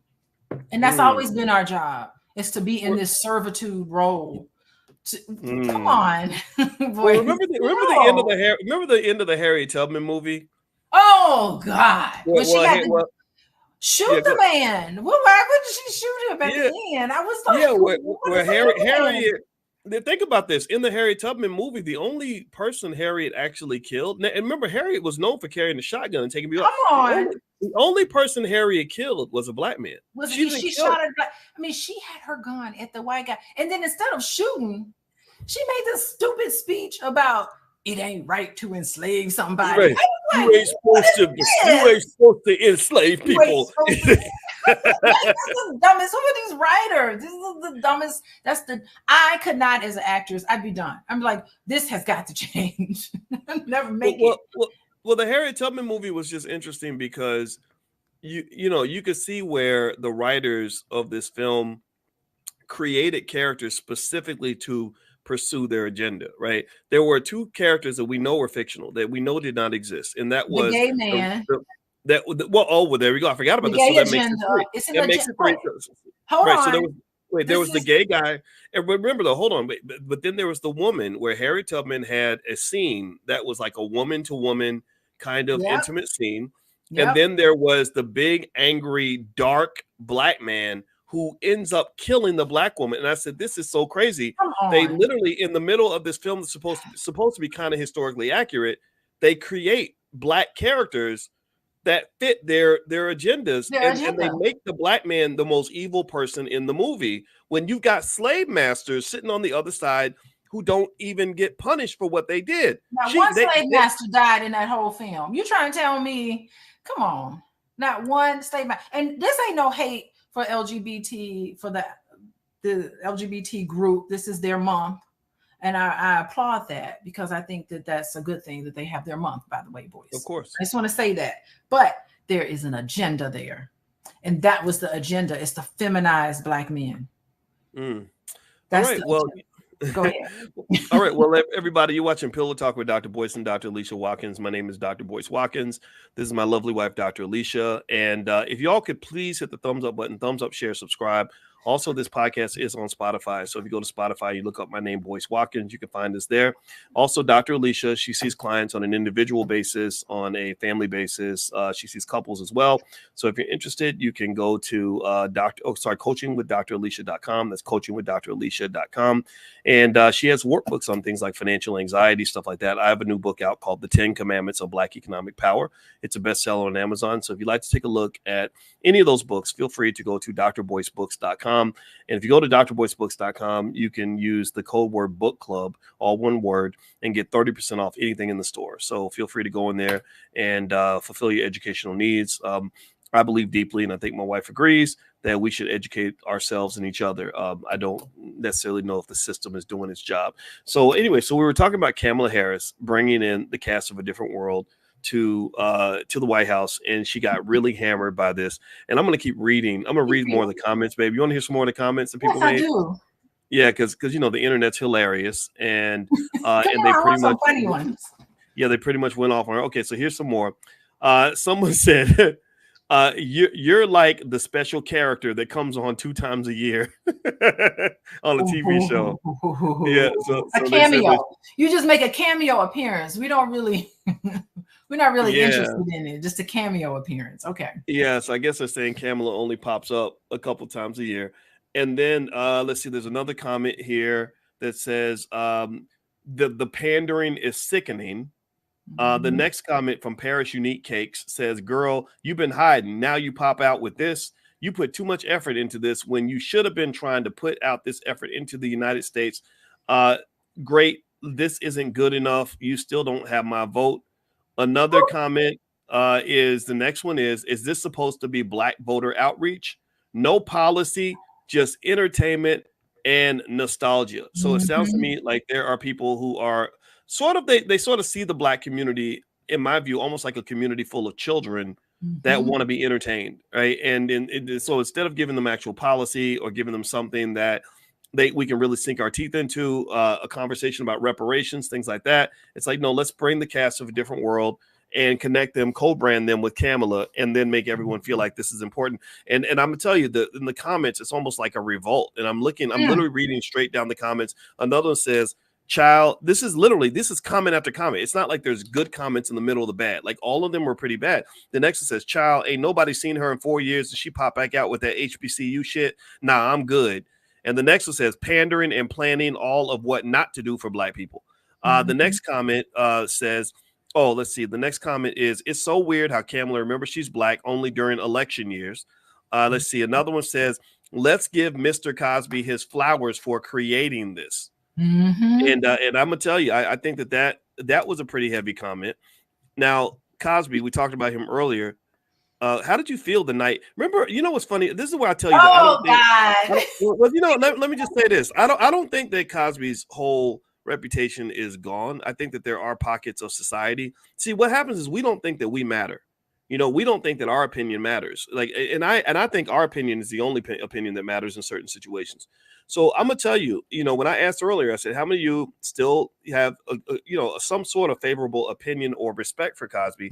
Most of you said yes. You know, it doesn't mean that you think he's a great guy. You don't think he's perfect, but you know, remember that night when Cosby, you and I talked to Cosby for just a few minutes.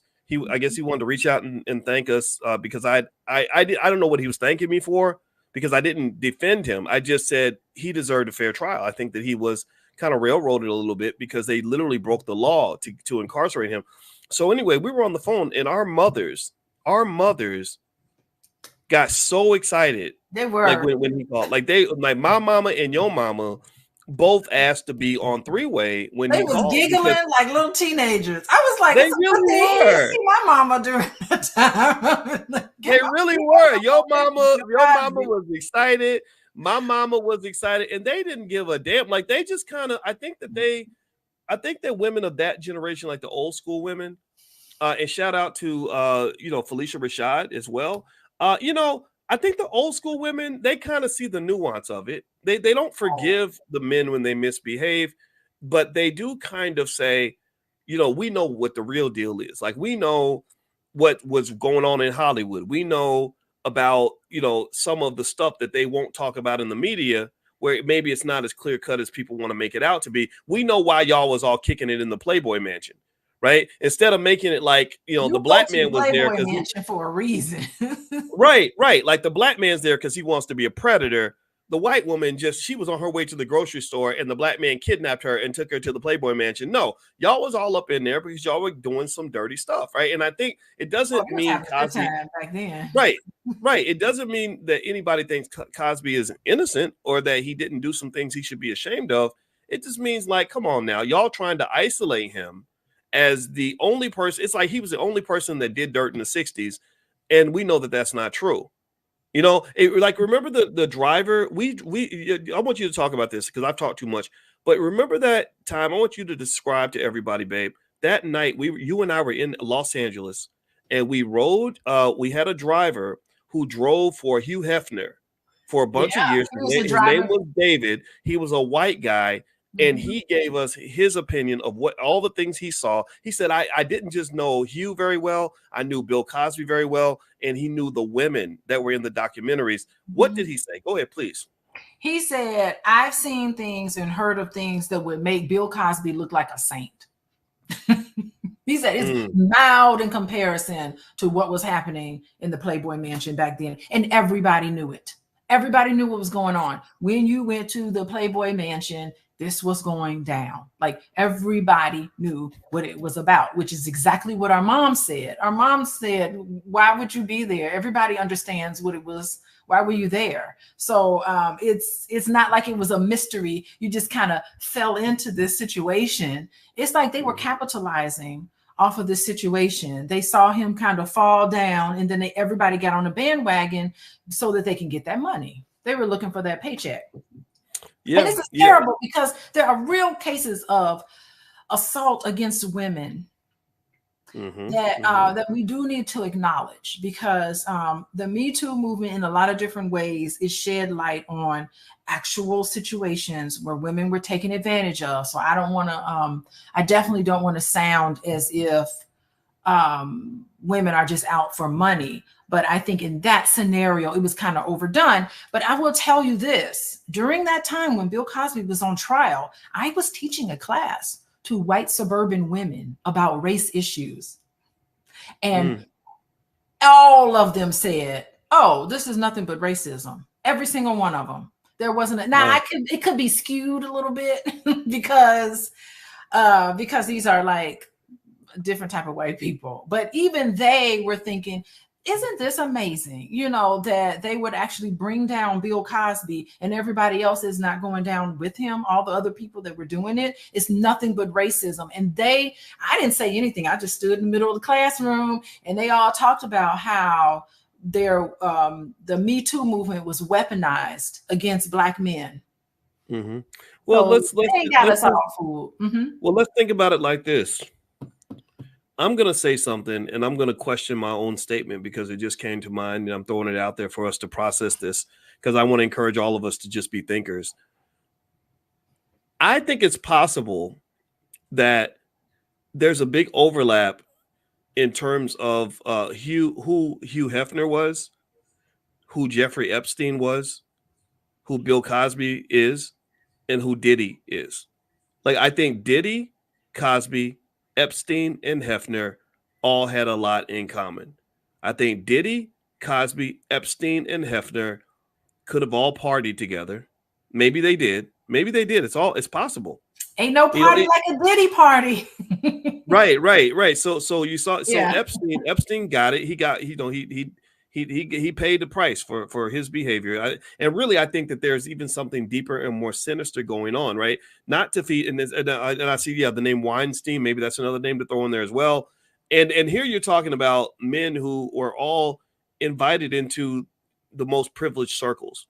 You know, Hugh Hefner is glorified. I mean, Hugh Hefner is glorified. I mean, they've done specials on him. He got roasted. Like they have treated him like a saint. And it wasn't until he died. It wasn't until Hugh Hefner passed away that now all of a sudden this Me Too movement is now being seen. Oh, and another name I would throw in there might even be R. Kelly. I think R. Kelly is something different. Really? Okay. I don't think we can really compare R. Kelly to Bill Cosby necessarily, because that's just a whole different thing that's happening. I think, R. Kelly is a tough one to defend. I'm not defending any of them. I'm not. No. Let's just be clear. I'm not here to defend. Yeah, I'm not here to defend any of them. What I am here to talk about is the compare and contrast. And I want to ask y'all, give me a yes or no. Let's go back. Let's rewind the clock. Let's go back to 1998. And let's write down all these names. This is a thought experiment. I want everybody to go with me on this if you can. So what names we mentioned? Diddy, R. Kelly, Cosby, Hefner, Weinstein, and Epstein. So we got two Steens, a Hef, a Cosby, a Kelly, and a Diddy. So Kelly and Diddy are two entertainers, a rapper and a singer. Cosby and Hef are two OGs. These are guys that have been around for a while. And then you got the two Steens, right? So who are in a whole different community in terms of controlling, Hollywood or access or wealth, right? Could you all imagine a party in 1998 where at least 4 out of 6 of these men were at the same party? Could you imagine a party where Diddy is there, R. Kelly is there, maybe Weinstein or Epstein is there, and it's at Hugh Hefner's house? Maybe during a time, remember he had the theme song to the Olympics? Wasn't he like, I believe he had a theme song to the Olympics. I believe I can fly. I believe I can touch the sky. Okay, so here we go, right? So can you imagine, like, let's say we rewound the clock 25 years. I can imagine Diddy, R. Kelly, Cosby, Weinstein, and Epstein all partying at the Playboy Mansion. Can y'all imagine this? Is that something that you think would have been possible in 1998? Give me a yes or no. I think it's possible. And here's the thing. This is what's just so interesting to me about this is that I see a lot of overlap in those guys in the sense that they were celebrated at one point. You know, I still remember when the guy from Vlad TV, Vlad, called me to warn me about being friends with Damon Dash because he said, Dame cussed out Harvey Weinstein in public, and you just don't do that because Weinstein. I said, well, who the hell's Harvey Weinstein? I don't know this guy. He said, oh, he's one of the most important people in Hollywood. I remember that conversation, and I was like, oh, that's a big deal. And Dame cussed him out because Dame saw what Weinstein was doing with women, and he didn't care. He just cussed him out in public or whatever. But my point is to say that, you know, it's interesting to me that all these guys were celebrated in the 90s. And then after 2000, their activities became unearthed because the world changed. And again, I'm not here to defend any of these guys, but here's the point I want to make on this too, though. All these men were readily accepted by everybody all the way to the top, from Oprah to the Obamas to, They could go in any circle and be friends. And sorry, I cut you off. Go ahead. No, I was saying those accusations about R. Kelly, I mean, he had been in and out of court. It wasn't like a secret. He had been in and out of court all the way leading up to this, all of a sudden, you know, public display of what R. Kelly has done. Like, if we were really interested in saving Black little girls who were victimized by R. Kelly, then it would have been squashed decades ago when he was driving around Hyde Park picking up little girls at McDonald's, at that McDonald's right there. You know that McDonald's, we've been there a bunch of times, picking up little girls there. If we really cared about, you know, those little girls who got, well, they did get used, you know, if we really cared, we would have put an end to, he would have been locked up even back then when everybody knew what he was doing. So well, do you remember 20 years ago when you and I were just friends and we didn't know we'd be married 20 years later? And I called you about R. Kelly. Remember that? And I made up that little song where I took this musician and I wish I could find it, but I changed the lyrics and I called you because I didn't have that many friends. And so you were one of my few friends. You made me think, Boyce. I was like, oh, he's right. But that's it was all about him picking up little girls on the playground. And like he you know, she's I think I said she counts with her fingers and toes and she's this many years old. Right? You know how little kids go and you go, how old are you? And they go, this many. I wish I could find it. If I could find it, I'd read it. But even back then, like 2003, 2004, I remember being just really shocked and kind of concerned that the Black community didn't care. Then, you were saying, Alicia, stop listening to that music. And he had the #1 hit at the time. Like, God, I don't want to listen to that music. Dang, this is playing all the time on the radio. He was the guy, the man. Everybody knew. Everybody in Chicago knew what he was doing. Yeah, and here's the thing. This is why I think some of these documentaries where they isolate one person, like he's the only one, I think that it's a bunch of BS because all these guys, Diddy, R. Kelly, Cosby, Hefner, Weinstein, and Epstein had a lot of friends. They could go into any circle, hang out with any celebrity, and a lot of those celebrities partied with those guys all night long. Diddy, again, it goes all the way up to the White House. Every single one of these individuals, if I'm not mistaken, every one of these individuals has hung out with presidents of the United States. So I think that it's more like one of these things where, there's some inappropriate stuff happening, but I'm gonna tell you like this: if the conspiracy theorist in me wonders about if I categorize and sort them out, I take Diddy, Hefner, and Epstein, and based on their behavior, it would not surprise me if they did work for the government, because all three of those individuals did things that didn't make sense to me. Like, why would you just have a big house in a big place? Like Epstein had that island. Diddy had his house where people would just go in there and do God knows what. Hefner had the Playboy Mansion. Why would you have this? And they videotape. Right. So that tells you they're videotaping what's happening. Like, I had this. You're throwing a party. Okay, we're gonna have a party. We'll have a party for your birthday coming up. Like, can you imagine us inviting people over and ain't no party like a Diddy party? And I'm just videotaping everybody. Everybody gets videotaped. Like, what's the point of these parties? Yeah, like how many of y'all in the chat? I mean, has anybody ever gone? How many of y'all go to parties to have sex?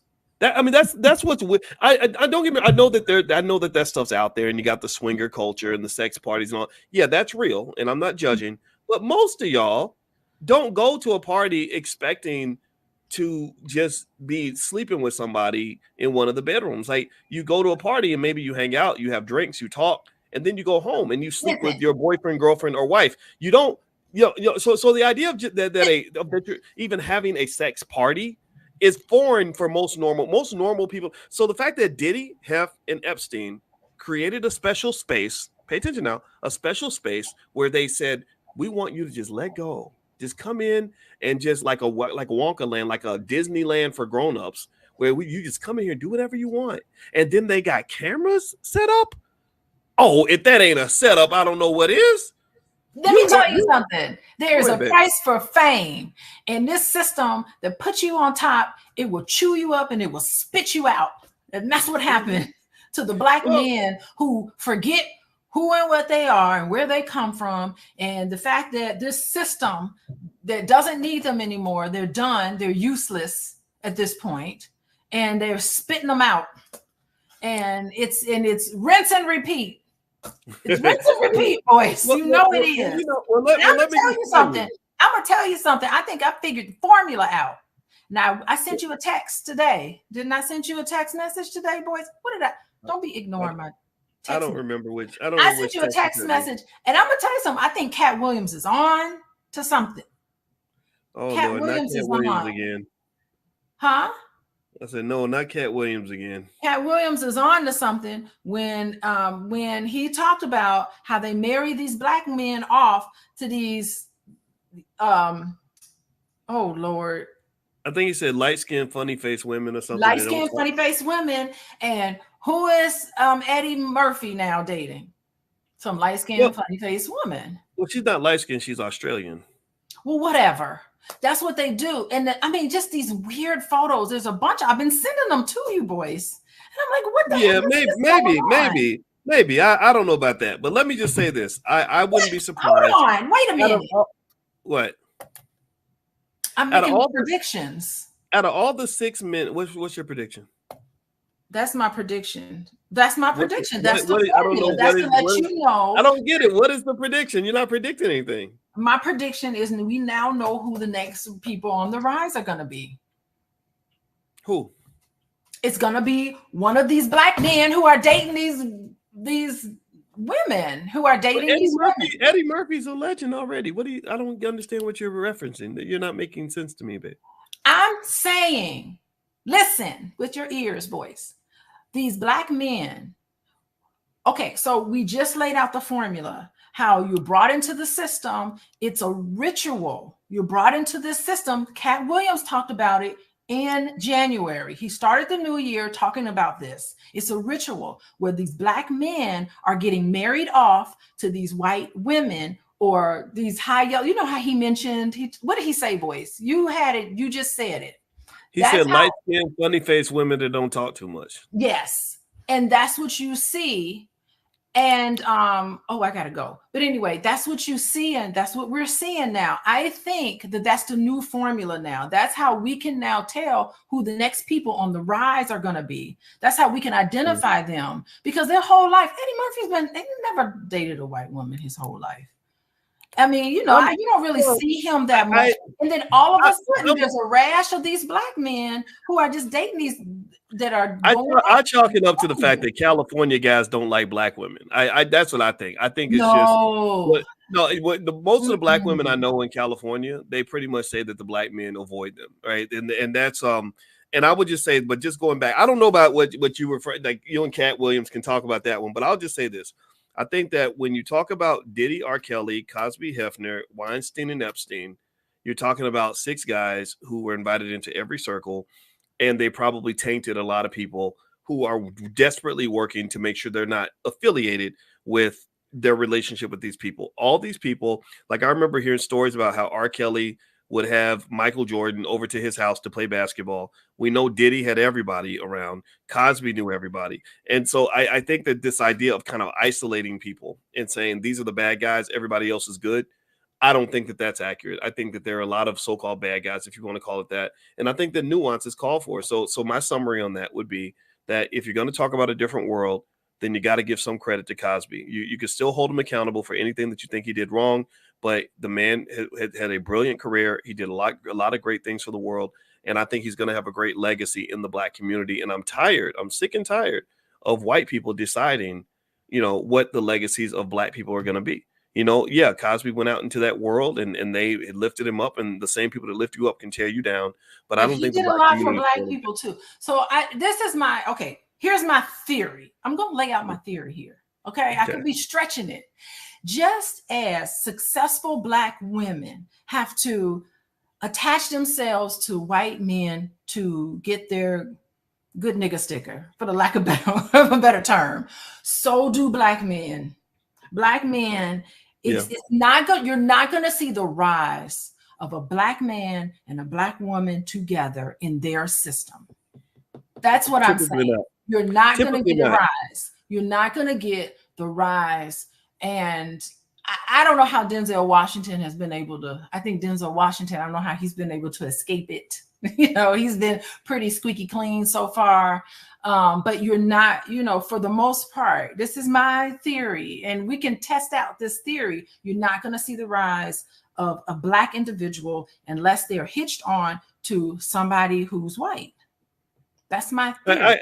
I can see that, right? I look at it as like you're traveling down the road, and if you have a car, you can go further, and you can go faster.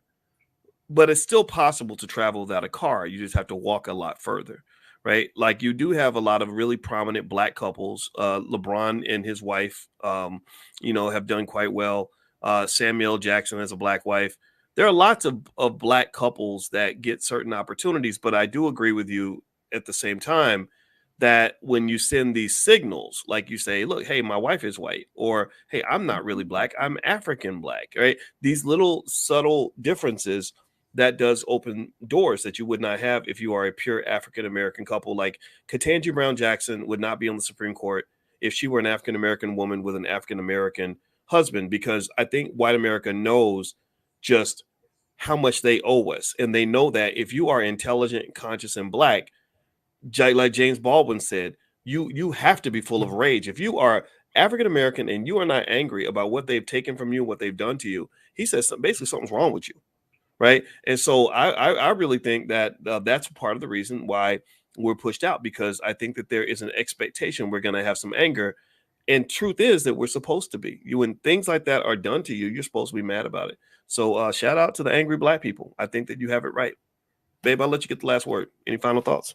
Well, that was my final thought. My theory that I lay out. We should do some more talks about this and to see, this is my model. And let's just pull the data in as we go along our little life, watching and observing and paying attention and using our critical thinking, our critical thinking brain. Let's see how the data fits this model. Okay. All right. So yeah.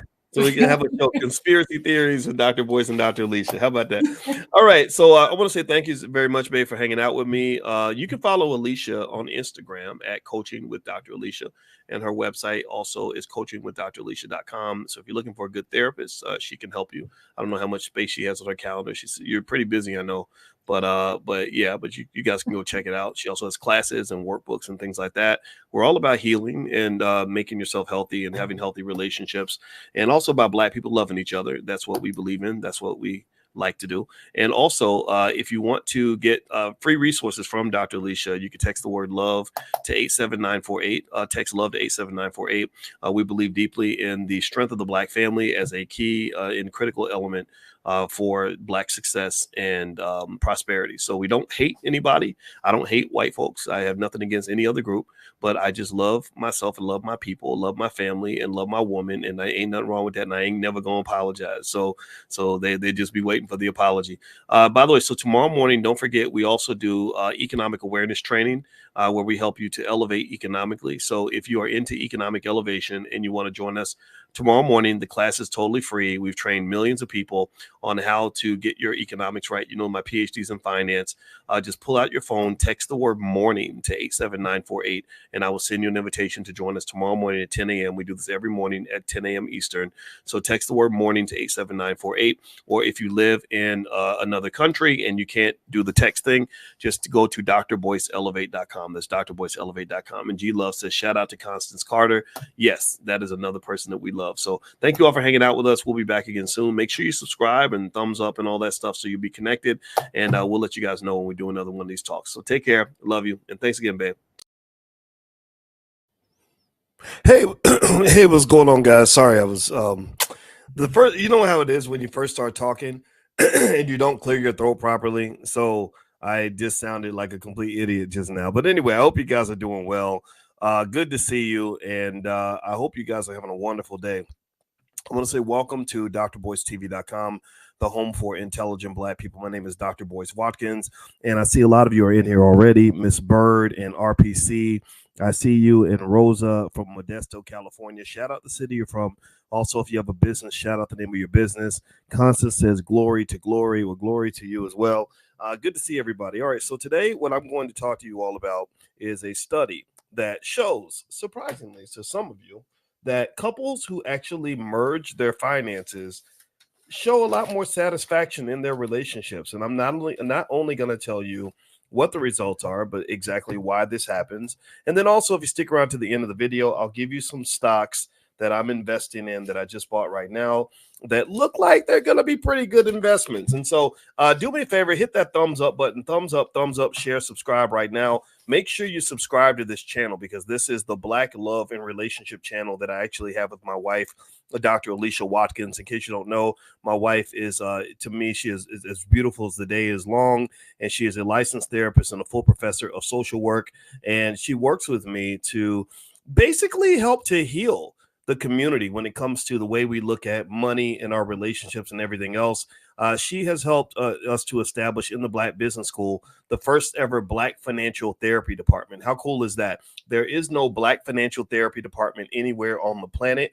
We started the first one because we realized that it is undiagnosed, untreated trauma that causes not only our relationship problems, but also our financial problems. And so anyway, if you could, make sure you hit that button and make sure you subscribe. And also her website is coachingwithdralicia.com. That's where she actually sees clients on an individual and collective basis. So feel free to go to coachingwithdralicia.com. Okay, guys, so let me hop into the crux of this study. It was really, really interesting. And basically what they found is that there were that couples that split their financial responsibility, that merge their finances together, are happier than couples that don't do that. And I think this is really interesting, considering all the debates online. Let me know if you've seen them, all the debates about 50-50 this and 50-50 that, and who should have responsibility for the finances and stuff like that.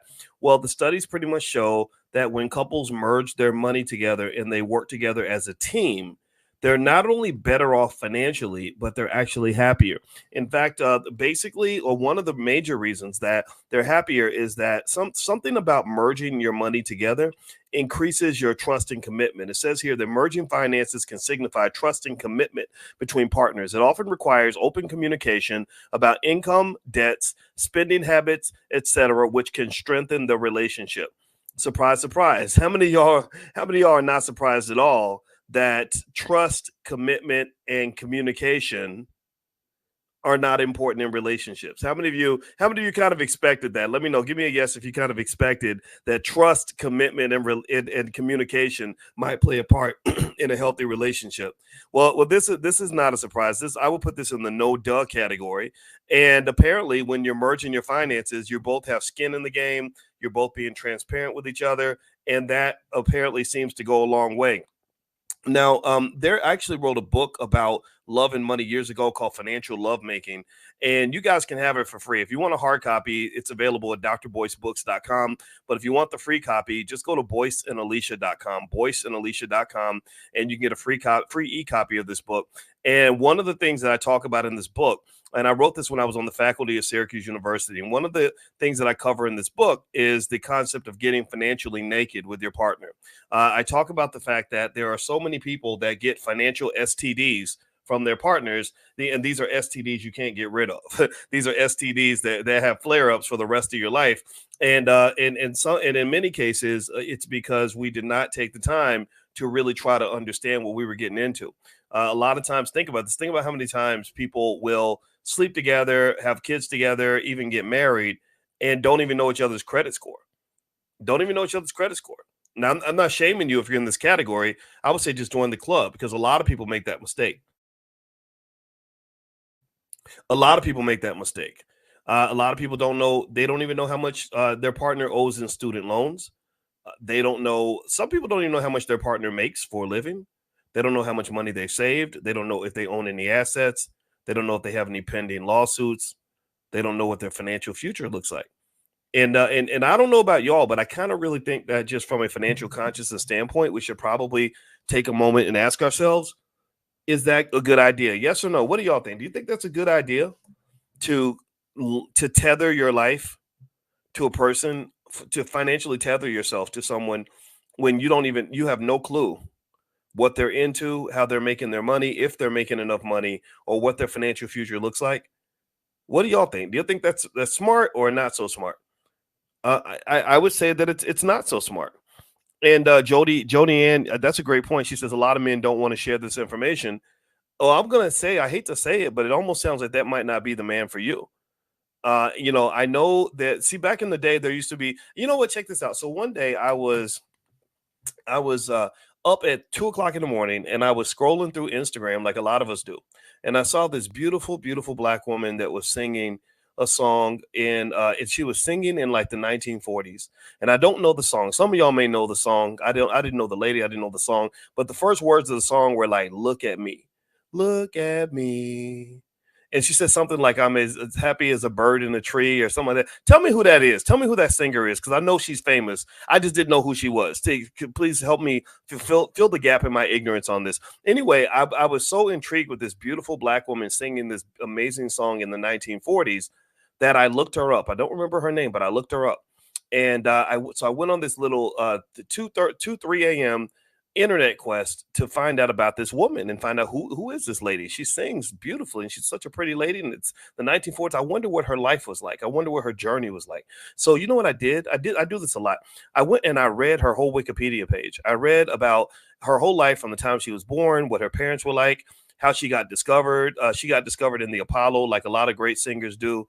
And she eventually became super famous because, eventually white people discovered her and she got a record deal. And she had all these marriages. She got married about 2 or 3 times. And I noticed that she lost all her money. Sarah Vaughan, thank you. And if I'm not mistaken, it looked to me, again, I'm not an expert on the life of Sarah Vaughan, but I remember seeing a lot of financial tragedy in her life because the men she trusted to manage her money had problems. I think one of them had a gambling issue, so she'd go make all this money as a singer, and he would go gamble it away. Another one was her manager, and he did something crazy with the money. I don't know if it involved drugs or something else. And I just thought about how sad it must have been for this poor lady who grew up in a space where, if you are a woman making money, you just hand everything over to the man. And some of these men are just not, unfortunately, were just not worthy of leadership. They were just not in a position where they could be trusted as stewards of the family resources. And as a result of that, they ruined her. They ruined this poor lady financially multiple times. She would lose her fortune, regain it, then marry somebody else, then lose it all again. So that challenge she had with picking the right kind of man really messed her up financially. I don't know how much money she had when she died, but I remember it was very, very sad to read her story, right? So here's the thing. I don't want your story to be sad, and I don't know where you are in your life. Maybe you're already married, maybe you're not, maybe you're going to get married one day or whatever it is. But I would encourage you to add your financial health to part of as part of your assessment of whether or not a person even belongs in your life. Okay, can we at least agree that this makes sense? Give me a yes if this makes sense. I'm not telling you what to do. I'm just telling you what I see. All right. So if you allow me to, I wanted to thank some of the people that are helping us kind of pay the bills on the channel. And there's an awesome lady named Aisha Verzi, who is an extraordinary financial planner. She's a long-term supporter of the Black Business School, and I love her. She was at our Stock Options Summit in Los Angeles recently. And basically it says if you're looking for a great financial advisor, Aisha is with Ethos. She's offering up to $2 million in term insurance with a staggering 95% approval rate, instant approval rate. Plus, you'll receive a free living trust and will, ensuring your financial security and peace of mind. Approval is quick and easy, taking just minutes. Don't miss out. You can connect with her by calling 626-340-5746. That's 626-340-5746. Now, this is not investing advice. I cannot vouch for everything. You have to do your own due diligence on this, but I like Aisha a lot, and I encourage you to give her a call, especially if you're working to put together your financial plan and prepare for your future. So I'm going to leave that number on the screen so you can reach out to Aisha if you'd like to talk. She's just a cool lady, and she'll talk to you about your finances. All right, so here is so the next reason that merging your finances with someone else tends to lead to a happier relationship is they also say that it simplifies the money management process. They said that managing finances together can simplify budgeting and financial planning. It can make it easier for couples to set and achieve common goals, such as saving for a home or planning for retirement. So effectively, what they're arguing here in this study is that when you are financially connected to someone, a good partner, someone that is trustworthy, someone who is solid, that it actually simplifies the planning process, which does make sense. My wife and I, we kind of do the his, hers, and ours thing. We don't do, we definitely don't do 50-50. We're we're not that petty with each other. We just kind of get in where we fit in. I know that I make the most money, so I cover most of the expenses. But then my wife is, she's that smart, strong, educated Black woman that we all read about in the newspaper, and she's capable. She's very capable, and I am not old fashioned with that. I completely love it, respect it, and I admire it. So my wife steps in sometimes, and we go on a trip, and she says, "Hey, babe, I paid for the hotel. I got the Airbnb. Can you get the rental car?" Right? It'll be something like that, just teamwork, right? So ultimately, what they're saying is that if you have some sort of merger, like if you have a joint account that both of you have access to and have money in and are putting a stake in, maybe perhaps something that's proportionate to your income levels or whatever the case may be, that can simplify your money management process. So maybe having all your bills sort of come out of that one account might go a long way in terms of how you process your finances. Now, what I want to do really quick is you hit the thumbs up button, thumbs up, share, subscribe, and also remind you that this podcast is on Spotify. Is I want to give you the first stock. I told you I would give you 2 stocks today that I just bought. One of them is AMD. AMD, that's the ticker symbol, AMD. They're right there with NVIDIA competing in this whole AI race, making these amazing chips. And my research says that AMD is a stock that has tremendous potential for the future. Now, again, this is not investing advice and nothing is guaranteed when it comes to investing, but most of my research says AMD has a bright future ahead of it. And so if you want to go take a look at AMD, feel free to do that. If you want to see what Dr. Boyce is buying, I make a list every week for the students. Feel free to go to drboycestocks.com. That's drboycestocks.com. And there's a bunch of them in there, and you can make some investments, and feel free to follow along. It's totally up to you. All right. So the third reason that merging finances can make a relationship better, according to these studies, is that it can reduce your financial stress. They said that when couples combine their resources, they may feel less individual financial pressure. Sharing financial responsibilities can distribute the burden and potentially reduce stress related to money. How about that? How about that? Isn't that a surprise? Isn't that shocking? I mean, really, let's think about how I never would have guessed. Who would have guessed that life is easier when you have somebody helping you out? Who would have guessed that the sport of economics is easier when it's played with a team as opposed to playing by yourself? Who would have guessed that the heavy burden of surviving in this crazy economy where inflation is through the roof and wages are not going up and corporations are not loyal and student loans are going crazy? Who would have guessed that in this difficult world that it would be easier if you had some help? Oh my God. Wow. I'm so shocked by this, that people who have help have less financial stress than people who don't. It didn't. I don't have to have a PhD to tell you this. I don't need to be a professor to break this down for you. I don't need to even have a bachelor's degree to explain to you that 2 + 2 is 4, and that 2 + 0 is 2, and then 2 - 4 is -2. Some of y'all ain't even. Not only are you not getting the +2, you're getting a -4. You're not only not aligning with somebody who can move you forward, you're aligning with people who can move you backward.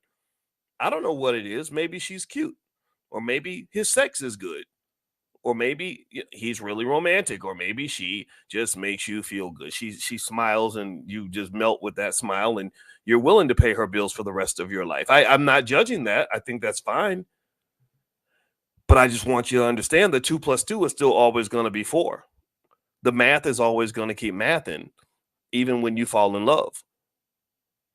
And so ultimately what they're saying here is that financial anxiety, which is a huge, huge problem for a lot of people, when they do surveys, they find that millions of people are experiencing extreme amounts of financial anxiety.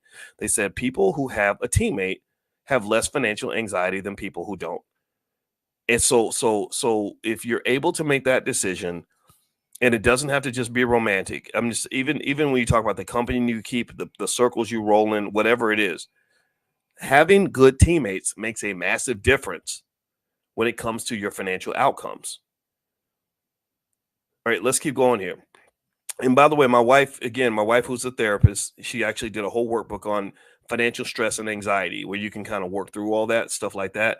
She has a lot of really good books. If you go to drboycebooks.com, to make it easy for you, I put my wife's stuff right there on my website. So feel free to go to drboycebooks.com, and we have a whole love and money section on Dr. Boyce Books. It's a one-stop shop for Black wealth mastery. And we designed it specifically for Black people. We didn't design it for anybody else. You ain't got to be Black to come in there, but you're going to see a whole lot of Black stuff if you get there. So feel free to go to drboycebooks.com to take a look. All right, number 4. They said that alignment of financial goals. They said merging finances often encourages couples to discuss and align their financial goals. This alignment can reduce conflicts over money and ensure that both partners work toward the same objectives.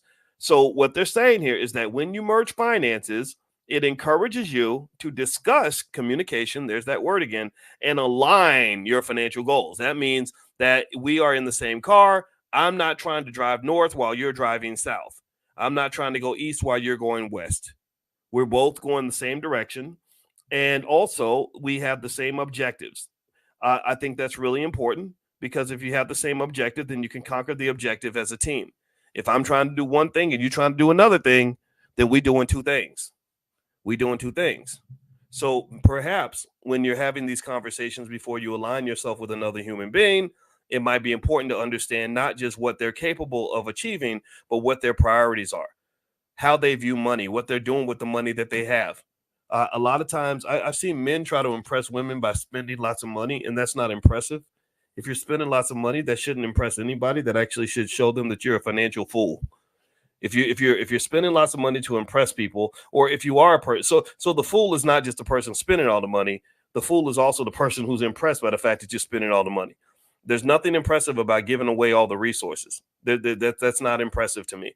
And so really, I would encourage you to really think about not just what you're looking for, but also what priorities, what value systems that other party may have, and make sure that that's in alignment with the things that you understand and that you agree with. I sat with a couple when I wrote my book, Financial Lovemaking. I sat with a couple in the Bronx.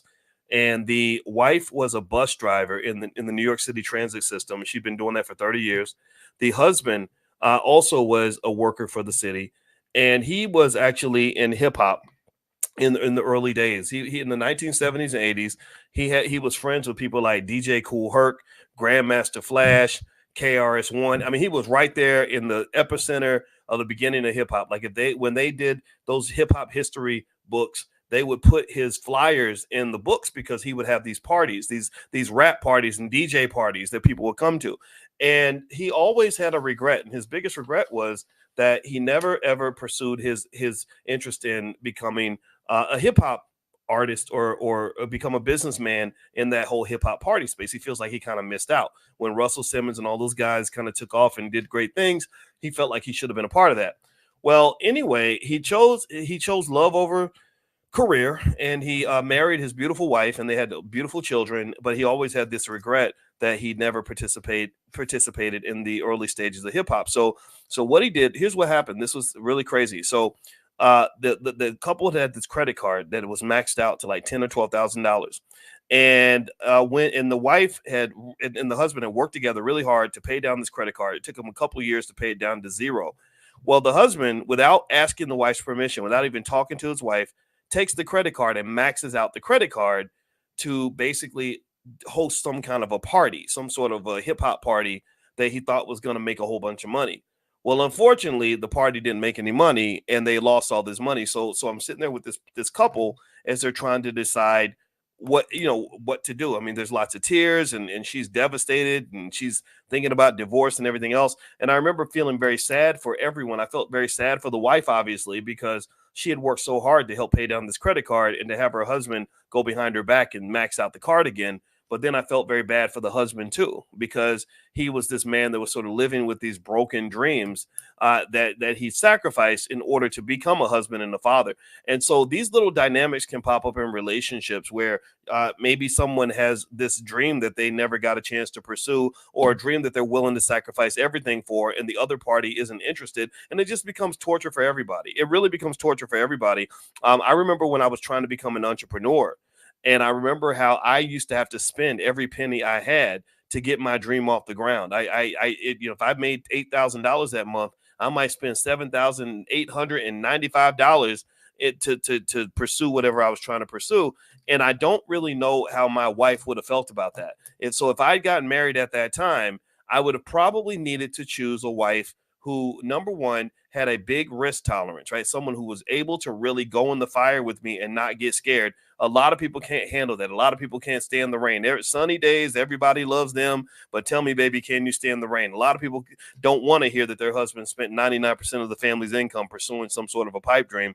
And then number two, maybe someone who had something to complement what I was doing. So maybe somebody who already had some resources and was well established and simply said, hey, babe, you do your thing. I'll support you. I'll have your back. I'm going to reduce your risk by being a backup in case things go wrong, right? So ultimately, it's not a matter of saying that there's a clear right or wrong in terms of how you should make these connections. It's really a matter of saying, did I even think about it? Was I conscious of this? Did I process all these things, or did I just sort of dive into situations and not really think about it? I hope that makes sense. I hope that you guys are getting that, because I don't want to tell anybody what to do. The only thing I'm telling you to do is think about it. All I'm telling you to do is be financially conscious. And in case you don't know, we actually do financial consciousness training. It's a free class in the Black Business School, free to the public.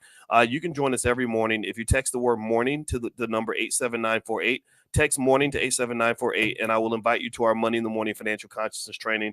And you guys are going to love it. And then also, again, if you will allow me, I want to thank another sponsor that's helping us pay the bills on this podcast.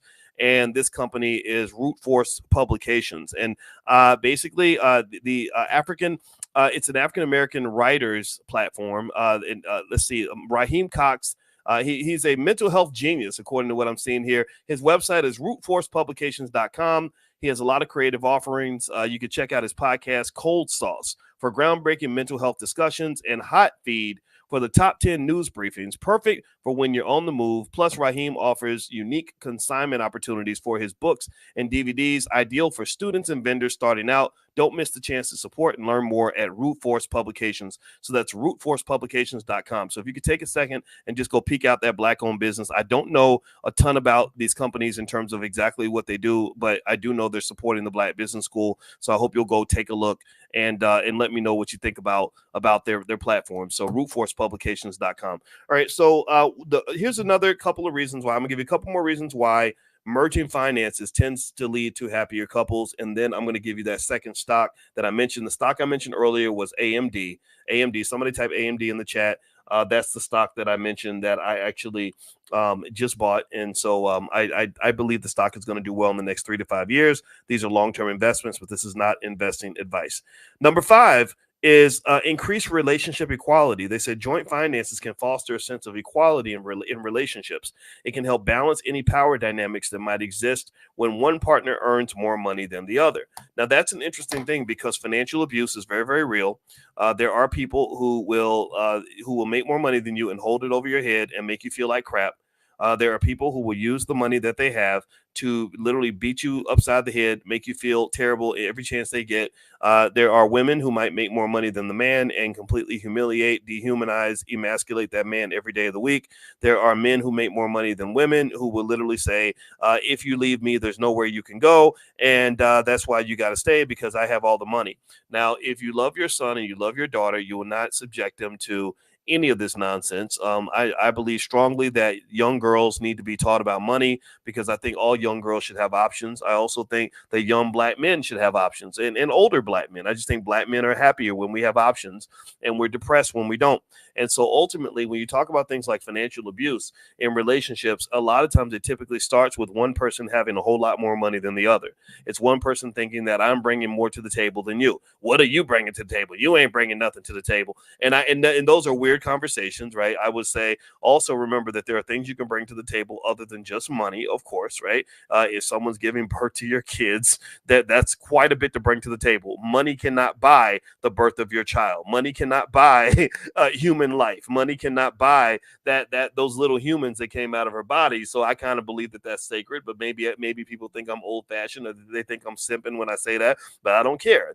Just call me simp of the year, because you know what? I honor any woman that's willing to go through the torture of having my baby. Shoot, I mean, think about it. Imagine if men had to have all the kids. If men had the kids, there would be no children. The human population would cease to exist if we had to go through the torture of even having one child in our lifetime. So thank you to the mothers who give us life. And I believe that you are sacred. And I believe that the world should respect you. And I've been pissed off to no end that we allowed somebody to bastardize hip hop music and train so many young black men to disrespect black women on a regular basis. I think that's dastardly and embarrassing, and it's not a reflection of who we are. But I digress from that. With that being said, one of the things that they do say is that when both partners are able to participate in economic decision making, there is a sense of strength that each person gets to feel, a sense of equality. Everyone gets to feel like they're contributing. Nobody gets to hold anything over anybody's head. This is important. This is important. This is important. I knew a rich white boy when I was a kid, and his mama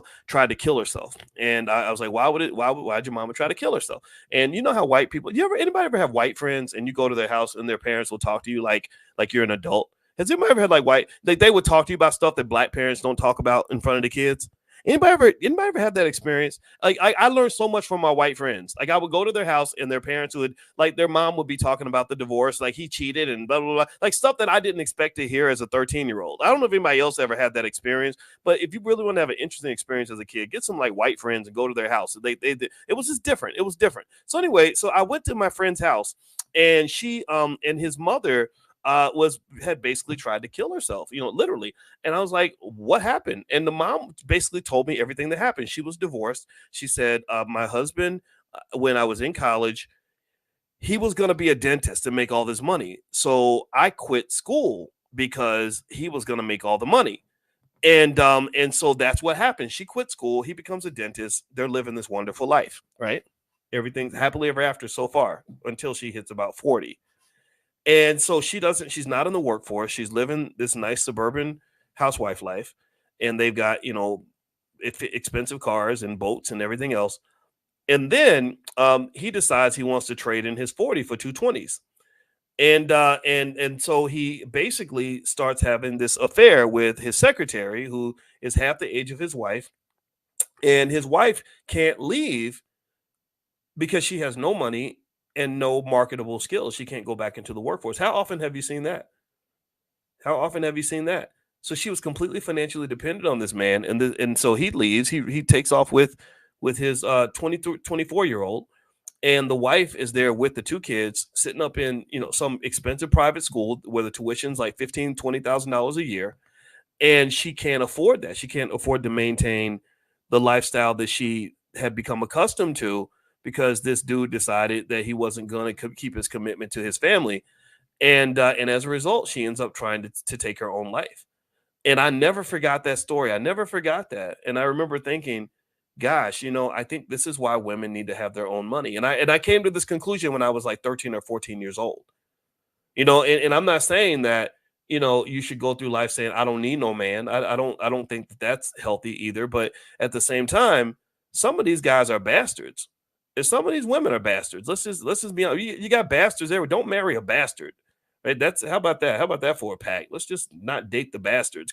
And the nice people, we always end up with the bastards, don't we? We always, the nicer you are, the more of a magnet you become to all the horrible, crappy people in the world. So you got to be really careful. But anyway, with that said, though, I think that this really speaks to the reality of everybody kind of having their own financial plan, showing up as whole as you can to a relationship, having some sort of financial backup. And it also speaks to, even though there's a relatively immature conversation I've seen in some circles about marriage sort of being used as a way to get access to a man's money, I think that there is a reason to tie financial security to a relationship to make it a little more difficult for somebody to just drop everything and walk out on you. Right. So you lay down with somebody, you have a bunch of kids with that person, and then one day they just decide that they're bored and they want to go do something more fun. Well, what contracts and marriage forces them to do is it forces them to have to go through some extra steps in order to make that happen.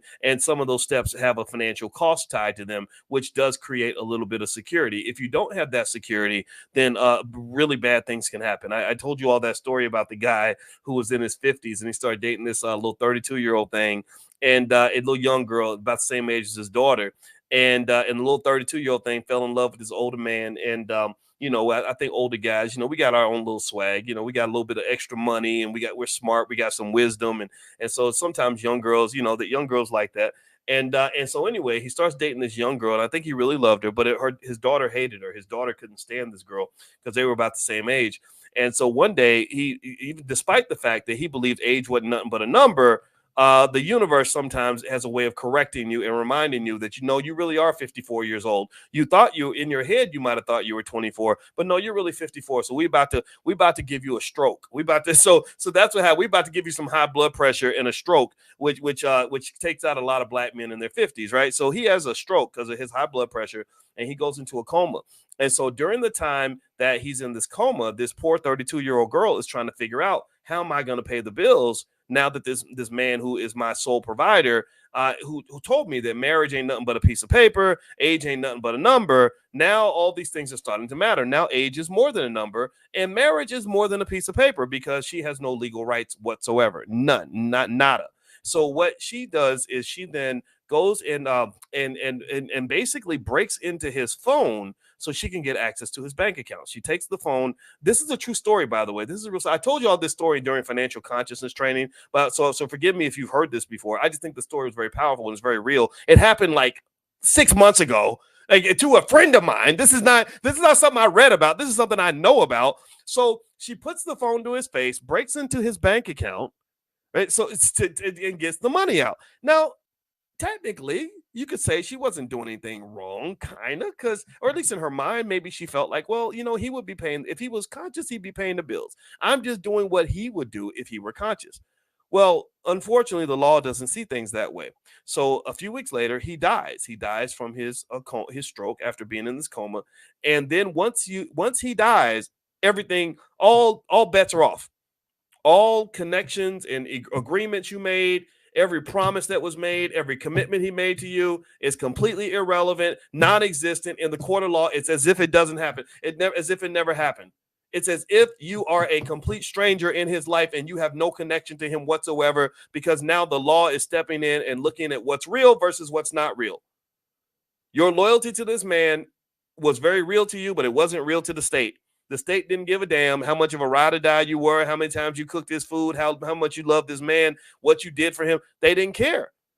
So they said, ma'am, I'm sorry. According to the state in the law, because he had no estate plan, because for some reason people die thinking they leave nothing, thinking that they're never going to die. And because he had no estate plan, they said everything he has goes to his daughter. Dun, dun, dun. The daughter gets everything? You mean the daughter that hates my guts? You mean the daughter who's dying to evict me from my house because that's her daddy's house, which is now her house? You mean the daughter who's going to do an investigation into the bank account and find out who took $40,000 out of her daddy's bank account while he was in a coma? You mean the daughter who can't stand my ass, who would lock me up under the jail if she could? Yeah, that daughter. That's who's going to get everything. She's got all the power now. So this man who supposedly loved you left you assed out. You have no rights. If he were alive, he would be defending you. He'd say, no, don't do that. I love this woman. But no, because he told you that marriage wasn't nothing but a piece of paper. Age ain't nothing but a number. And I'm going to be here forever to take care of you. And you believe that. So as a result, the daughter goes in. She immediately evicts the girlfriend from her house and making her homeless. And then she calls the sheriff's office also and informs them that after they evict her, they need to arrest her because she stole money out of his account. The end. That was her happily ever after. So this is real life, folks. I mean, this is life, man. Like, you know, and I'm gonna tell you, I would encourage you to try to go through life as a grown-up. You know, actually, my wife, she does these book clubs, and I think that literally the book that they're going through right now is something like having relationships as a grown-up, or doing relationships as a grown-up, or something like that. And really the thing is that there are some people who do their relationships like children, and some people who grow up and look at the world for what it is and make grown-up decisions. And I just really encourage you to really make that distinction. And so, because it does get to a point where it gets real. That's my 2 cents. I hope that story helps you. I don't want it to scare you. but I hope it gives you something to think about. Okay. So you don't have to agree with me. I just want to share that with you in case it helps somebody out there. All right. Now, if you will please allow me, please do me a quick favor, hit the thumbs up button, thumbs up, share, subscribe. Also, don't forget you are watching the Love and Money channel that I have with my wife, Dr. Alicia Watkins. She's a licensed therapist and a full professor of social work. She runs our Black Financial Therapy department in the Black Business School.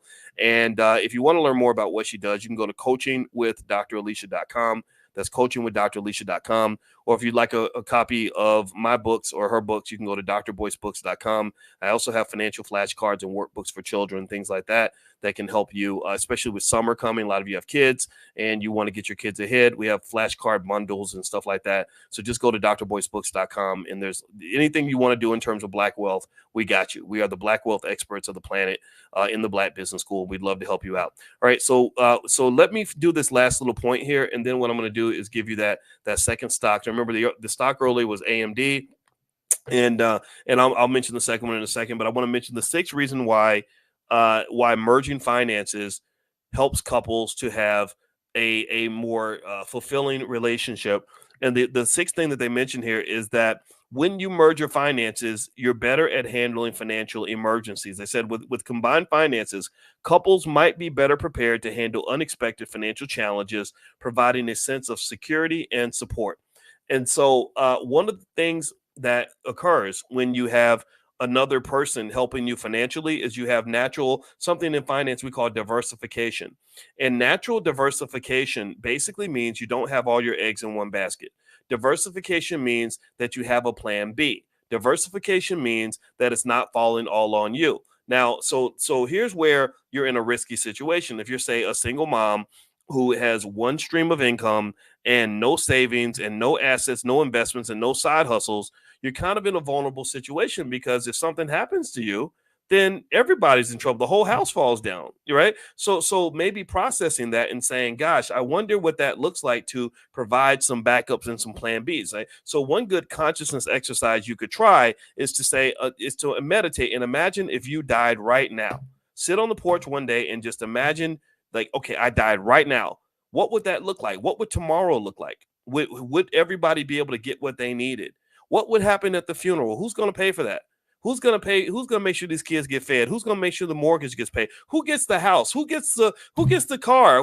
Who's going to handle the estate? What is there an estate in place? Did I leave adequate instructions? And the crazy thing that sucks about death, that's just terrible, is that death doesn't give you a do-over, right? It doesn't let you. It's not like you get to the pearly gates and God says, hey, okay, well, you didn't quite finish up that paperwork, so I'm going to let you go back for a day so you can sign those documents and get it. You can't do that.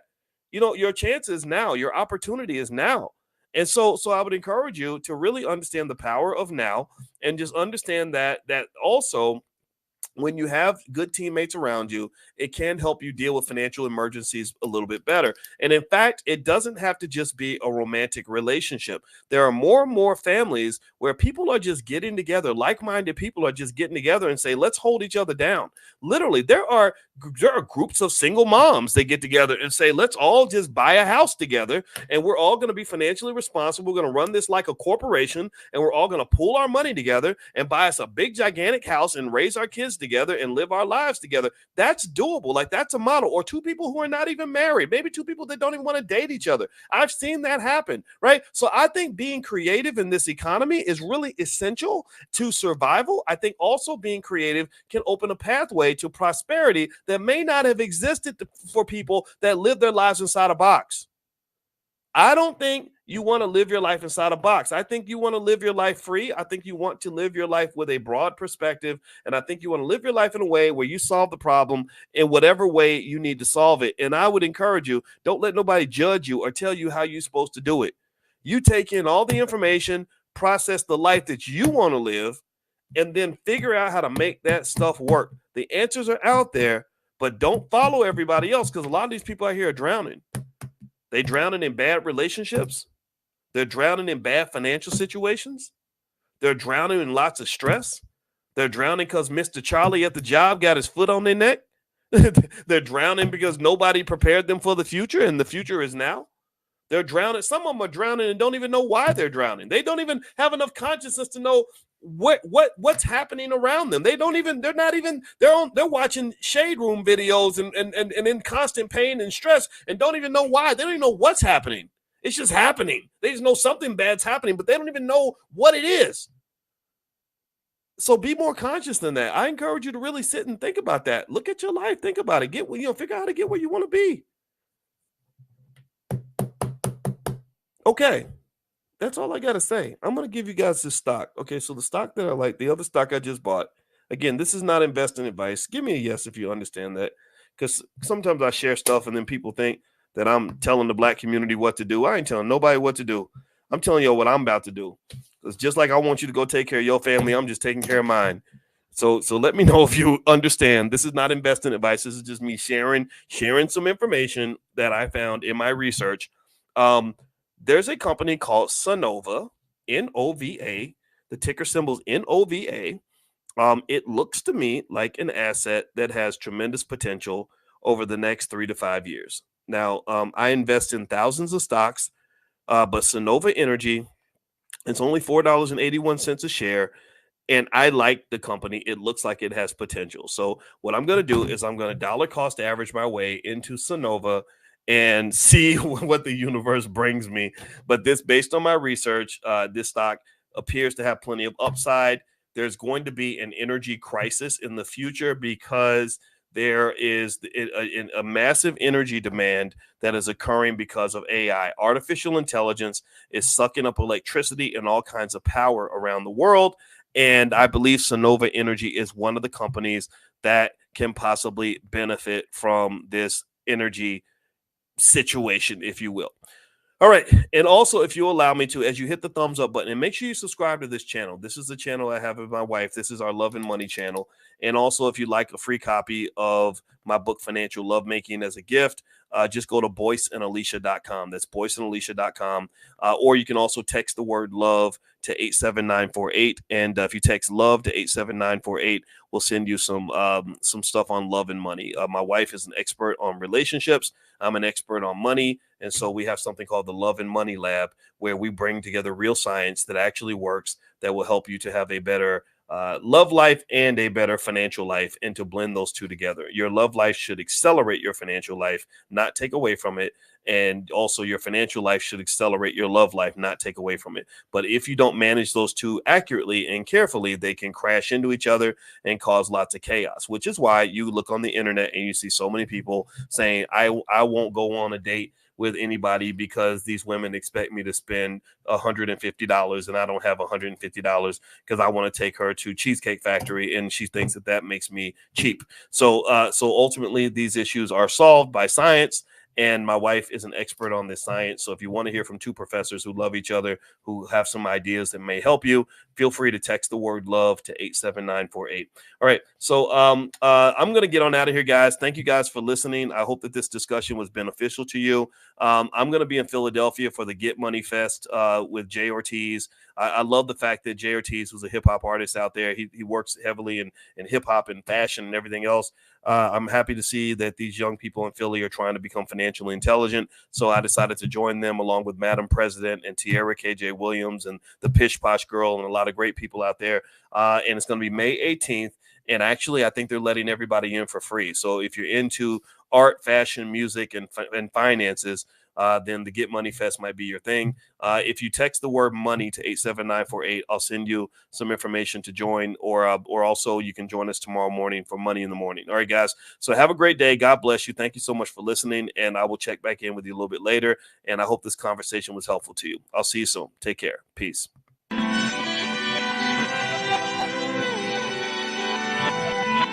Here we are, clan the isms, cataclysm, great. Our people out here struggling, trying to make it in this state. Everybody out here doing it, but we the ones who late. Now family, we the ones who gotta delegate. Get that money in the power, never be fake. Stick to cosign for 3. What did he say? Create jobs, support our own. Educate the same and buy back your home. Got 3 degrees, triple 10. 3 PhDs, now we on the CNN. DBTV, let's talk about negligence. Ignorance is bliss, but we can turn it to intelligence. Believe none of what you hear, half of what you see. Let's break it down here on Dr. Boyce TV. Here we are. And hello, everybody. Welcome back to Human Behavior in the Social Environment. Welcome, students.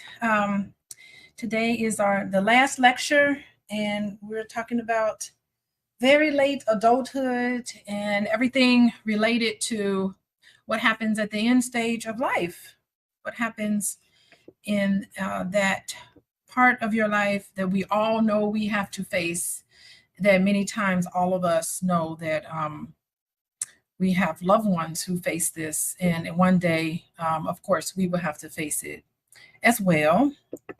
And we know about the death and dying process today. This, was discussed by Elizabeth Kubler-Ross. She has a seminal book called On Death and Dying, and she wrote this book out of a lot of the work that she was doing with individuals who were at terminal stages of a very serious illness. And she worked with them on how to cope and how to deal with what was happening with them in terms of impeding loss. And she also noticed that this also happens when individuals lose a loved one, that you go through these stages of grief. So let's talk about those stages. The first stage is denial, anger, bargaining, depression, and acceptance. So in her model, she says that individuals often experience when they're confronted with mortality, either of their own mortality or those of their loved ones. And this is a great model that was developed initially through her work, of course, with terminally ill individuals, but it has broad applicability. So it can be used in understanding how people cope with any type of a loss, right? We talked about earlier in class today about the various different types of loss that someone can experience and how that can impact and cause a major life change, a change in their life that's pretty significant. So these are things that people go through late in adulthood, right? Usually.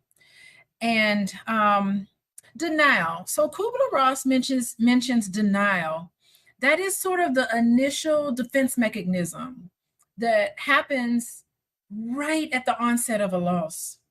Individuals are in a sense of denial because sometimes it's way too painful to deal with this loss that you're experiencing. And denial is almost like temporarily, it's a healthy way of dealing with loss because it's like a disbelief. So it's in your initial defense mechanism, puts you in a state of denial, and it allows you time to sort of absorb what's happening. It could be very shocking and distressing news that many of us receive when we hear something that we have to sort of accept. So that was Kubler-Ross's experience in working with this population of death and dying, that there was this sense of denial. The next one was anger. And anger really, for her, reflects this frustration and helplessness of the whole situation, recognizing sometimes things are unfair. Sometimes you lose people. They could be walking around healthy 1 minute and the next minute you've lost them. And, it feels very unfair. And you have to recognize the unfairness of the situation.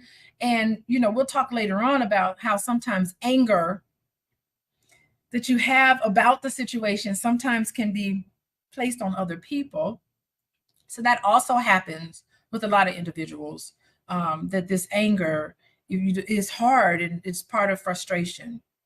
The next one was bargaining. And I think that this is people's attempt to regain some sense of control because, in a sense, if you are given a diagnosis of a terminal illness or someone close to you is given a diagnosis, things can seem out of control. So sometimes bargaining can represent an attempt to regain this control by, renegotiating and making concessions. And oftentimes this involves a higher power.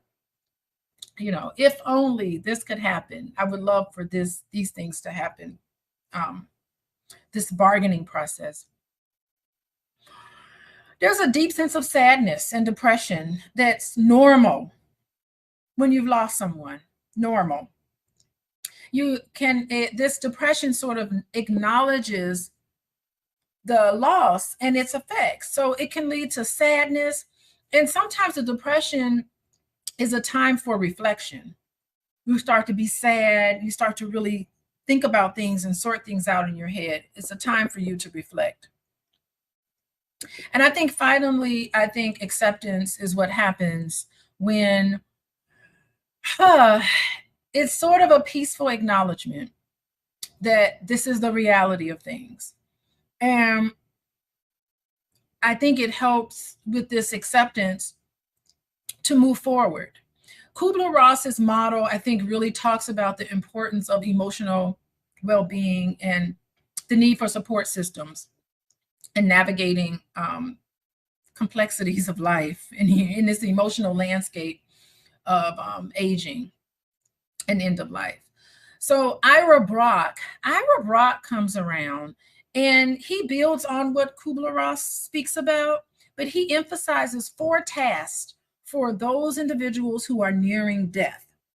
And those tasks serve really as a way of guiding. So if you're a social worker and you are working with someone in a hospital setting, or maybe even in hospice setting, any sort of palliative care, you know, you can ask these questions, these profound questions, you know, that are typically happening during the death process. And part of it is like, who do you need to forgive?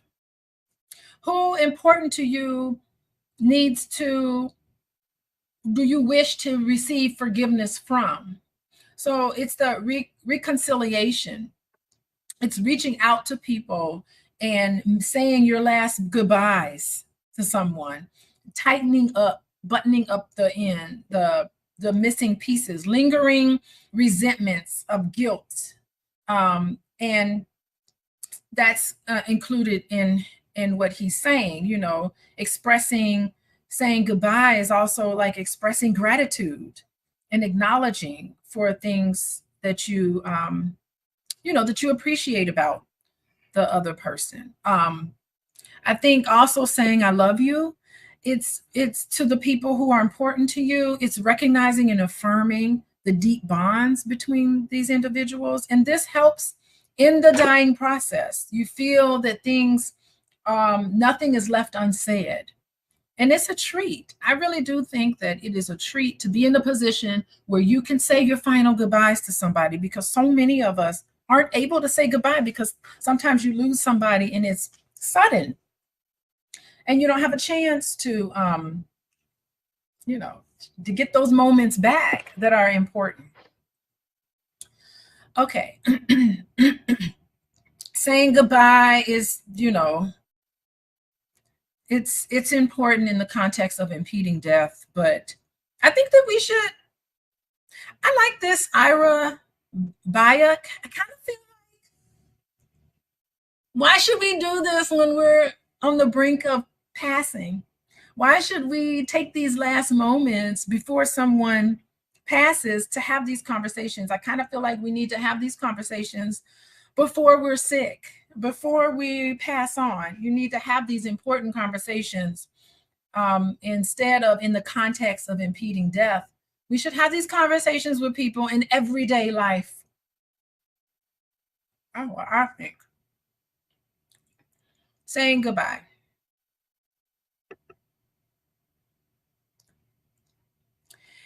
We talked a little bit about advance directives earlier, but advance directives, they're legal documents. Let's see, Emily, you mentioned advance directives, that you do some of those. Do you want to talk to us a little bit about? You just put people in the door. Well, I don't fill them out with members, but we do discuss them and the importance of them. And that doesn't mean necessarily that you're giving up on life, that you are saying that, you know, things are over, I'm old, I'm dead. It's really just being ready. So if something does happen, or you do get to that point, people know what you want, that you have a say when you are still capable of making those decisions. Because if not, things happen when they're made in an emotional state. Yeah, and I don't think, like, I don't think it's out of the question to have advanced directives even when you're living, or even creating a living will. I taught this class, oh gosh, I want to say, gosh, maybe 5 or 6 years ago. I taught this class, and that was an assignment at the end of the class. Like, you all put your wishes on paper, clarify everything that you would want to happen to you, your healthcare wishes, so that, you know, anybody seeking to have a say in what will happen to you, because we all know we're going to be at this moment. We all know it's going to happen to everybody. Make your wishes explicit and directly, because what happens if you're at a point where you're not able to communicate your wishes, then it's left up to family members trying to figure out what you would have wanted. So it's so important, you know, to kind of think of this, because you never know what could be happening. And it, you know, advanced directives outlines the specifics concerning your healthcare interventions, or no interventions if you want. So advanced directive serves a dual purpose. So first, they offer a good voice, your voice at the end of care, ensuring that some of the treatments align to the values and wishes. And it also alleviates this decision-making burden on family members and healthcare providers. And it reduces conflict, because y'all know, end of life decisions, and you got family members coming together and people barely know each other or like each other. And there's all of these past issues that spring up, and confusion can happen making decisions for loved ones. And I mean, it can get really ugly, and, you know, families can fall apart. If only Big Mama had put it into words, what she wanted, made her wishes clear. A lot of families are torn apart.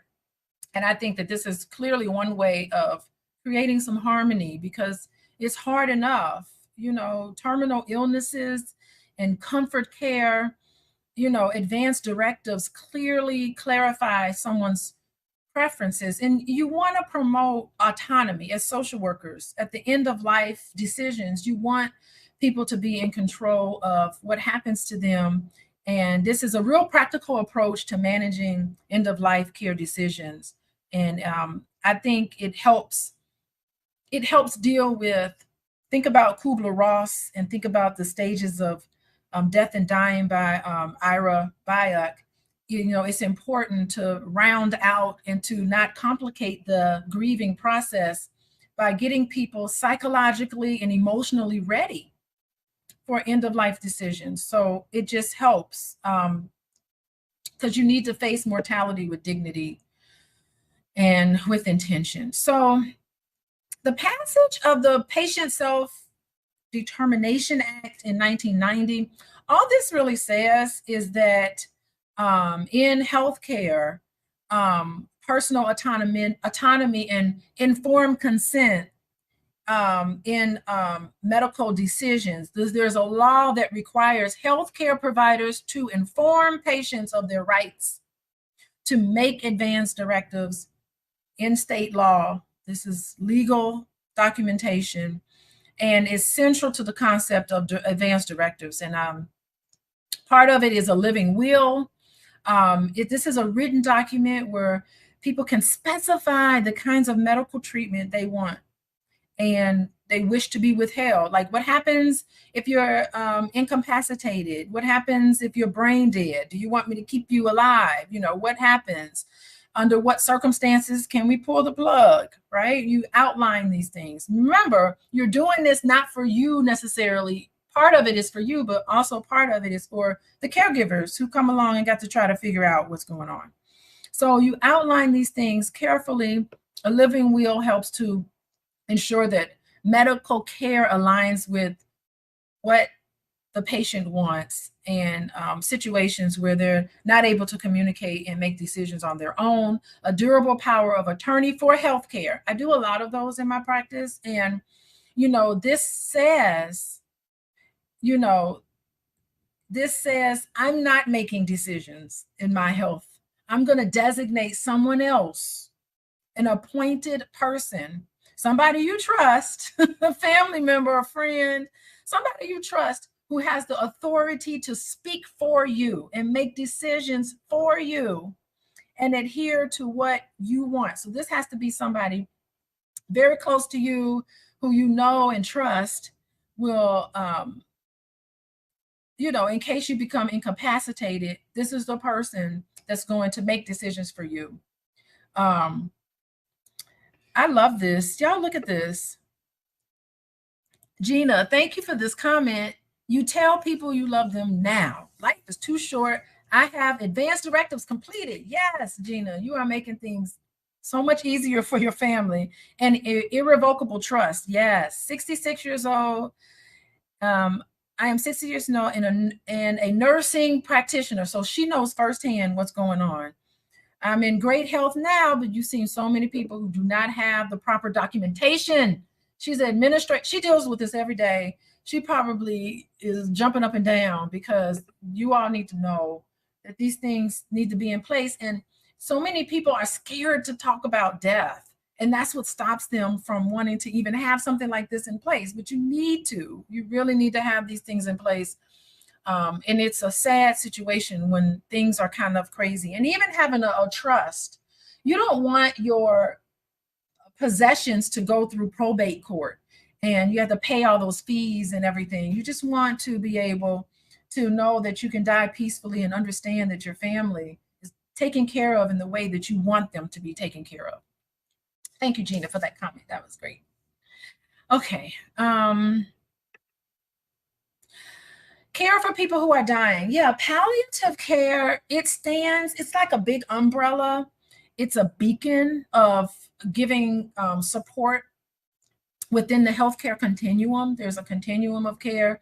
It's basically used for people who are facing serious illnesses, and it's an active form of care, but it focuses more on making the patient comfortable, managing pain, managing symptoms, rather than trying to cure the disease, because when it gets to the point where it's terminal and we know that you're not going to get better, we just want to increase your quality of life, then you go into palliative care.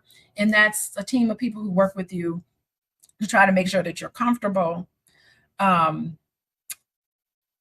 You get support, and the person's values and wishes are implemented. And it's a palliative care team. They work together across disciplines, social workers and everything. They just try to endure and make sure that you have dignity and respect for end of life. Patient-centered, patient-centered care, very comprehensive. But hospice is what happens when you receive a medical prognosis of 6 months or less. Now, people are in hospice sometimes longer than 6 months, but a physician monitors you on a sometimes daily basis, but definitely on a regular basis. They monitor you to see how you're progressing, and if they know that you're not going to get better, very unlikely, and you got 6 months to live, then you'll be placed in hospice care. And so it's kind of a subset of palliative care. And you definitely, those people who are at the final stages of a terminal illness, I'm talking, end stages of cancer and heart disease, a lot of dementia, Alzheimer's, because they can't get better because they don't remember. So it's hard for them, to progress, and that they start declining. So hospice care is appropriate for people in that category.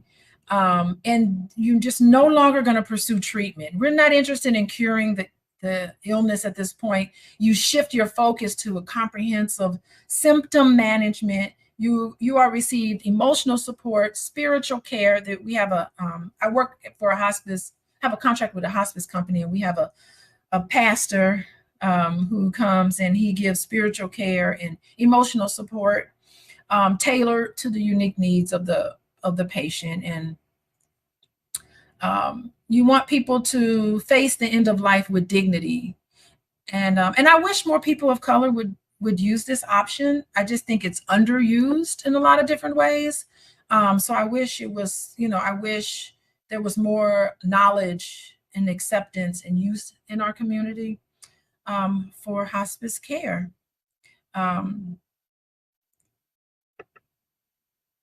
Key ideas of hospice. Again, they care for your physical symptoms, your biopsychosocial, spiritual needs of the patient, but also the loved ones, like the caregivers who are caring for people at the end of life. They need help and support too. Care is delivered. There's an interdisciplinary team. I know in my hospice company, we meet as a team, interdisciplinary team. We meet on a regular basis to track and monitor the situation with the patients. There's a physician, there's a skilled nurse, there's a nursing aide, there's me, myself as a social worker, there's a member from the clergy, there's volunteers, there's anybody who is, part of doing care for the patient comes together, and we talk about things.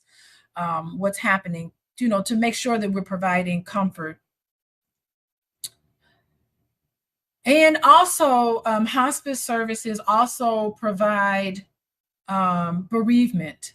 So there's an entire team of people who look at, it's not just when you pass away and then we forget about you. We do reach out to you, and we also offer bereavement services, to support the family. It's a critical part in hospice philosophy, is to provide care even afterwards, and you're eligible for it. Also, I want to say with hospice, there's a lot more funding that comes from hospice. So, you get all of our patients on hospice get free diapers, free wipes, free, a lot of free things you get because you're under that hospice care, and it's paid for by your insurance. So that's another reason why it's so important to be able to recognize and to get on hospice, as quickly as possible to make sure you get those services. Yeah. What are the signs and symptoms of the dying process, impeding death? So all of these signs and symptoms, we monitor this consistently. So we're always looking at your temperature.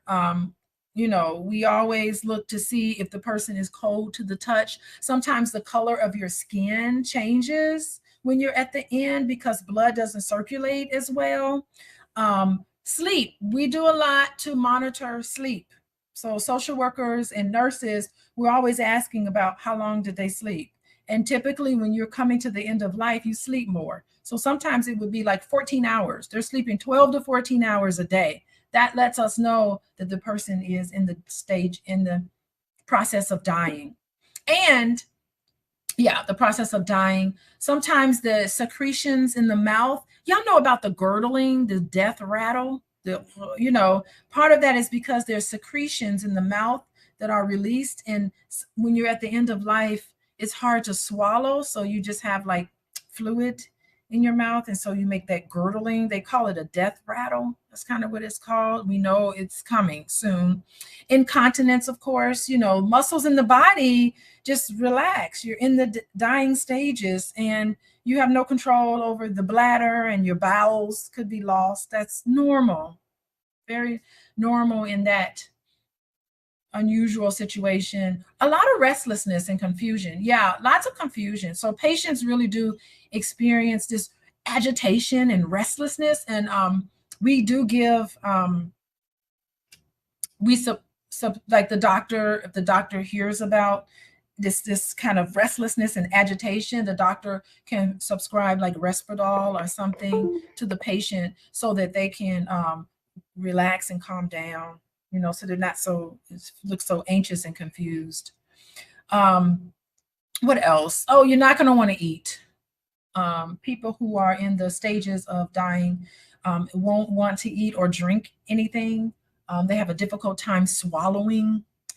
So, I was working with a loved one who was like, he hasn't eaten in a couple of days. I think I should give him some food. But when I gave him food, I noticed he wasn't swallowing. He wasn't chewing. And I was like, well, he's probably not hungry. He probably doesn't want food. And he didn't have a lot of liquids. They don't want, you're not going to be hungry during those moments, or days or weeks sometimes following when the death and dying process is happening. You're not going to want. So we spend a lot of time as social workers educating loved ones. This is what we do as social workers. We educate loved ones on that process. Well, this is the normal process. You are going to see a decrease in appetite, a decrease in, wanting liquids, because it's very difficult to swallow. Breathing becomes irregular. Interrupted breathing sometimes may change. It could be real shallow breathing or sometimes rapid breathing. So that's another thing that we monitor. And increased signs of pain sometimes it's very difficult to know if a patient is in pain, but not everybody experiences that. But you can have some discomfort and increased pain right at the end stages. And it's hard to know because the person can't really tell you, but you can see if they're grimacing or if they're kind of like, get kind of restricted. You can tell that they're probably in some type of pain. I just want to say, like in hospice care, we monitor this stuff very closely. And if you get better, so weight loss is very common, but if you start gaining a lot of weight, you were sleeping 8 hours, you were sleeping 14 hours a day, and now you're sleeping, 8 hours a day, and you start getting better, you get off hospice, right? So hospice is just for the decline process. So there have been people who've gotten better on hospice, not normally, but sometimes they get better and they're not on hospice anymore. They come out of it. And then some people end up coming back on hospice. So it's really strictly for the dying process. And these are the things that we monitor to make sure that, just to kind of monitor to see about the dying process.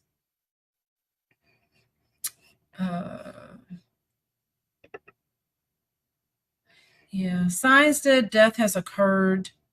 Well, there's no breathing, no rise. They look at the chest to see if the chest is rising and falling. Your heart stops beating, so you look at the pulse. You take a pulse, and it could be checked by a professional. There's no pulse, no signs. A stethoscope, or listen to a stethoscope. You lose control of your bowels. The muscles are completely relaxed at that point. You're not there. No verbal response. Individual, you make a loud noise, like a boom, a loud noise. The person's not going to respond to a loud noise. Or sometimes they'll call the person by their name. Hey, they'll call you by your name. And if you don't respond to your name or anything, then we know that death has occurred. Eyelids aren't necessarily closed. Sometimes they might be open, but just staring off, fixated into something, that lets you know also, or have a glassy appearance to the eye. The mouth will fall open because, slightly open sometimes. So I think that, discussing death openly with family members, it's sometimes tough and difficult to do, but as social workers, it's important if we work in this area, and considering this is the fastest growing population, chances are as social workers, you will come across this, right? Because this population is a huge segment of our population and this will happen to you.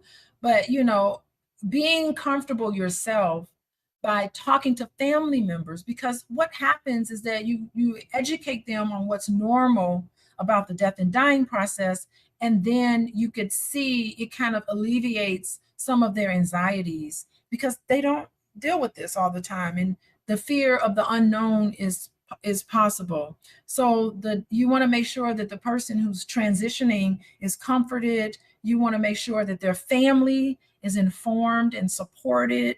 As social workers, you want to make sure that these crucial final moments is something that is not as tragic as it can be, the final moments of caregiving. And I think this dialogue between the social worker and the family members can provide a sense of closure, help them get ready for what's coming next, and can ease this emotional burden that happens during times that are very challenging for many, many people.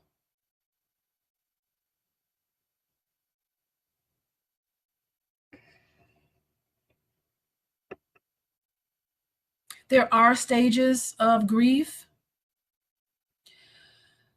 It's before I go into the stages, because stages sounds like you go from one stage to the next stage to this stage. It's like you go in order. I just want to say you can be in any order in any point of these so-called stages. It's just moments in time. Sometimes you may feel like you're going backwards, but no, you're still progressing forward. So I just want to say that grieving the loss of a lost loved one, it's so deeply personal. It's very complex.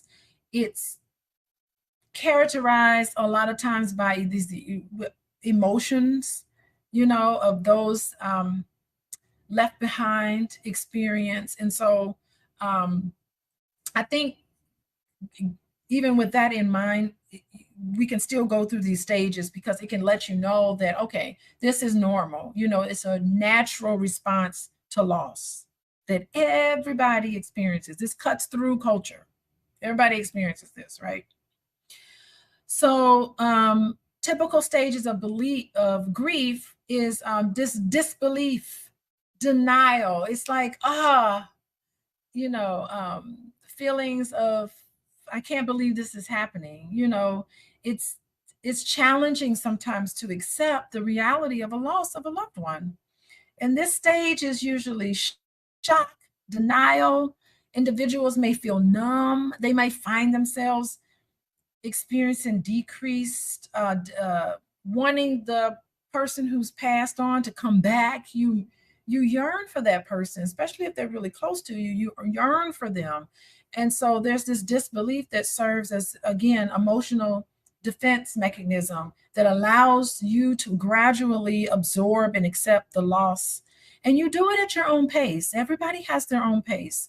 I do want to make that point, because I think we do a lot of judging of other people and how they process loss, and that we don't understand people do these things at their own pace. Everybody just has their own unique way of dealing with these things. Painful and disorganizing reactions. Yeah, when the shock wears off, it is replaced by suffering. That's the sadness. This stage is usually intense emotions, sadness, anger, guilt, sometimes regret. So individuals can also experience physical symptoms during this painful part. You could have problems sleeping, problems eating, can't concentrate. It's a very tumultuous time for a lot of people who are grasping with this reality of losing someone close to them, and the implications and the changes that it has in your own life. This getting over state, I don't know if anyone ever really gets over a loss of someone close to you like this complex loss, but it's a term that's used to kind of help with this grieving process.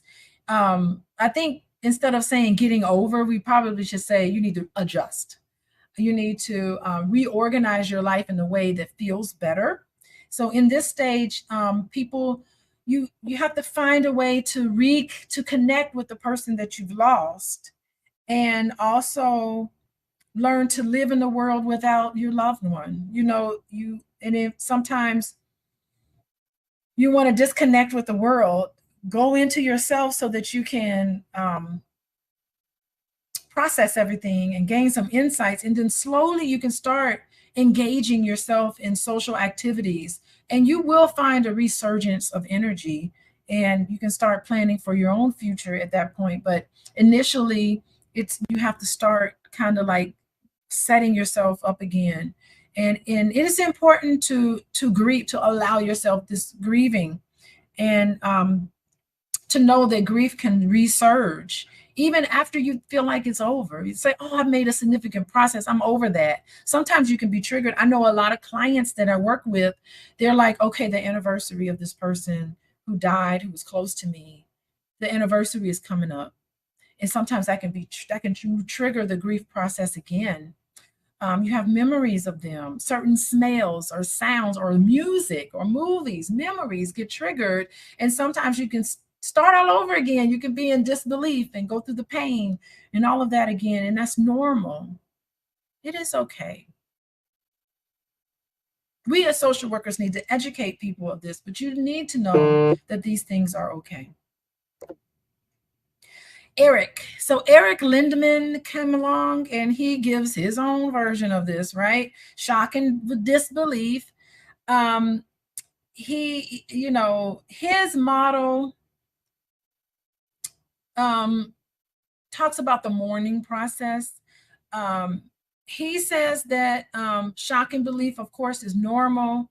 And there's a acute mourning. So during this stage, it's the full impact of the loss. It's deeply felt. Grievers may experience a wide range of intense emotions during this time: sadness, guilt, a period of longing for the person, but there's a resolution, right? So all of these stages kind of follow the same format. There's a resolution. You reorganize your role according to him. You make accommodations for the absence of your loved ones. The pain of the loss, he points out that the pain of the loss may still be there. The intense emotions may be there, but sometimes they were lessened, and it allows the bereaved to engage again. So that's what resolution is for him. We went through Kubler-Ross, her stages earlier, where it's this profound impact on understanding the loss process. Now, Therese Randall, she comes by and she has another sort of nuanced perspective of grieving. She emphasizes the cyclical nature of the process rather than a linear process. So Randall talks about 3 major phases of grieving that individuals typically cycle through, and she terms it as avoidance. So this initial phase, you engage in a psychological retreat from the reality.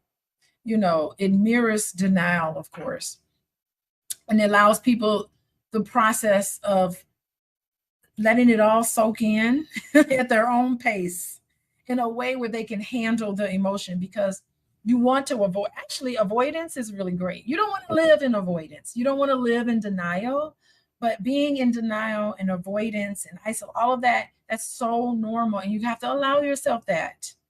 But you will eventually have to, and I think that's why going to funerals is very helpful. Funerals are really good for those who have lost loved ones, because it helps with the grieving process. So eventually, at your own pace of what you can handle emotionally, that's what you start to open up. And then you get to the point where you can confront things. That's the heart of the grieving process for Therese. Individuals have to face the full reality and magnitude of the loss. And it's emotional. And, she believes that as social workers, we can help people work through their pain and their grief, acknowledge and experience the depth of their emotions. And this phase is very crucial in the heart of the healing process for her, confronting the pain directly. That's how you move forward. And she's saying you cannot skip this process. You have got to confront it in order to get through it. Okay. Making accommodations for Therese is people start to adjust to life without the deceased. And this phase really, you reorganize your life, you start to adjust. The pain of the loss might still be present though, right? But it becomes integrated into your life. Part of this loss process, I just want to just see how y'all doing. But part of this loss process is that I work with patients. Part of the loss process, and people from the class can talk about this as well, is you have to say goodbye to who you were. You're not the same person anymore. And I think that's the hardest thing when I work with a lot of my clients who are suffering with this, with loss and grieving and bereavement treatment, is that they're like, not only are you mourning the loss of this person, but you are a different person because you've lost this person. So part of it is just getting to know yourself again. You know, sometimes that is very difficult to do. Like, who am I now? Like, what am I? I'm now a widow. I wasn't a widow. Or now on Mother's Day, I don't have a mother to celebrate Mother's Day with. Now I'm someone who is not doing these things that I used to do. So you're just a different person. So I just want to add that in. Are there any questions from the class? This is the last week of class. Y'all are probably like, okay, let's get through this.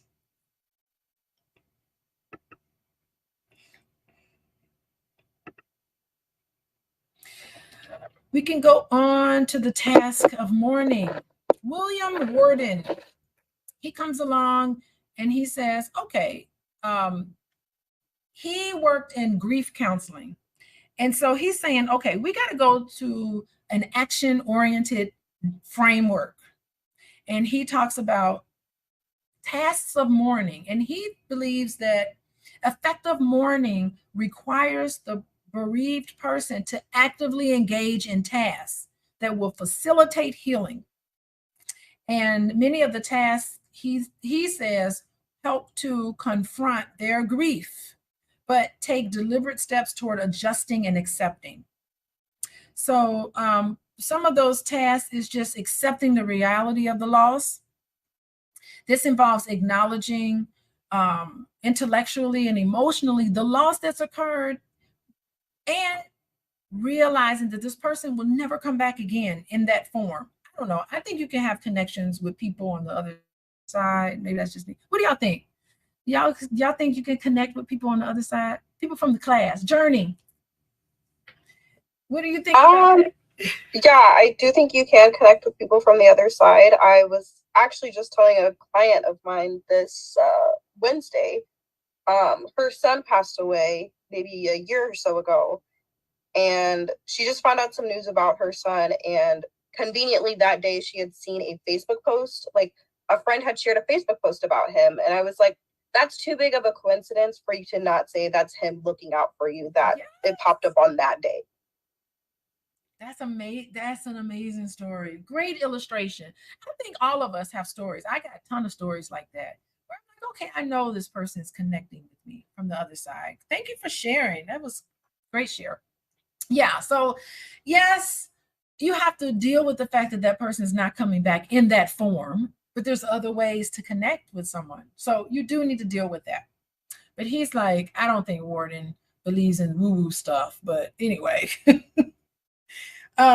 you have to process the pain of the grief, of course. He emphasizes there's pain associated with the loss, and you can't skip this, right?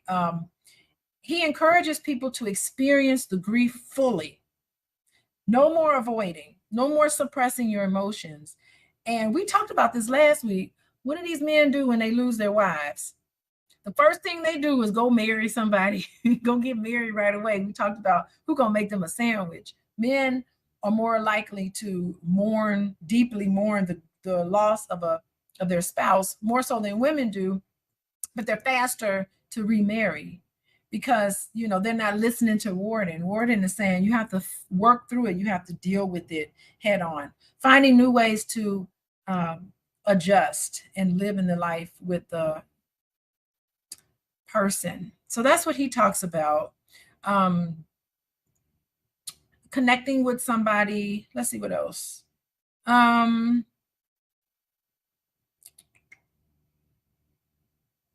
You do need to find a connection to move forward. A balance. There's a balance between remembering the loss, the person that you love that's lost, and honoring them in a way where you can honor their memory in a way where you can still continue to live your life, right? So that's wardens, adjusting to the environment, navigating things. Sometimes things can be very turbulent, in which the deceased is missing. So, you know, adjusting to an environment that's devoid of the person that you've lost, filling roles previously occupied by the deceased, right? And in order to do that, you have to be resilient. You have to be able to adapt. And so he believes we need to be pushed forward, new way of identifying and new capacities. Let's see.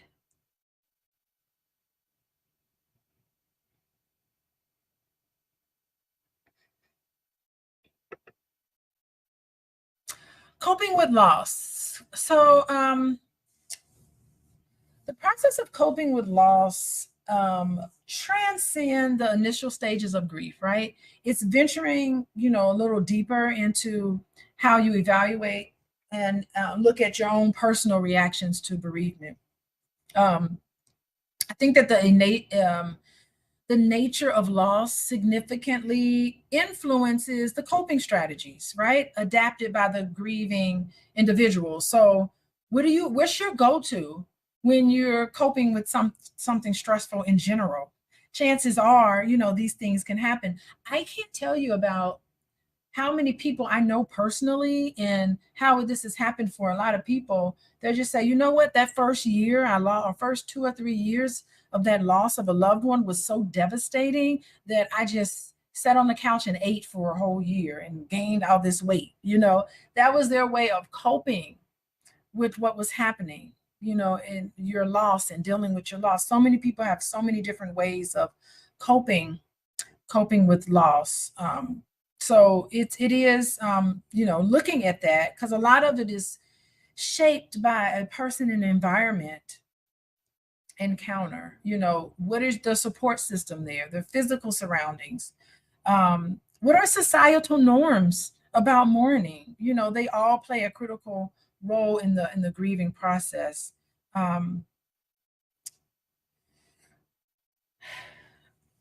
Minimizing some of the negative emotions following the loss is critical, I think, for maintaining functionality, I guess, in areas of personal importance, but you still need to set aside time to process those negative emotions. But some of us have to go back to work. Some of us still have to parent. Some of us still have to continue on, but allowing yourself that space to really grieve.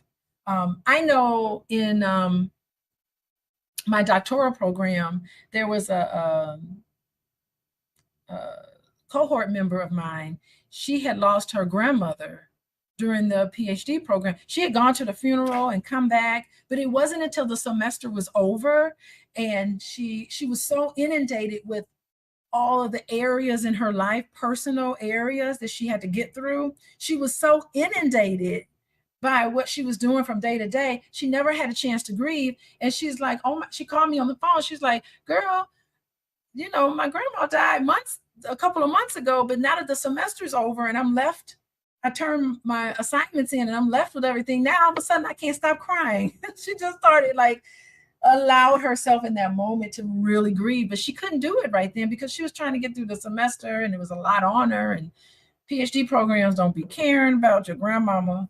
They want to put you through the fire, so to speak. So you go through that, but her grief process wasn't until later. And she's like, here I am crying like this, you know. So that happens sometimes. Humor. Lord, what do I say about that? Have any of y'all seen this viral post with these two ladies? And they are these two ladies are doing a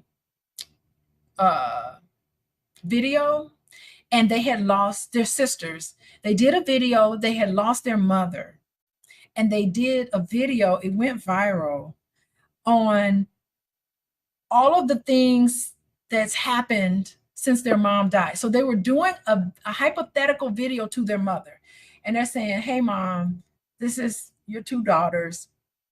It's been a year since you passed. We want to give you an update on how we've been doing since you've gone. And it's a beautiful video on it. And they're just like, let me tell you, I did not know that I need to file your taxes, even though you've passed on. And they're just laughing about it. And they're, you know, they have this appropriate sense of humor, I think, because they were like, I didn't realize that I now needed to get my own car insurance. I was driving for 9 months without car insurance. And I want to let you know that so-and-so had her baby. And they were just giving this video response to their mom. And I think it was just a really beautiful, humorous. They were sitting there laughing. It's a very tragic thing. Their mom just passed a year ago, but they were able to introduce some humor in appropriate ways, right? Yeah, but traumatic loss is different than normal grieving. Like, it's a privilege to be able to lose somebody in hospice, but sometimes it's traumatic. You know, it's sudden. It happens right away. And I think it's important to vocalize your thoughts and feelings is so important. This act just really is a release valve to kind of like talk about the emotional pressure that a lot of people are under when you lose somebody unexpectedly, and spending a lot of time validating people's feelings in that moment, I think, is unique. Cultural expectations. Yeah, a lot of the grieving process is cultural, and kind of distinguishing between the individualistic approach. So we live in a world or a country, United States, is typically the dominant society is individualistic. So sometimes in the people who ascribe to the dominant whiteness, that's whiteness, by the way, individualistic culture, they're going to grieve differently than somebody who's in more of a collective, community-like culture. So you have to, as a social worker, you need to assess what's appropriate. We talked about that earlier.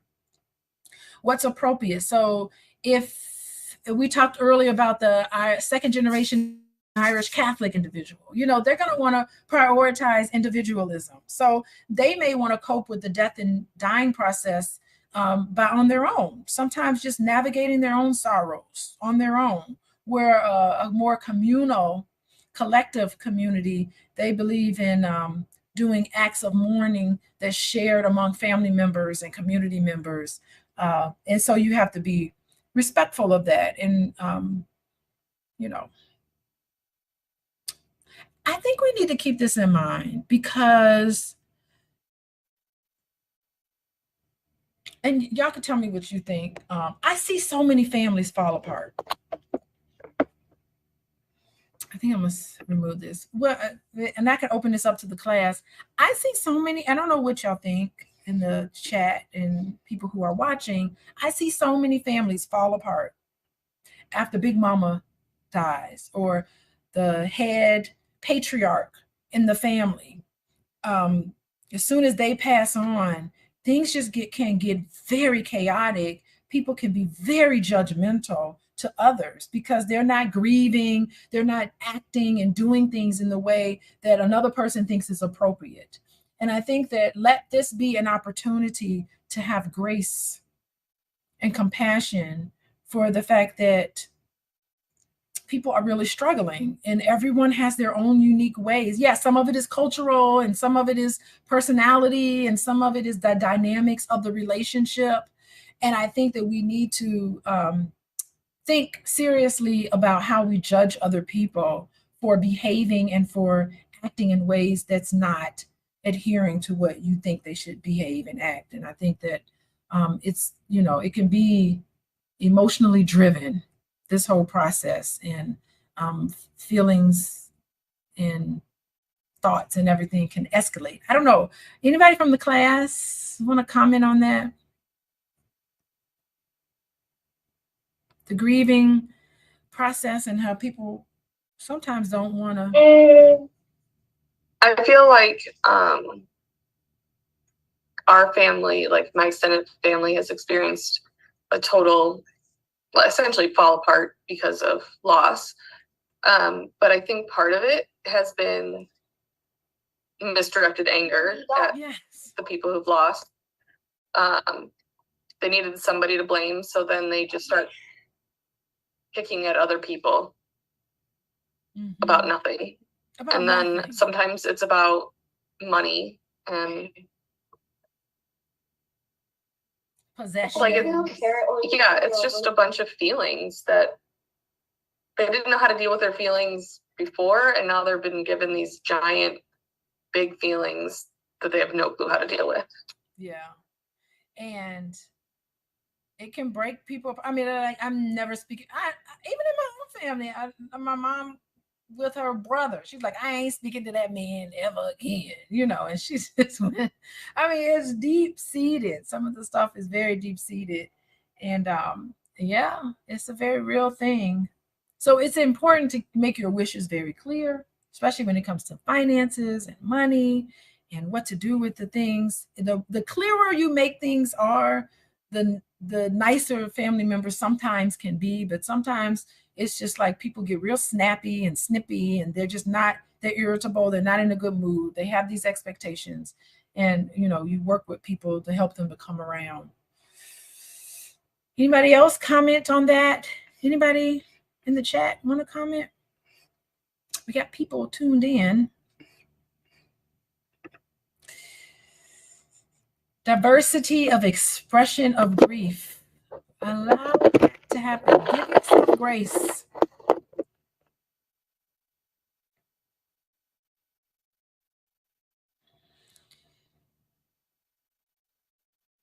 Okay. Oh, wait. Here we go. Working with older adults.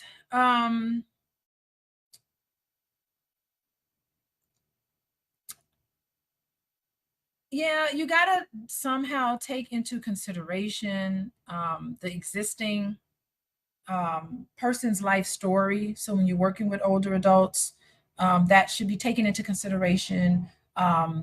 You need to develop a self-awareness of your own views on aging. Hopefully, if there is, you know, what is somebody writing in the chat? Death and marriage have interesting emotion impact. Dr. Vibe. Death and marriage. Oh, so those are two major transitions in someone's life. It can have an interesting emotion, and it impacts a lot of people. Yeah, in many ways it can. You would think that marriage would be a joyous situation, and sometimes it's not, you know, and you would think that death would be something that would be a little more easy, and sometimes it's very difficult to work through. Yeah, thank you. So anyway, let's get back to working with older adults. Yeah, you know, I think you have to look at it in terms of comprehensive approach and weaving some of these things together. Empathy is important, and respect for the individual's life history. I think that's essential for social workers to develop also a sense of self-awareness, your own views about aging, and challenge some existing stereotypes or biases you may have to people who are older. Sometimes they don't hear very well. Sometimes they repeat themselves a lot. So it takes a lot of patience, you know, and a lot of checking in and making sure that they're not a burden. We just want to hear them and understanding their unique stories that shape who and what they are, their life. It can illuminate for you sometimes the older adults, their needs, their fears, their hopes, and it can help you give them more personalized and effective support. I just tell you, there's a guy in hospice now that I'm working with. He was a musician. He was classically trained musician. And I have my flute, and I'll come and visit him, and I won't say much to him. I'll just come and I'll just play my flute and just play some songs that he recognizes. And And that's it, and he's like, thank you, I appreciate you coming, so I listen, to his story, and it provides him a lot of comfort, which is so important.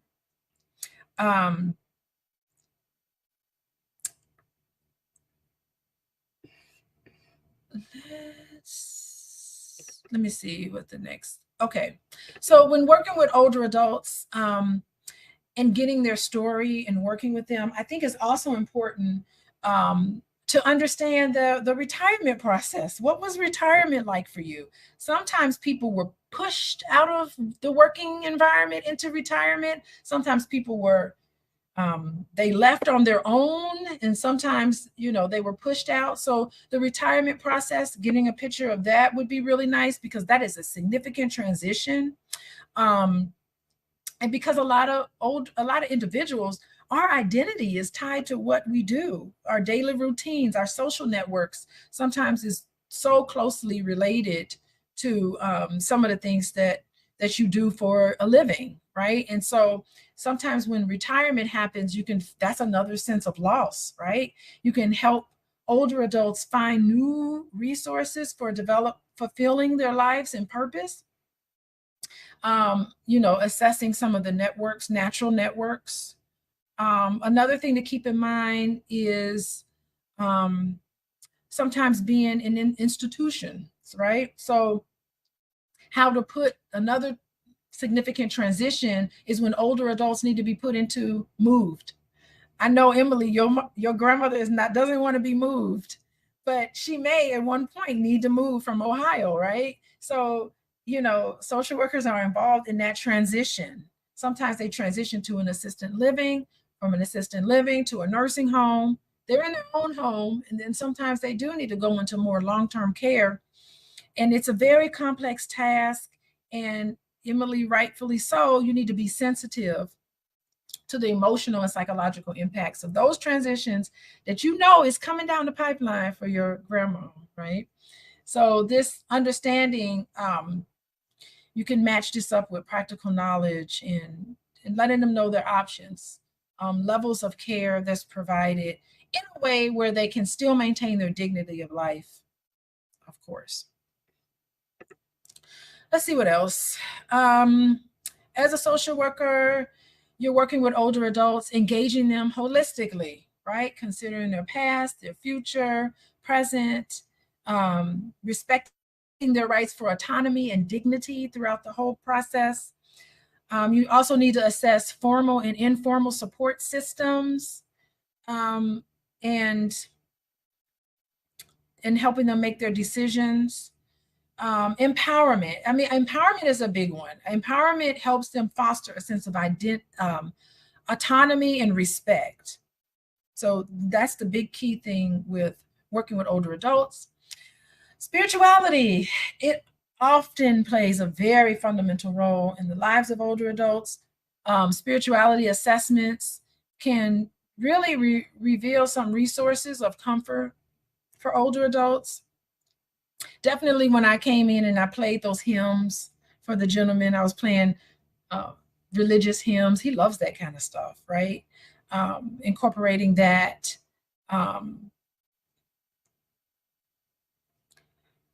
Loneliness and isolation. Oh my gosh. I do think, addressing some of that. It's the emotional health. We know that as more older adults are living alone, that all this big thing with loneliness, we talked about that last week, particularly with COVID-19, getting them connected with resources, acknowledging and respecting their unique culture to keep in mind.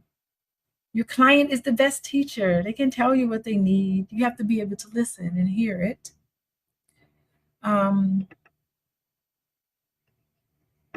Okay. So this is it with the lecture part for today. We're done with class today. I'm going to end, and then I'll connect with you students to see if you have any questions. But hello, everybody, and thank you for joining us. I appreciate you being here. I will say goodbye to everybody. Goodbye, YouTube.